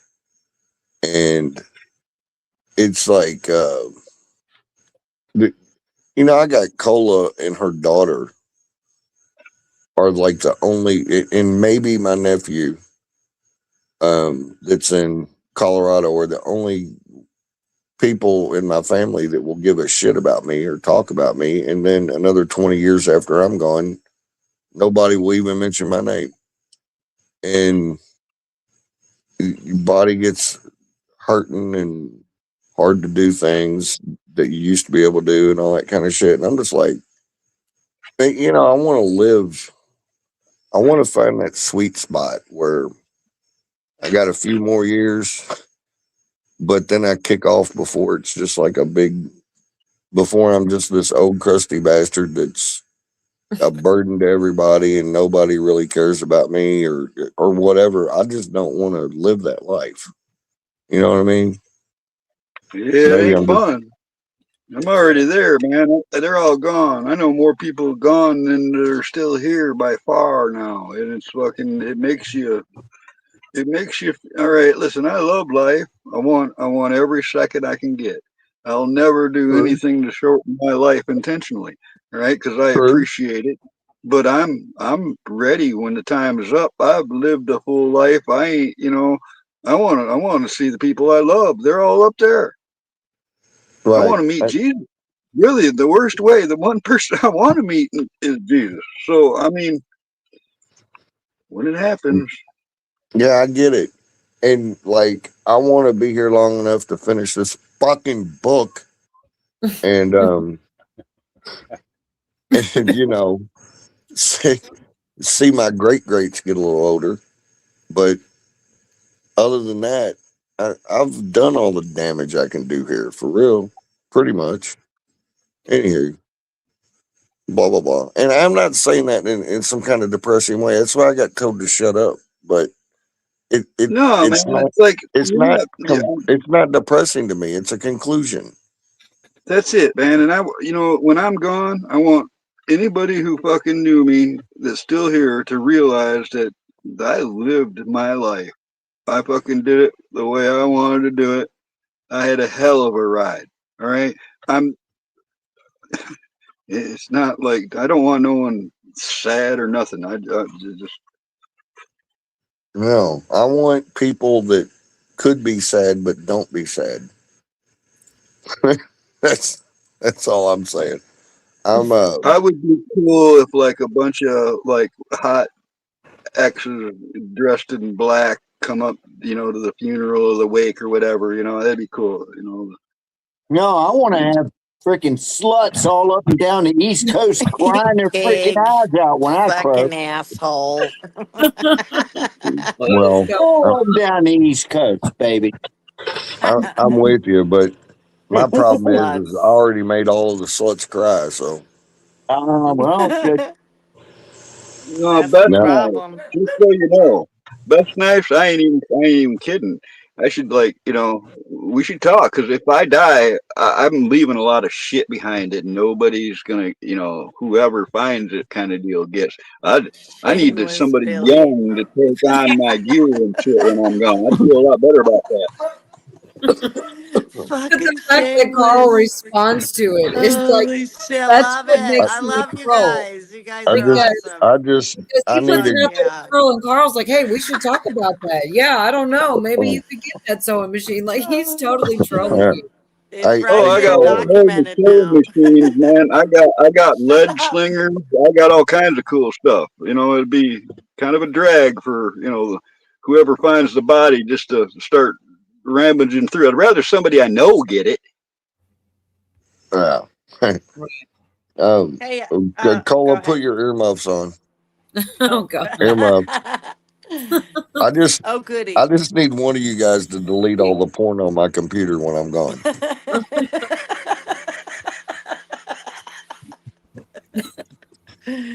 Oh shit. Oh my God. Prepper said Mattel is gonna make a Camel Carl action figure with the Kung Fu grip. Oh, With the and a sweet nunchucks, pair of man, the nunchucks. Yeah. nunchucks. You're Gotta have so the lucky I nunchucks. don't know how to do AI and shit. I would make it like a G.I. Joe Carl. That'd be so cool. Nunchucks. But I don't know how to do all that, so you have no worries. All right, I just thought of a great new sitcom. So Camel Carl, he's at some point he's going to die, and here's his story. It's a good story. Somebody just comes across all of his shit, right? And Camo's still in there, but it's a monkey, and it's called. And the monkey takes over, and he just rides around with Carl, and it's called BJ and the Corpse. Oh my God. I'm in. I'm in. No. I'm in. I know. You're rich. It was almost funny, and then it got dark. And then it wasn't right. It got real dark, man. Well, don't feel bad, Cucho, when your jokes bomb, because all of mine do too. Hey, I want to say this. I do want to say this. Most of us's name is in the book of life, and our story is gonna be written out too. It isn't just gonna be. We are a vapor here, but there's a lot of us that are gonna be at a new address. So we're not, we're not that sad. Sorry, Regina. What happened? That's I messed just up. said that is messed up. I said sorry.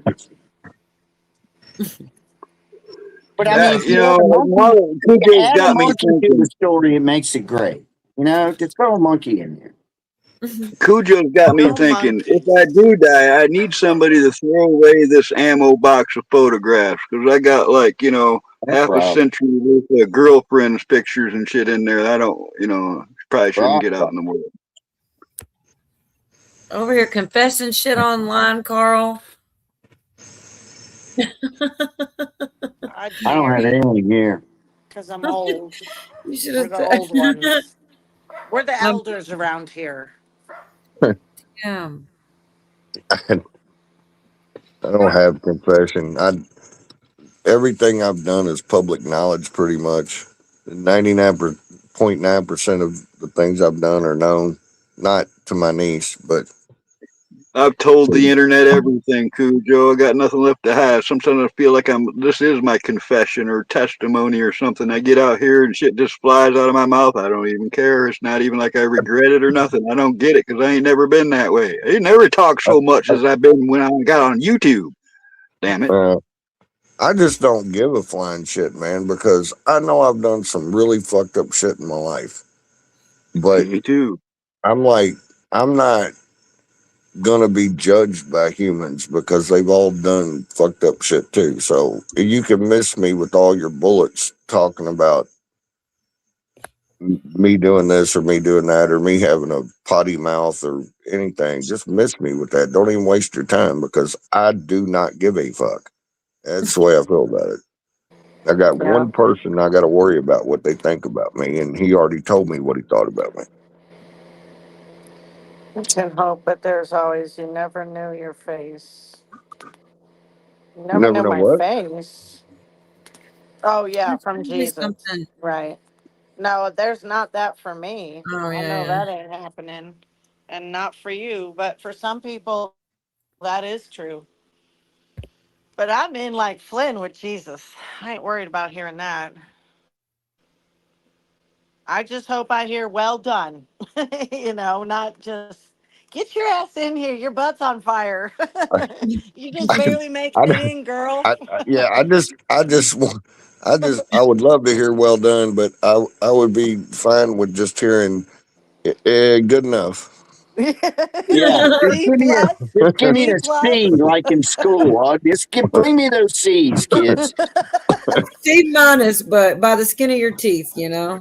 Yes. It's all right. It's all right. Average is good.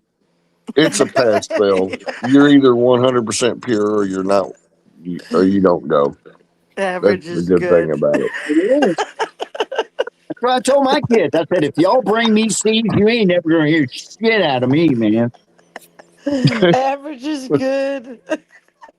I don't There's know. one of those internet memes, Cujo, that says that well, you see the stairway to heaven, and then you got the highway to hell. It really shows what kind of numbers they're expecting. Yeah, yeah. I have a different view about that because God has so much grace. I kind of feel based only totally on the angels that 2/3 of the people are going to heaven and only 1/3 is going to hell. And I base that just on the angels had free will and 1/3 of them chose hell and the 2/3 chose heaven. So Yeah, so survey says we should maybe, the odds would be about the same. I got you. I was kind of thinking. Well, they were in heaven. That's what's Right. crazy, I thought there was something about, and I think I mixed something up along the way. I know they say that they have free will. I thought there was something that we have free will and the angels were jealous because they didn't. And I guess I was wrong about that. But what was if that the angels didn't have free will, Satan couldn't have chose to go against God. right? And So if- that was right. Yeah. I But did hear that. there is something that we had that We they didn't, judge that the they were angels. jealous. I guess. We I don't know. judge them. Well, we didn't. But I One never thing heard that they're jealous. One thing that we heard that we have that they don't. I mean, I heard that too, but I don't know where it came from, so I don't, put a lot of stock into it because it was a long time ago. But one thing we do have that the angels don't have is Jesus. So we have a way out if we screw up. I don't know that they do. Anyway, I'm just saying. Right. We don't know their path. We don't know what God has for their redemption or whatever. We know ours, but Right. angels, it does, say a lot about them, but we know we're not supposed to worship them, and people are afraid. Well, I when they hope see everybody them. here, Dean. I hope everybody here makes it there so we can all party and play cards Me and stuff. too. And Party in heaven. You'll know I'm where I'm at. I'll be super loud. I'm gonna be And there. I dancing. might be the last person in, but I'm gonna be there. His butt will be on fire. Yeah, I get a little scorched my. It's fine. I got eternity to heal that up. The man in the middle said, I could come. Trevor said, "Are there chat rooms in heaven?" Lord, I hope not. I hope there's better stuff to do up there than that, man. Dude, we can. Better than you can imagine. Yeah, That's what it Cola. says. Just think about how many numbers you'll have after doing this for 20,000 years. Heaven, That's YouTube. gay. I think heaven's going to be better than there's going to be no YouTube in heaven. I'm 100% positive there won't be a YouTube or a TikTok in heaven. No way. Sponsored by no. I have a trivia question. It's a household question. And I know the answer, but do you know the most commercial grade vacuum cleaner that is featured in Kirby. most hotels and movies?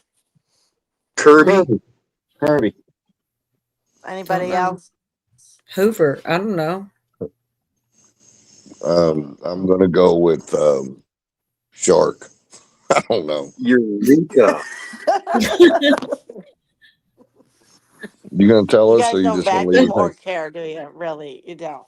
But You just no, it's the Sanitaire. It's the Sanitaire stand-up vacuum. It's Oh, do you mean red. like right now? I didn't know that. I never even heard of that. What kind of shit is this? they just make that. No, I'm just kidding. No, I'm serious. I know what I'm talking about. No, Oric is a good one. They're 6 pounds, but the Sanitaire only has 3 parts you have to fix. Anyway, blah blah blah. Stupid things I know. No. Do y'all know what the best-selling car is in America? Nope.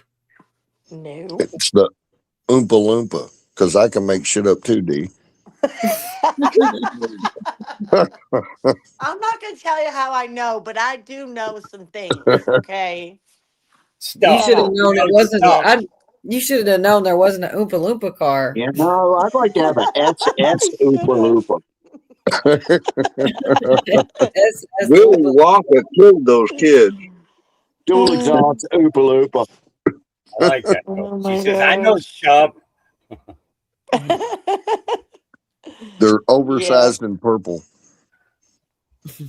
Well, I see people buying these piece of shit vacuums, and they used to ask on Facebook all the time before I got kicked off about what's the best vacuum cleaner and stuff. And then people always want to get the kind with the attachments, and that's not the kind to get. You got to get the backpack vacuum instead.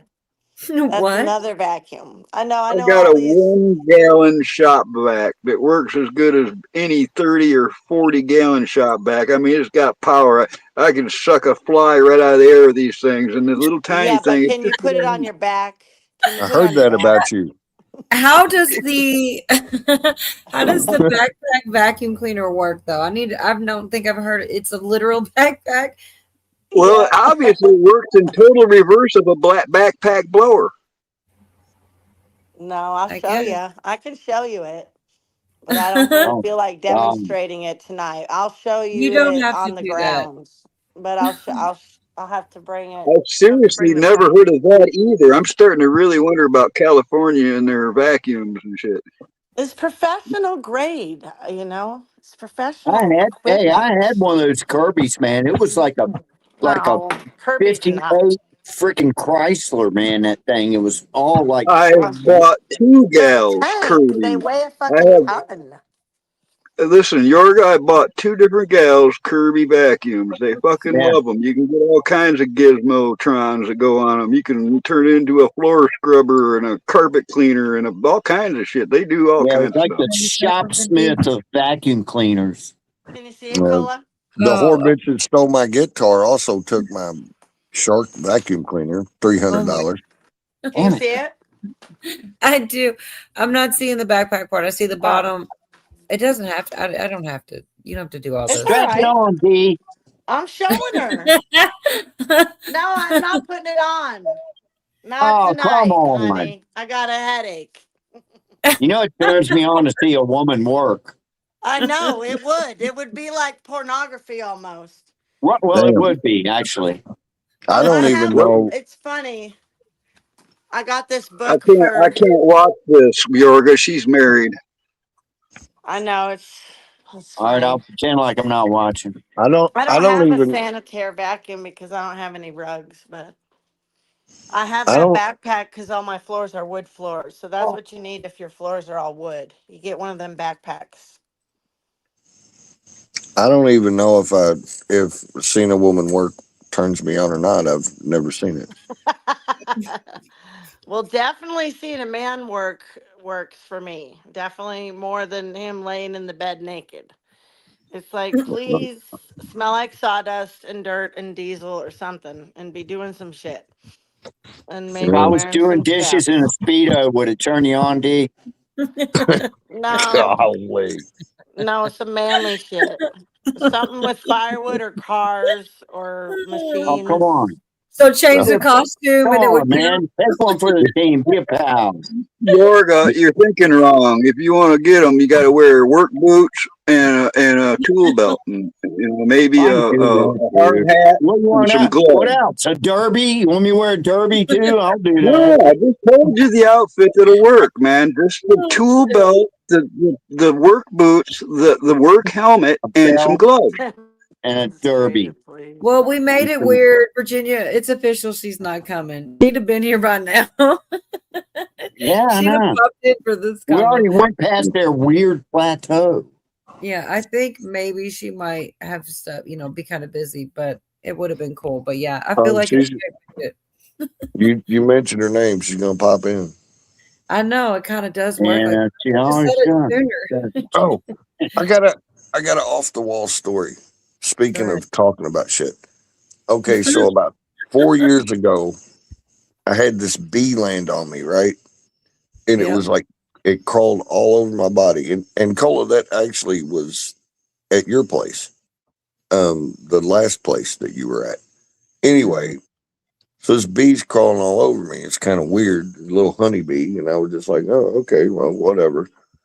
But from that day on, every sunny day, I have one bee that will buzz up to me and most of the time crawl on me for a little while, and it goes away. And it's usually just like one time a day. Every now and again, it'll come back and do it again. But for the last 4 years, I've had this bee. One bee will come up to me and crawl on me and go away. Even if I was inside smoking a cigarette, it had the window open, it would come through the window and be in my room and either like give me some flybys or land on me and crawl. Buzz up to me. Yeah, seriously. But here's where I'm going with it. This has been going on. And then I noticed a couple months ago, because of the sun shining, the bee stopped. There was no bee action going on. And I thought about it. And I was, it was weird to me when it first started doing it. But now that it's been doing it, I was like kind of upset that the bees weren't coming up to me anymore. Kind of like my little buddy, And so I actually sat out here on the deck yesterday, like in the evening, and was like, man, it's been a couple months since my bees came. I guess they don't love me anymore. I came out this morning drinking my coffee, and this bee comes up and lands on me, crawls, will not go away, and landed on my crotch and was crawling around it. And I went inside. I came back out. It comes back up again. This bee, like 5 different times when I came out to smoke, this bee was coming up and landed on me and crawling around. I was like, man, that's weird. So see, he apparently heard me bitching about it yesterday and felt bad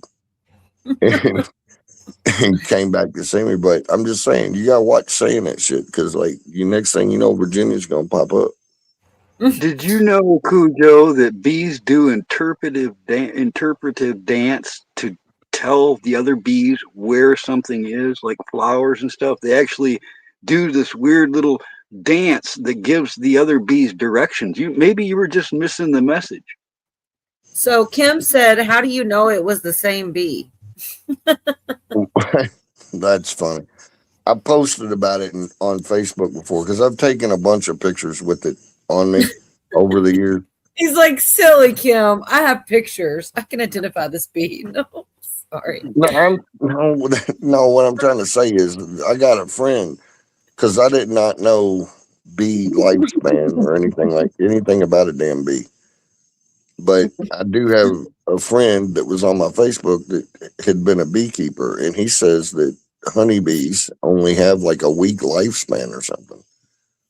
So it's very, unless I have the Methuselah bee, I I mean, I know it's not the same bee, but it's weird to me that one will single me out and come check me out. I mean, I guess they all got different jobs, and that bee is like, Yeah, I keep think the- it's the worker bee that has such a short lifetime. There are others that live longer. okay. Well, I'm just going off what I was told on Facebook. I don't know nothing about bees other than I got one that calls on me, and they make honey. Hey, Bob. Bruce Hey, said Gabe. the bee had freckles. How you doing, Bob? Exactly. It had a tattoo on its right middle leg, and that's how I know, D. It was the same bee.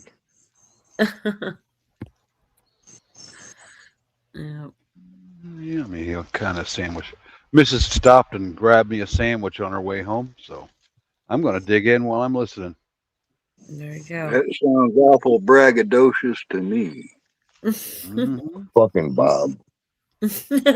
Bob, I'm kind of hungry, man. Why are you doing that for? Bob and his sandwiches and his happy life. Hey, I did eat a whole. Remember, Cola, when Jeff was on and somebody said something? Why doesn't Jorgen and them talk? And you were like, "Well, you know, we have Jeff and he does things." I ate an entire seafood platter while Jeff was talking, so I didn't have a problem with that shit at all. Dude. He's like, go on, munch, I know. munch. I was like, "Keep going, Jeff." I mean, but that's just how it is, you know. So it's good. I mean, That's what I said. I'm going to be here all night. I'm really not in a hurry to say a bunch of shit. I'm going to have so much time, you know. And it's like, yeah, people just, I don't know. It is what it is. My lab named Cody was infested in bees in Georgia. I had to take him to the emergency vet. Damn, Jerry. Had to take a bee to the vet.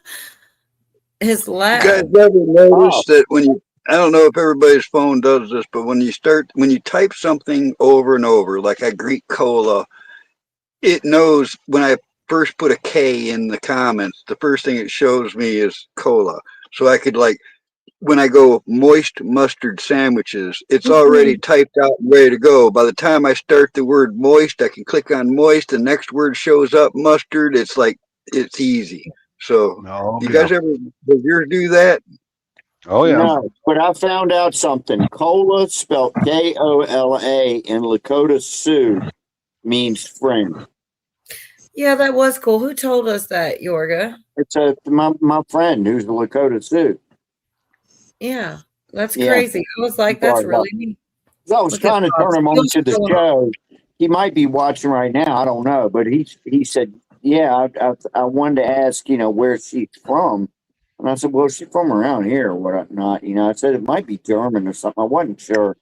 He said, "Well, yeah, because Cola in Lakota Sioux means friend. So Cola's everybody's friend." There you go.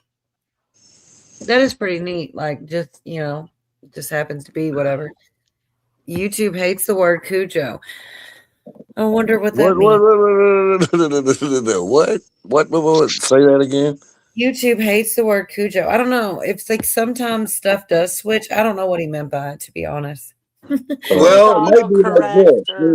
Like Sissy in the chat, every time I say hello to Sissy, it blocks my comment because Sissy is a derogatory term at somebody. So they may be hiding his word just because it's Cujo, you know? I guess. well, I don't fuck know.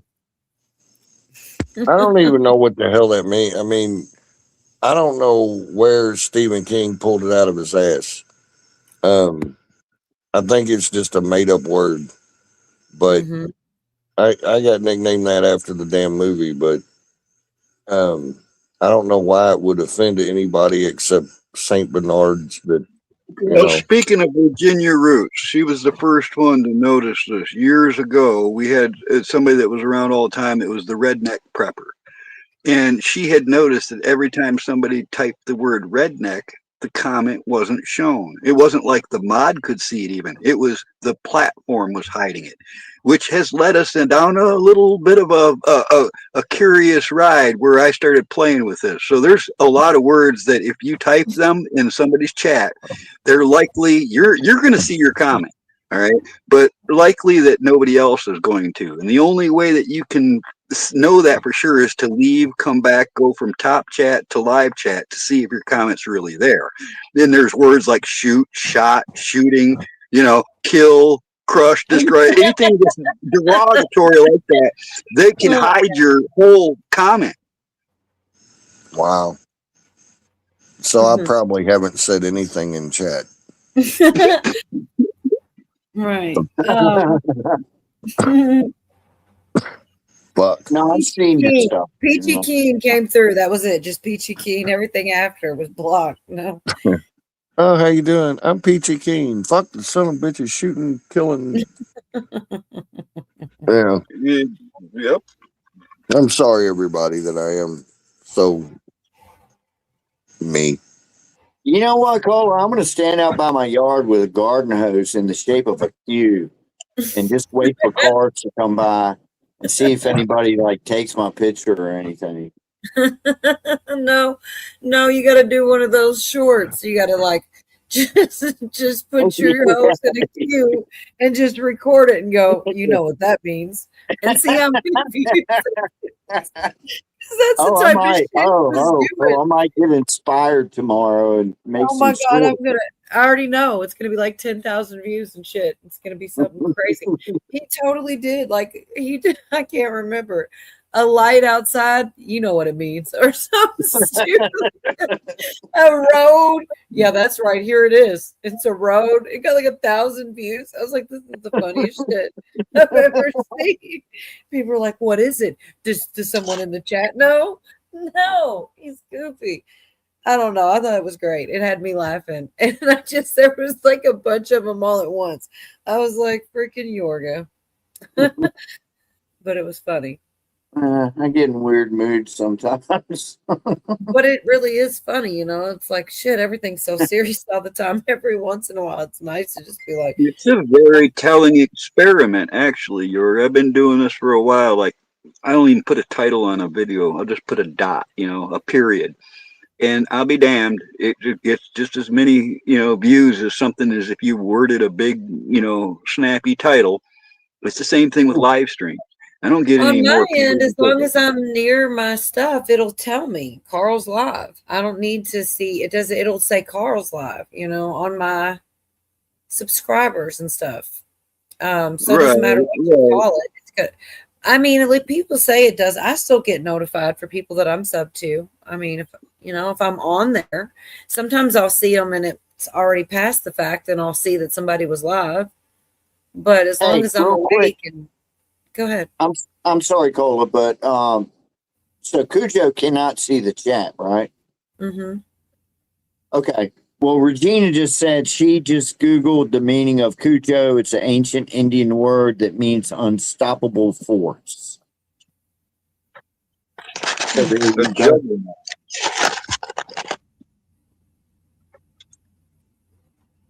go. Johnny said, period in between words unblocks words on YouTube. Man, it's crazy, but there are cheat codes, just like anything, I think the reason it works is because I don't think it's probably mostly not actually people monitoring. I mean, I guess there's the mods and stuff, but things that will get flagged, like certain words, if you put numbers and mix them in, or like he said, periods or space them out or something, it doesn't flag it because it's not the word. You put a number 1 instead of an I or whatever thing, so you can kind of get a cheat code in there every once in a while and sneak below the radar. If you do Have you guys noticed recently, 6 months ago, you see short videos, extra, regular videos were normal videos where we were producing them, putting them out there 6 months ago. Now, nearly all the videos that are being presented on my feed are AI. The vast majority are AI. Yeah. Mm-hmm. Have you noticed that on your channels? Yes, I have. Mm-hmm. I wouldn't say all. I've seen some, and I always go straight to the comments because usually people can call it out quick, and then it's there. It was a joke, door face. So, Anyway, I'm just saying, like, if I'm not sure and I think it might be AI, I go straight to the comments, and usually the third comment is, "Oh, this is AI," or something It's like not that. just this platform though. That stuff's everywhere, and it is Oh yeah. just it is more of it. And what gets me about this platform and others is that I'm sub to all you guys, and I want to see your content. But if I go on the feed, they want to show me everything but that. They used to show you what you wanted to see. Now they show you what they want you to see. I agree, I Cole. don't get that. I'm sorry. Well, I mean, it's fine. I'm just gonna say that I'm noticing direct, like if I click on something too much, I'm getting a bunch of that thing. So like if I just click on a certain celebrity, for example, then the next day I get a bunch of stuff about that one celebrity. I just clicked on one thing, and it's like it's I feel like in my world, I'm creating it. Whatever I'm choosing, they give me more of it. And I'm like, shit, I shouldn't have clicked on that sometimes, because I'll know like that's something whether if it's flowers or chickens or whatever, I get more of it. Y'all don't have that happen to you when you choose Yeah, it something? does. You got to counter it. You've got to type in spider plants to counter. You got to, you got to put something in there you want to see instead of what they're showing you. I gotta go to bed. I'm falling Have a asleep. good night, Hawk. Thanks for being up here. All right, Hawk. Good seeing Good you. night, Hawk. Good song. Night, Hawk. I had already heard it, but I just knew other people hadn't. It is a good song. Good night. Thank you. Good night. I know that was like a all the way backwards thing, but I don't know if he heard me. Yeah, he said he blamed us for it, and I was in chat. I said, I'll take the blame. It's not a bad thing to get blamed for. It was a pretty cool song. If somebody's got to Oh be yeah, to blame, I knew he didn't mean it in a bad way. either. right? I know. It was kind of funny because I had no idea what he was about to say either. I'm like, wait, what? What did I do? He plays this cool ass song. Anyway, so I know I come out of left field on y'all sometimes, but the guy that was in Half Baked, that was like Funyuns, lots and lots of Funyuns. I can't think of what else he was in, but he's a funny guy on Saturday Night Live a lot. Jim Brewer. He's kind of like goes down the conspiracy rabbit holes, and I saw this short video of him. Yeah, Regina, I know. Virginia. And they asked him about Jim Carrey a bit. And I mean, even a little later, they asked him about Kanye. And he starts talking a little bit about conspiracy theories. And I really think this guy's pretty cool. And that's what he kind of hints that's why he's not mega famous, is because he's never going to like do dark He's rituals. hilarious. You want to see something funny? Look up Jim Brewer doing the hokey pokey. All right, he's poking fun at AC/DC, and he says, you can turn any sentence into an AC/DC song, and you just got to see it to believe it. Funny. Right.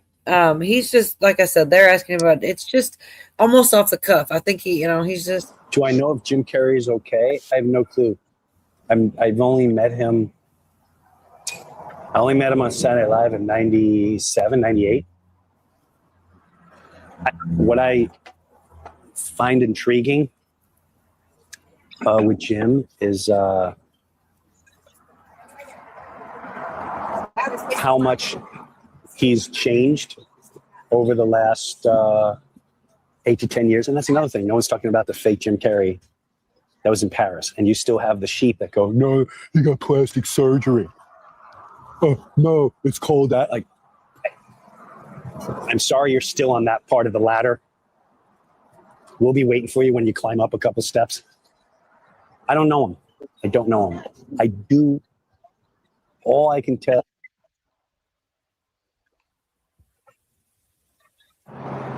And the videos Isaac Cappy made.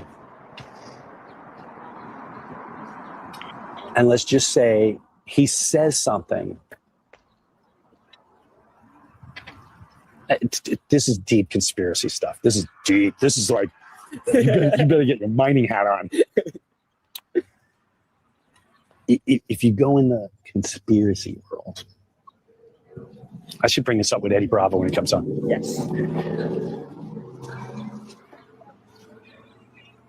you know, and who knows? It could have been psyops. I don't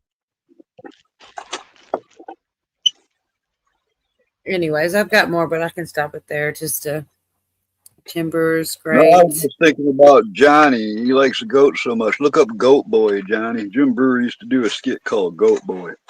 You might like that. I like him. I think he was funny. He was really funny and half baked. You know, he was the super stoned guy, and he does kind of almost always look stoned. So it was like the perfect role for this goofy guy. But did he say what the big conspiracy was, or was he just building up to it? He goes in and out of a lot of stuff. He talks again about, he goes into this thing about this. He's the only, him and 4 people only saw this video about Biden in the military. You can tell he literally would hang out in our chats. I swear. He hates Mr. T. I love Jim A lot Brewer. of He people does. in our chats do not trust him. I've definitely picked up on that. They say he's sold out, but I don't know. He's funny. I've watched him here and there, but you know, that common pattern is you don't. They say the same would say that about Roseanne. Anyone who's famous, they don't get. Yeah, that but for neither nothing. one. See, I disagree. That I think neither one of these guys are famous enough for what they should be, and that's because they didn't do what they wanted them to. But and I will say he hates Trump, but that's the thing is like I don't need to. Brewer does. Yes, he does. Oh. But that's where his mindset's at. But that does just because that's the thing. I don't have to agree with somebody on every single topic and point that there is to listen when they talk about other things. Like I saw an interesting headline, Polo. What's that? I said just a few days ago. I saw an interesting headline where it said that Hollywood is rethinking having their actors and actresses with political commentary. Like they're not doing well with that subject. So you know, it's like I said all along. Why would you believe an actor, man? They are paid experts at lying and pretending and shit. So it's like, to me, their opinions mean nothing. All right, you know, their job is acting. Here's the thing, Drama Llama. They talk about he talks about Isaac Cappy and stuff, and it's a ballsy. I was sub to for years, right up till he died. Yeah, but that's what I'm saying. So, like, that's the difference. That is the difference between him and most of the other actors that you could say. One, he's not like doing heavy work, or he's actually doing a YouTube channel. You know, it's pretty low key for real. And I'm just saying, like, I don't think he did. I don't have any proof of it, but I feel like he should. Was anybody else here sub to Isaac Cappy? And the reason I'm asking is because, you know, it looked, the last few of his live streams were very odd. All right. And then the death and how it went down and all the conspiracy theories about it and all that stuff. I'm not even sure what I saw there. All right. Because I've seen bits and pieces of video and stuff that really calls everything there into question. Right. So he's going to talk about Cappy a little bit here and this conspiracy about the military. And here's the thing. I know what he means about seeing something, you know, here, I'll just let him speak on it. All I can give you is the facts I know. Isaac Cappy made a video. It was very intense, and it was very, he basically claimed something he knew before he jumped off a bridge about a lot of celebrities, about Tom Hanks, Oprah, Jim, Ellen, Steven Spielberg. There was a lot. There was a lot that he put out there before he jumped off the bridge. And and I was in that world, I was in the conspiracy world. I looked at it deep. When I would go in that world, there was this whole thing about the military's taking over, which is also strange because if you look at Biden's inauguration, there's a video of a military guy and they're asking him about, you know, what do you feel about the transition and the threat? And he has a mask on, he's a black guy in the military. And he goes, I want to thank the National Guard and all that. And he clearly says, as we do a peaceful military transition of power, And I think me and 8 other people in the whole country saw that and we went, what? Did you just say the military's taking it? Like, what are you talking about? Like, what just happened? What does that mean? And supposedly, in the conspiracy world, you will see, who knows? I'll just say this about Jim Carrey.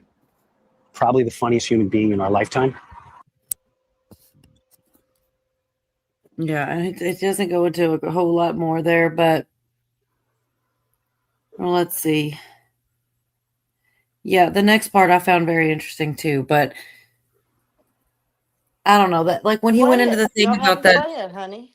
All right, if you guys are interested, like when he started saying the thing about the video, there were a lot of weird clips like that a lot of us saw, like his hand going in and out of the microphone and things that we saw that were like, what the hell? How come nobody else saw this? I know that feeling, like, me and 4 other people. You're like, you feel crazy, but that doesn't mean you didn't see what you saw. So, anyways, but he is a little, but shit, so am I. Anyway, here we go. Never belly laughed any harder than anyone I've ever seen. I'm being blatantly honest. And the other thing is, he's been extremely deep and spiritual the last 10 years. And I would listen to that more than anything else. Do I think he's okay? Yeah. Especially what he's been putting out there. And I think he's trying to wake a lot of people up that are not ready to be spiritually awakened. That's what I say about Jim Carrey. No matter what he did in the past, no matter what he may be guilty of or not guilty of, that man has put out deep spiritual messages. From the minute he went on Jimmy Kimmel and did this. Oh, come on, you know what that is. He blatantly tells you what it is on the show. And unfortunately, a lot of us, it's too much for you to handle. But spiritually, truthfully, Jim Carrey, I think he's fine considering what he's been putting out there. He's just fine. And for the record, though, he never addressed that Paris thing, the fake Jim Carrey. It's a little odd. I agree. It was weird. And the thing he was talking about, in case people don't know, I do know exactly what he's talking about. He goes in there, he puts a triangle around his mouth, he sticks his tongue out, and he starts messing with them and saying, oh, you know what that is. Don't act like you all know. He said it's called the all-mocking tongue. And instead of like the all I've heard some people, Cola, think that he was wearing a Joe Biden mask. Right. I know. I've heard that actually. I'm just saying what he was referencing was him basically mocking stuff.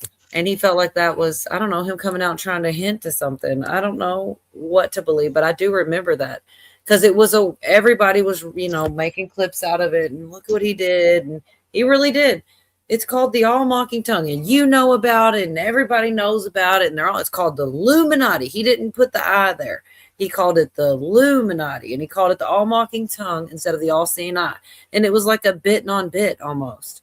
And it was really kind of remember that, but I only saw it probably when it happened. So who was it that was interviewing him? Because I remember somebody was looking at Jimmy Kimmel, but I'm not sure. But I think, the host looked completely uncomfortable. Like, shit, what are you doing? This isn't funny, man. Right. I just saw that recently. Yeah, that was floating around on X, that clip of him doing that whole spiel for sure.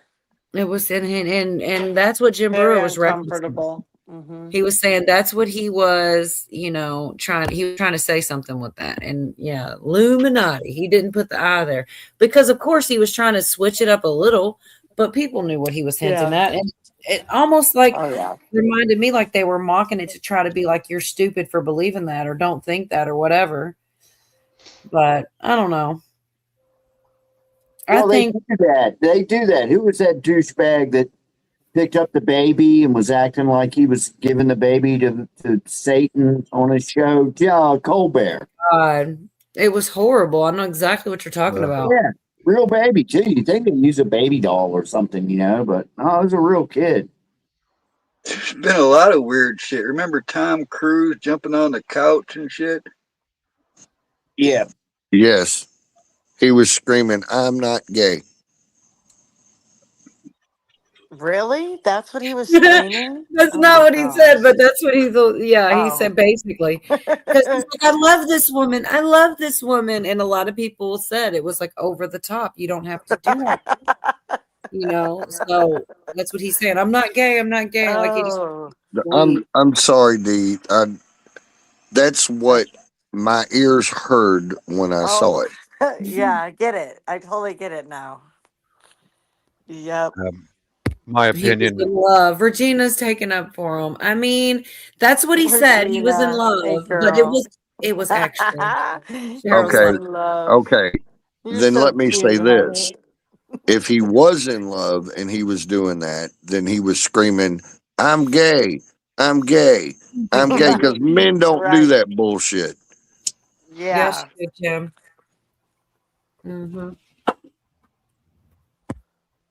When Johnny C left. Johnny Carson. Yeah, I agree, Grace. Man, that was a class act that nobody has topped since. Yep. Nobody can hold a candle to Johnny Carson. We could use some great Karnak right about now. Oh yeah. Yeah. You know, there was a thing too. I heard Johnny Carson talk and I saw him get interviewed by somebody else. And he said that he purposely avoided politics, except for just the surface, maybe a few jokes or whatever. Oh, yeah. But Smart man. yeah, I saw exactly. I saw a clip of Jay Leno saying political correctness killed comedy. You can't even be funny anymore. Did. That's a fact. I think with the Hollywood types and their bizarre behavior, that these people, there are so many evil among them that they're not even trying to hide it anymore. There are so many of them. I was wondering about that too, Devin. Looks too young to know all this stuff. So I think you're right, Bob. I have the last bit here, and it's funny because I know everybody pretty much counts Kanye out, calls him crazy and stuff, and he is a little crazy. But I swear, I think he's trying to be a good person, and he's like encountered evil. And I know that, but that's basically what Brewer says here about him. Like maybe even they've tried to like mind control this dude, because I think they do that to people in Hollywood. And I know that's a far out there conspiracy, but there's just some weird shit, especially some of the most famous, like controlled ones of them have some weird 2.0. 2.0, right. But anyways, they asked him about Kanye, and this is his response, and that's all that's on here. It was a real short clip here. What are your thoughts on Kanye West? Is he doing his best to expose? I think Kanye's doing the same thing. And power? Yes. Yes. I don't care how crazy you think Kanye is. How you doing today? Awesome. I don't care what you think about Kanye West. Same thing with Chappelle. Same thing with who's that black comic who's huge? Oh my God, Martin Lawrence. Same with a lot of guys. They start putting things out there and they're immediately labeled as crazy. Why do you think that is? Because A, you're going to believe anything the television tells you. You're going to believe whatever they shove down your throat. You won't take the time to get to know the person. But Kanye, if in my personal opinion, I think in the past he might have made some dark decisions, very dark. I don't know. But that man has been putting a lot out there. And it seemed like, I mean, he talked about sacrifice. He talked about who runs everything. And if you don't want to believe it, and you just want to say he's crazy, you can say that. Or you can really listen and look into what he's talking about at times. And again, this is part of the great divide. You're either going to go, let me see what he's talking about.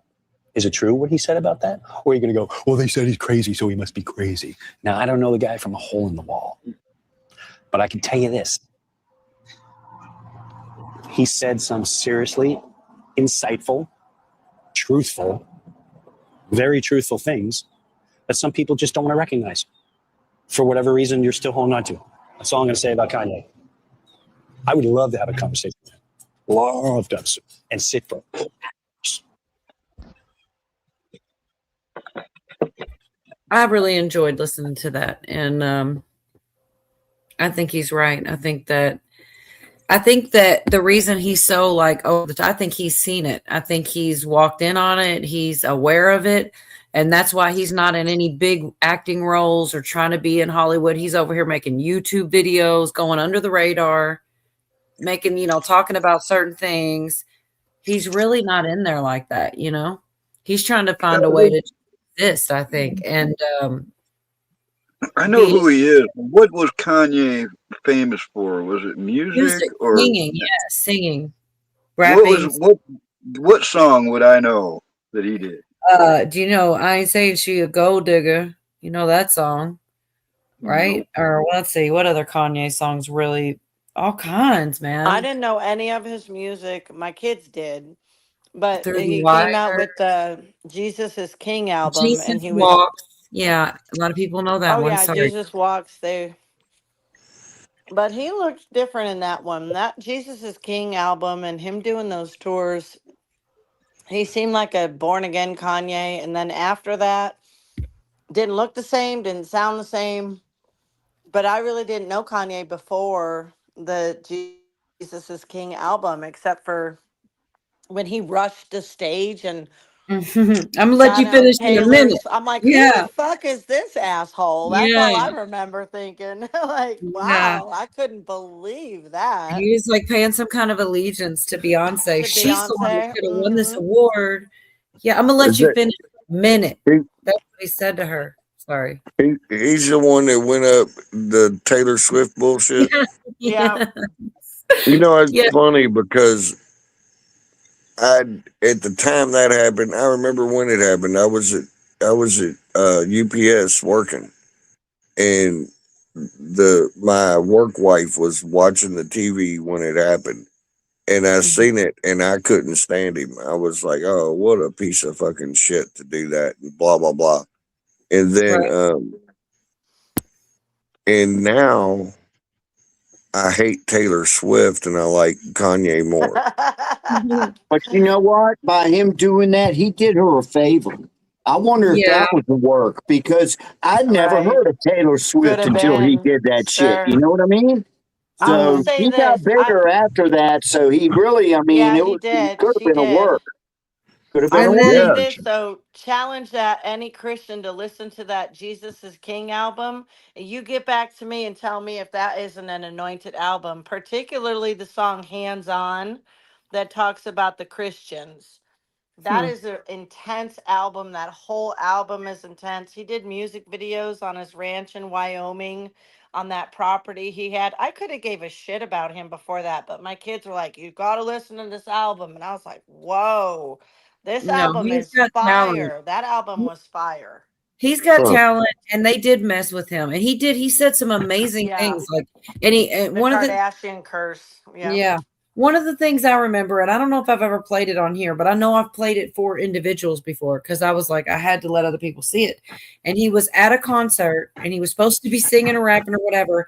And he just like starts going off. It's like 7 minutes long. It goes viral, of course, because he's like, Google lied to you. Hillary lied to you. And he's like, go breaking down. But everything he's saying is like, holy shit, he probably shouldn't say this, like he's on the money. And like around this time, they eventually 5150'd him, like more than one time. They have taken him beyond his will to a place because for psychiatric help. And then he comes out one time, he bleaches his hair blonde. I mean, if that don't sound like some MK Ultra shit, and he's probably paying for his own shit, his own electroshock therapy. Like, I don't know. It was just really weird.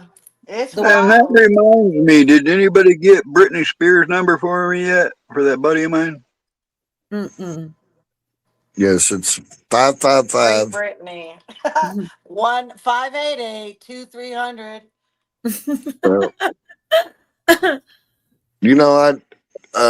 Cola, when I was a young teenager, they had this TV show called Putting on the Hits. It was a lip sync show.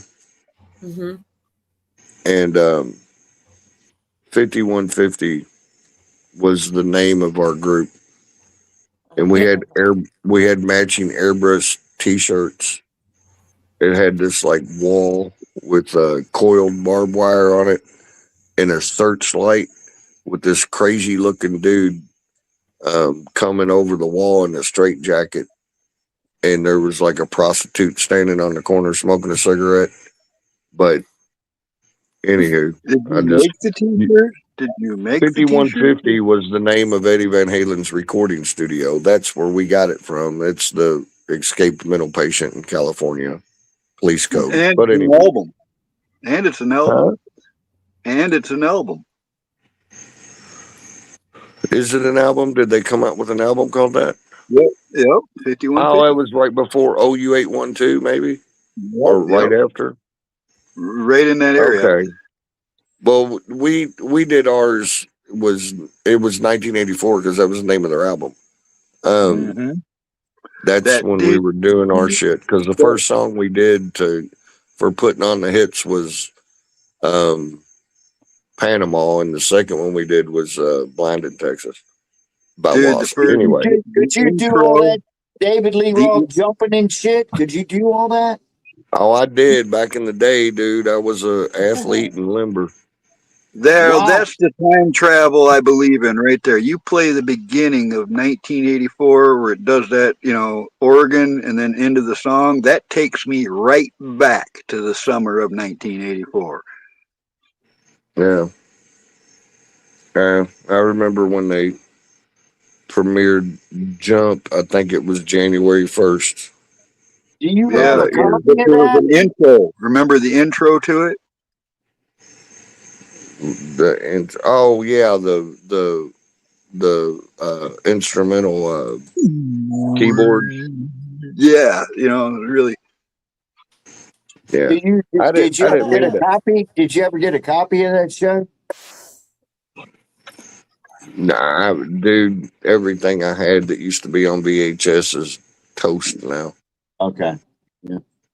But I can relate. I don't know where any of that shit is. Well, dude, we did currently, it I happen to know that currently there is no 1984 on YouTube commercial free, but this guy's posted every other one of those albums you can listen to without commercial interruption because it hasn't been on for a year yet. And he just did Women and Children First and Fair Warning was his latest one. Those are cool. Yeah. No, Yorga, we did I was in a small little bullshit band. We never went that far, but we were also doing the lip syncing shit, trying to get, do the TV shit. And there's this place called Kentucky Kingdom. It's a little park. And but I already know that you know how to sing. I'm just a gigolo, and everywhere I go, people love the song I'm singing. No, it's bullshit.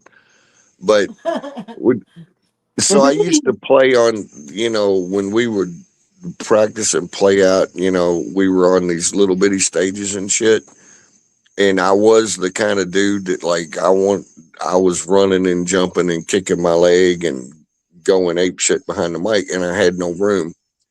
Well, we went up to this place called Kentucky Kingdom. It's like a Six Flags or some shit. And we were doing a contest for this show, putting on the hits that used to be a lip syncing thing. So we go out there and I get on this stage, man.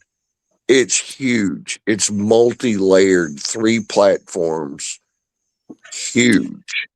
Yeah, we were doing Blind in Texas, and I was I had my hair dark, and I was doing Blackie Lawless and with the white streaks. And anyway, I was going ape shit on that stage, man.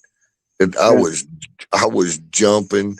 I even jumped off the front of it. They had these bench seats that were put into the concrete, and there's a part in the song where it goes, "The yellow rose is wild," and I jumped off the front of the stage and stuck a landing on the bench right next to this mom and a little girl.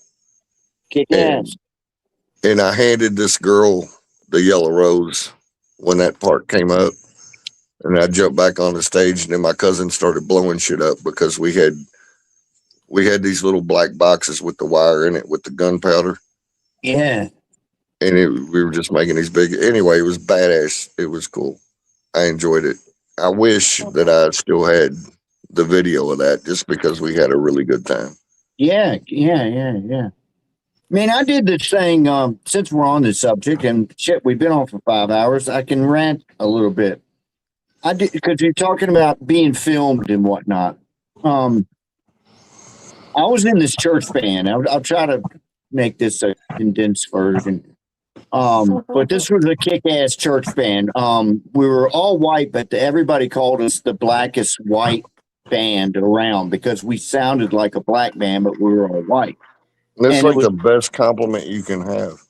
Yeah, it was a Pentecostal church, so it was uplifting, shall we say. Anyway, they get us in this contest, which I was against of it. I was like, we're doing praise and worship music, man. We shouldn't be like competing, you know. I was the one Debbie Downer. I don't know, I was a Debbie Downer. I'm like, what kind of bullshit is this? And so we went and competed, and we won for the state of Virginia. We won that shit. And I'm like, all right, y'all That's happy cool. now? So yeah. And so we went to the finals, which was in Myrtle Beach, South Carolina.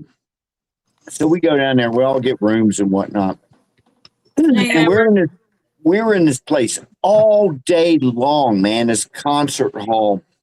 And they had like two soap opera stars. I don't know if you remember I think it was on Young and the Restless. It's one lady, she was real pretty, but she had something wrong with her hip and she limped.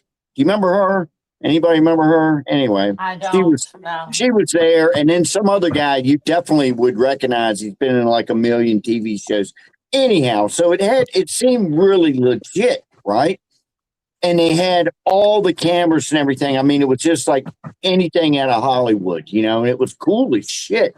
So we had to compete again. We were representing the state of Virginia. We had to go up against the entire country that day, right? We didn't win. We came in third, but I think we should have won, you know, not just because I was in the band. I think we were better than anyway.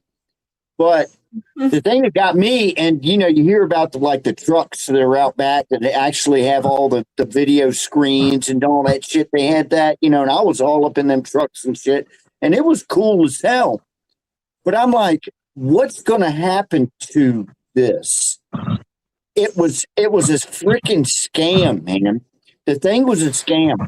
These people, somebody put up enough money to get all this free entertainment, to film all this free entertainment, and then it all just went away. You know, what happened was these things were marketed in places like freaking Ecuador and Brazil and Japan, and it all just went out. They made money like a bitch off these things because there's Christians all over the world that want to see, you know, this kind of music, and that's what they did. Somebody made a ton of money off that shit, man. I mean, I really don't care, but I would have liked to seen.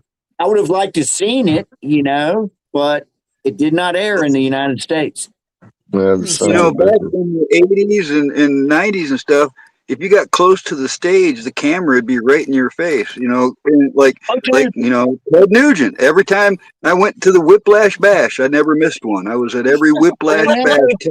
They had those cameras that were like on lines, like at football games. Yes, that were back and forth. And then other ones that were coming in and shit, and then guys on the stage all up in my grill and shit, man. I mean, it was like the real shit, man. And never. You don't want me to talk about Ted Nugent, do you? Anyways, as I'm going to say, those cameras are right up in your face, right there at, you know, right by the stage. And all those Whiplash Bashes are on YouTube right now. And I always stood first row, main floor, right in front of Ted's stack. So you might not recognize me because I didn't have a beard back then, but I'm in every one of those videos, and I've spotted myself several times in them. And they had them cameras out there a long time ago, folks. Oh, that's. Yeah, I got my Ted Nugent in there. Yeah, your Ted Nugent story for the day. You filled your quota. That's awesome.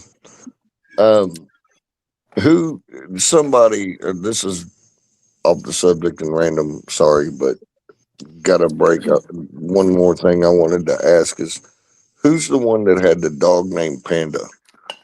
That's Jeff, but I have to say, oi, oi, I said it all wrong, I'm sure. But hey, Hammers, I messed up the stories. Keep going. I Anyway, have fixed heads on my no, bingo but card. I needed to say this. You need to tell Jeff this, or I'll tell him next time I see him. But I was watching. I always put on YouTube old TV shows when I'm going to bed on my little tablet, and you know, you run out after a while. So I got on this kick where I was watching Dragnet. Yeah. And so the other night, and I meant to tell you this Sunday, but I forgot. But so I guess it was Saturday night or Friday night, whatever. But so I put on Dragnet. It was a real old one, like when it was still called Badge 714. Yorgi, you know what I'm talking about? Yeah, it's probably black No, and but white. But I didn't- listen, Yeah, that number 714 used to be on Quaaludes in the 70s. What are you talking about? No, it's just what the show was called before they started calling it Dragnet. And yes, it was definitely black and white. But okay, so I'm watching it, and I think they're trying to find a jewel thief or some shit. Anyway, it doesn't matter. So Friday and his partner, which is different from the dude that was on MASH. Yeah. Anyway, they go in there interviewing this chick, and she's a dog sitter and an animal sitter, and which was weird back in those days, I guess. But anyway, she had this dog in her lap called Panda. She was calling it Panda and petting it. And I just had heard when that previous Wednesday, so I saw this on like Thursday, Friday, or Saturday, because I remember wanting to bring it up on Sunday and I forgot to do it. But so it's weird. I just heard that someone had a dog called Panda, and then I seen this bitch calling the dog Panda. I was like, oh wow, okay, so that's a thing, I guess. I think Panda's got his own channel now. I've been seeing a panda in chats lately. Well, it's good for Panda. Okay, so maybe nobody cared about that, but No, I'm thinking about the odds of that is pretty freaking low, man. You know, because that's not that. I don't think I've ever heard of another dog named Panda. It's like naming your panda dog. Yeah. I knew a guy that named his dog Diogi. A dog what? They named him Diogi. You need to stop that shit right now, because that is the name of the main character in my book. Well, I swear, I knew a dog named Diogi. Yeah, it's. See, I call that synchronicities. Like, you know, when it keeps, that's what I call weird. it. Okay, Getting get weird. off with your police shit, with your synchronicities. No, Carl, because I got a friend that I've had forever. Coley, you know her, Andrea. She had a dog named Dog. D-O-G. That's what that is. And it died right as I was playing this RPG game with my friends. It was the first time I'd ever played one. Was it in your kitchen? No, I was going to say my dog Rover died in the kitchen. I just was asking. Anywho, just that I named Good night, my Jerry. Much love, character honey. that I was playing Dog for her, to kind of give her a little something honor of her dog or whatever, because I really didn't give a shit her dog died. Yeah, I got a song. She felt It bad was about it. spelled. It was spelled like D-E-E-O-H. You know, like that's how they. I saw that guy spell the dog's name out. It was Right. It wasn't. Mine is spelled D-I-O-G-Y after Ronnie James Dio, D-O-G, Why? DOG. Anyway, so I get writing this book. I actually started writing this shit in like 2002, but didn't get much out of it. But the main wizard in my book's name is DOG, DIOGY. So, anywho, I can't wait to read this book. You gotta hurry up. Jeff is still up. He says trash pandas are everywhere this year. tell Jeff I heard of another dog named Panda. I think he heard you, honey. Okay, I can't read the That's comments. why I'm he on the said phone. trash pandas are everywhere this year. Oh, cool. What's a trash pan? Raccoon. Oh, I guess. Oh, raccoon. Okay. Yeah, I've seen a lot this year. You know what a My tree buddy- rat is? You know what a tree rat is? Or a squirrel, right? There you go. There you go. My buddy Jim You know what a just had a whole whistle bunch pig of is? his chickens taken out by a raccoon. You know what a whistle pig is, Jorgen? Yeah, it's a groundhog. Hey, you good. My What ex-girlfriend. about a polecat? Yeah. That What was about my a ex-girlfriend polecat? too. That's a skunk. Is a polecat. What about a painter? You know what a painter is? An alcoholic that paints your house. Nope. American Mountain Lion. Oh, okay. No, but the whole whistle pig and the polecat, that's two of my exes. Okay. Oh, hell. That was too many visuals in my mind. Come on. That nobody appreciates my humor. Come on. I did. I seen some kitty horse stripping around the pole. Okay. That's how fast my mind works. I I heard missed you. that part. Yeah, you did, but I heard it. I thought. Did I hear it right, Cujo? Or was I just off in some Yeah, weird place? Okay. yeah, you got it right. Yep, I got it right. See, pay attention. I just, it's pretty amazing that a chick gets that reference, and like the dudes in the chat just like let me down. I get no laughter, no nothing. They are not, some people aren't as visual when people are speaking. Well, They I just wouldn't miss. say that. Some of us just Well, learn to I know keep our you are, mouth shut. Carl. We all know you are, honey. I just bite my tongue a lot. There's material Right. everywhere. Right. Is Bob still on here? Bob, are you here? Are we backstage? I am here. We're backstage. Are we? No. Okay, then never mind. Never mind, Makes me Bob. think of a really bad joke. Bob, do you know what you call a guy in the water with no arms or legs? Bob. Okay. You know what you call a man with no arms or no legs nailed to the wall? Art. Yep. Art. What about one on a baseball diamond? On a Home plate. Oh, damn. How about a That's man pretty- with no arms, no legs, and laying at your front door? You call him Matt. Matt. Yeah, that's Matt. What do you call one buried in your backyard? Pete. Evidence. Phil. Phil or Pete. Yeah. Yeah. I always just called him I stupid. knew I was going to start something there, just for the record. Congratulations. You did.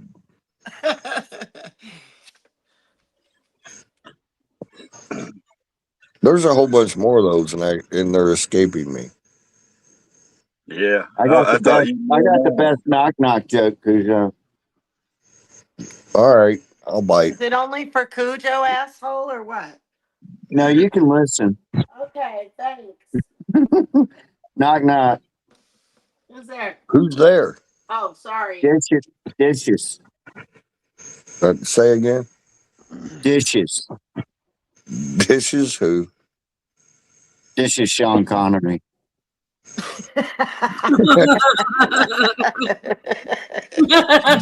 I like it. That was just stupid enough to make me laugh. Yeah, it's so stupid. I like that one. Oh goodness. That was good. So guys, I think I'm talked out tonight. Yeah, it's been a while. So I would like to say thank you very much, panel, for having me here and talking with me. And I can't begin to express my love enough for the internet and the chat. They're beautiful. And so I'll see y'all next time. Good night, Cujo. Good night. Thanks for being here. All right. Love y'all. Bye. I'm gonna have to do the same thing. And Well, after what he said, you know, with a tear in my eye, I'd like to close out with, if you're ever in the Dollar Tree and you see that breakfast burrito in the freezer section, walk away. Don't get it. I'm telling you. Happy birthday, York. Whatever you do, leave it. Okay? And walk away. Okay. Got it. Dysentery Oh my is gosh. not a friendly Well, thing. yeah. Fill in the blanks. All right, y'all. Yeah. I'm out. Good night. Good night, Yorga. All right, bye. Well, they make me feel like I should have shut it down and maybe they would have hung out a little bit in the back, but I don't know. Can't go back in time, huh? Nope. What's done is done. I have so many more random ass things that I would have liked to share, but it's like crazy. The night gets so chaotic. Did y'all see much about what's his name? O'Keefe in Minnesota? He's like always doing stuff everywhere, you know? Yeah. He dressed up in a hijab and went in and undercover and exposed the Sharia law. Is that what he did? Something like that. Yeah, it's like 2 minutes. And since it's right here, I might as well. I don't know how much longer will even be up here, but I thought, why not? Why not? It's like there was a longer version too, but since it is short, it like almost makes me be like, yeah, for sure, let's do it. 2 minutes, that's not too long. But it's nuts, man. State telling us this afternoon that law enforcement is reviewing what they're calling, quote, outrageous misconduct. State of Minnesota is calling our conduct outrageous. How about it being outrageous to give out 8 ballots to non-registered voters without ID? At Minneapolis polling sites, conservative political commentator Cam Hickey says he was highlighting the state's voting voucher laws. In this YouTube video, he dressed in a burqa claiming that he was registered as a Minnesota voter trying to vouch for others. He says poll workers were going to allow him to vote with a random name without verifying ID. It also shows him leaving a polling place after being told he needed to sign an oath. Yeah, you edited out of your broadcast, Mr. Newscaster, the part where they you referred to me, a Muslim club. You're not willing to show that on the local news. Signing oaths or legal oaths that you know them and you know that they live in this area. And then they are signing this oath, which says that they are who they say they are. The Secretary of State poll workers immediately reported the visit to elections offices. He goes on to say they, quote, their apparent goal was to cast doubt. I'm not trying to cast doubt on anything. I'm just showing the election workers in their own words, describing how the vouching system works. It's not my words. It's not my opinion. It's what they said. On one or more Minnesota election laws. Instead, they revealed their ignorance of how those laws actually work while putting themselves in legal jeopardy. By the way, you just cannot say my name. You don't want to say my name because I'm Voldemort to you. Well, I'll say it for you. I'm James O'Keefe. The name is James O'Keefe. At least you got the Justice League part right. Stay tuned. We're publishing more tapes. I kind of like the guy. I think he means well. I think he's trying to do what he can, you know? Yeah, I like him. I think they knocked out his first channels. I remember when he first started doing stuff, I was subbed to him and they took his channels down. I think he's had to redo channels over the years. Yeah, that's true. His channels.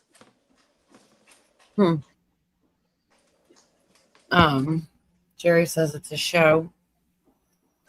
It Yeah. sure feels like it sometimes. I mean, a lot of the time, Jerry, it feels like a bunch of. All the time. I don't see Billy out there. I know he's got to be out there somewhere. He's just not chatting much. I was just going to say, I don't know what you guys are feeling, but if you want, we could just open up the backstage and, you Yeah, know, go ahead. come back. I'm just cleaning the cabinet, girl. I'm with you. Hmm. Well, I mean, we went over so much stuff left, right, and back again, and I think I got through a lot. There you are. Well, then would you drop the link, pretty please? And Camel, did you have any final thoughts for tonight to say to YouTube? My Not you too. thought right now Love is you. I haven't heard somebody say "pretty please" in a long time. Oh, pretty please. Pretty please, would you? Oh, I guess I said that. Oh, I didn't even realize I said it. I just don't like to Oh, be you said demanding it. either. Like, Oh. drop that link right now. Maybe I did. Did I not? Oh, you did to Billy. That's right. You did. No, Well, it was you know, kind of refreshing. I wasn't complaining. It was kind of refreshing. That's all. I didn't even realize I was the one that said it. I was trying to figure it out. I was like, oh, wait, I probably said it, didn't I? I guess so. Okay. Bob, are you around? I'm here. Did you have any last thoughts to say? Wood sorrel and clover are edible. Grow more of it. Wood sow and what? Wood sorrel. sorrel. Yeah, sorrel, and clover are edible. Grow more of it. Gotcha. It's food. It's food. Yeah. That's it. Now you remind me of this kid that said this in his interview. It's corn, and they made a whole little song out of it. Look up, it's corn. Right.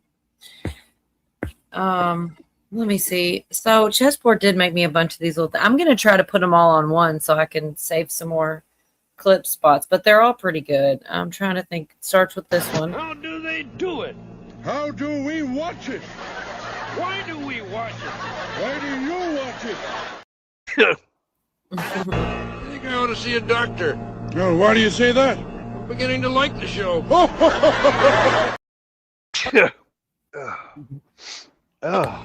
every week this show looks better to me. Every week your eyesight gets worse.